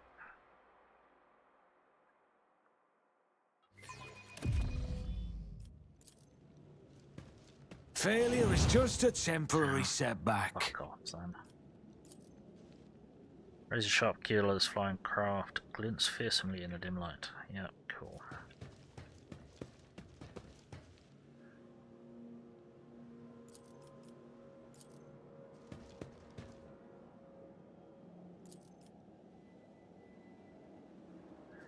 Let us not dawdle.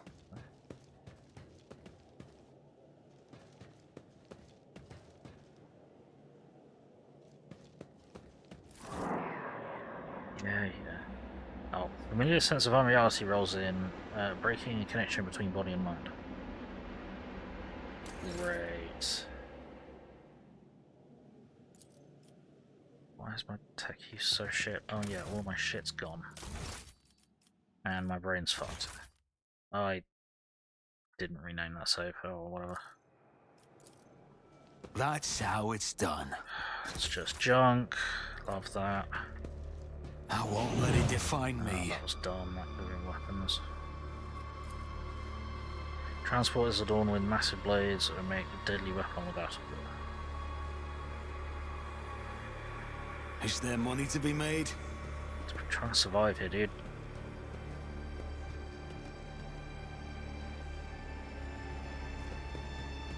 Anatomical opera, oh no, okay.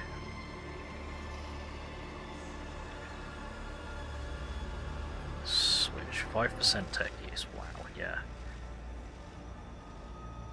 Would I even want to go over there? I don't want that. There's stuff there. Yep. Archon took all the valuable prisoners we captured during the raid. The scum is worthless. Have mercy. You do not need us, let us go.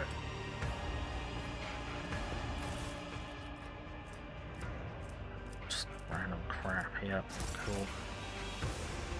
No way, that's exactly what we're gonna do. Oh no.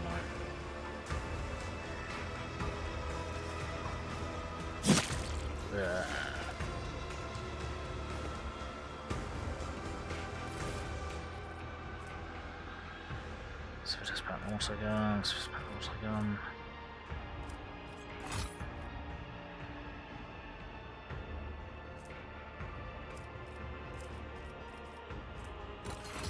I'm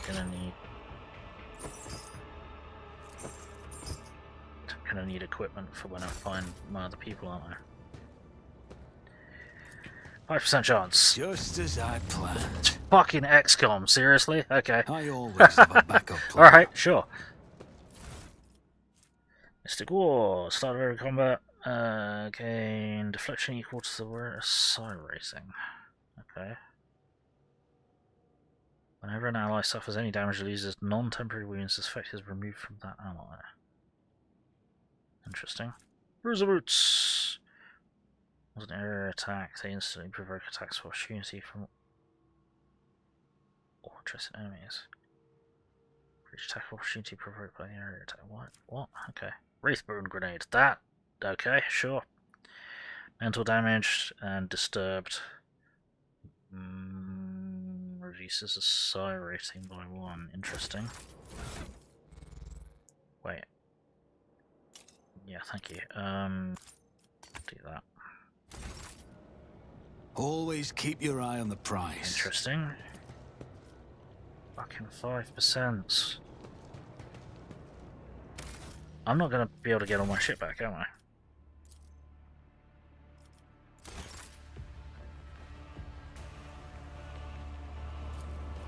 Where's Pascal? Failure is just a temporary setback.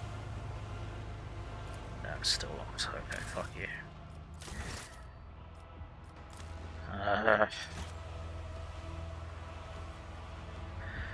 Just get everyone equipped nicely and fancily, and I'm probably going to lose all the shit that I've bought. I'm going to lose that large shield as well. That would be really rude. I don't know where this goes. So we switch 5%.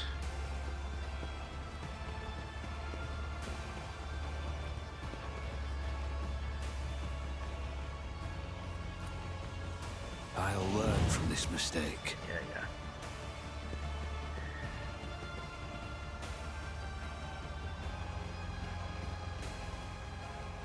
Well, this way meet. Oh, okay, well I'm guessing that we can't actually go in here then. Yeah, whatever. That's...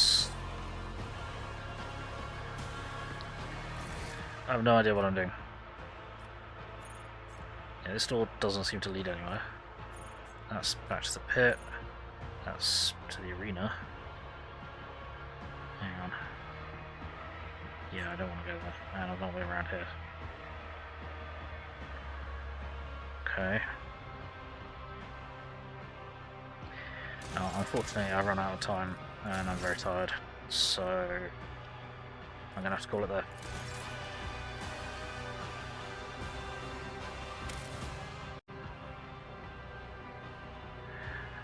Well, this has been an interesting session. I'm not going to say we did particularly well. Well, we did particularly well at the start when we just had the fucking, ceremony to, accept me as a rogue trader, and the party and the fun and the socialization and the meeting my colleagues, so to speak, and then being interrogated by an inquisitor for all the terrible mistakes that I've made.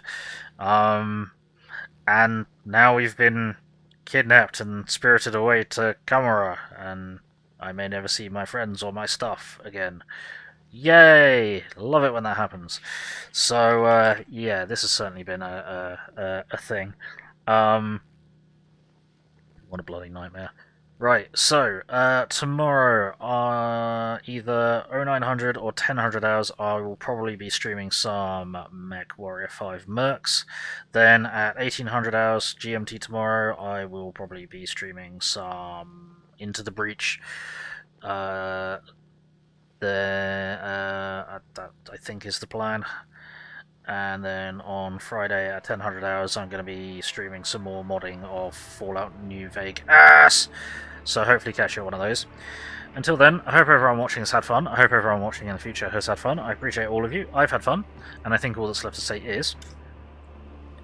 You've been watching Gaming. My name is Bill. I'm the angry autistic asshole. Like, comment, subscribe, run around screaming turn notifications on, otherwise I'm just screaming at myself in the dark, and that's just kind of boring and lonely. It's much more fun with more people in the dark screaming, so get on in here and get screaming. I have a PayPal, Throne, Steam wishlist, and Ko-Fi. If you wish to support this mess, that'd be greatly appreciated. And I have a Discord server and Facebook page where I announce what I'm going to be streaming and when, so be sure to keep an eye on them. Links to all those things are in the link that I've just posted in the chat, so do be sure to check them out. And until next time, let's find someone to raid. Who shall we raid? Who's playing what? Who's up to what? Who's doing a what? Who's doing things? Who could we raid? Possibly that we haven't raided for a while. Don't know. Not really anyone doing anything that I think is... Ooh, hang on. What's Witchy Faye up to? Witchy Faye is playing... That's truly random. That'd be really weird if, to raid them, I guess. How about we raid Bullet Masari, who is building a ton of Tyranids, apparently.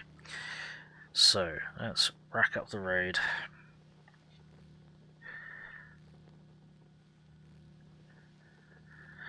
So, I do have raid messages, which I'm going to chuck into the chat. If you're not a subscriber, please copy that raid message. If you are a subscriber, please copy that raid message. We're going to throw that in Bullet's chat, crash a party, announce a glorious arrival. You know how it goes. So, let's get the raid going. In 10, 9, 8, 7, 6, 5, 4, 3, 2, 1. Alrighty, bye.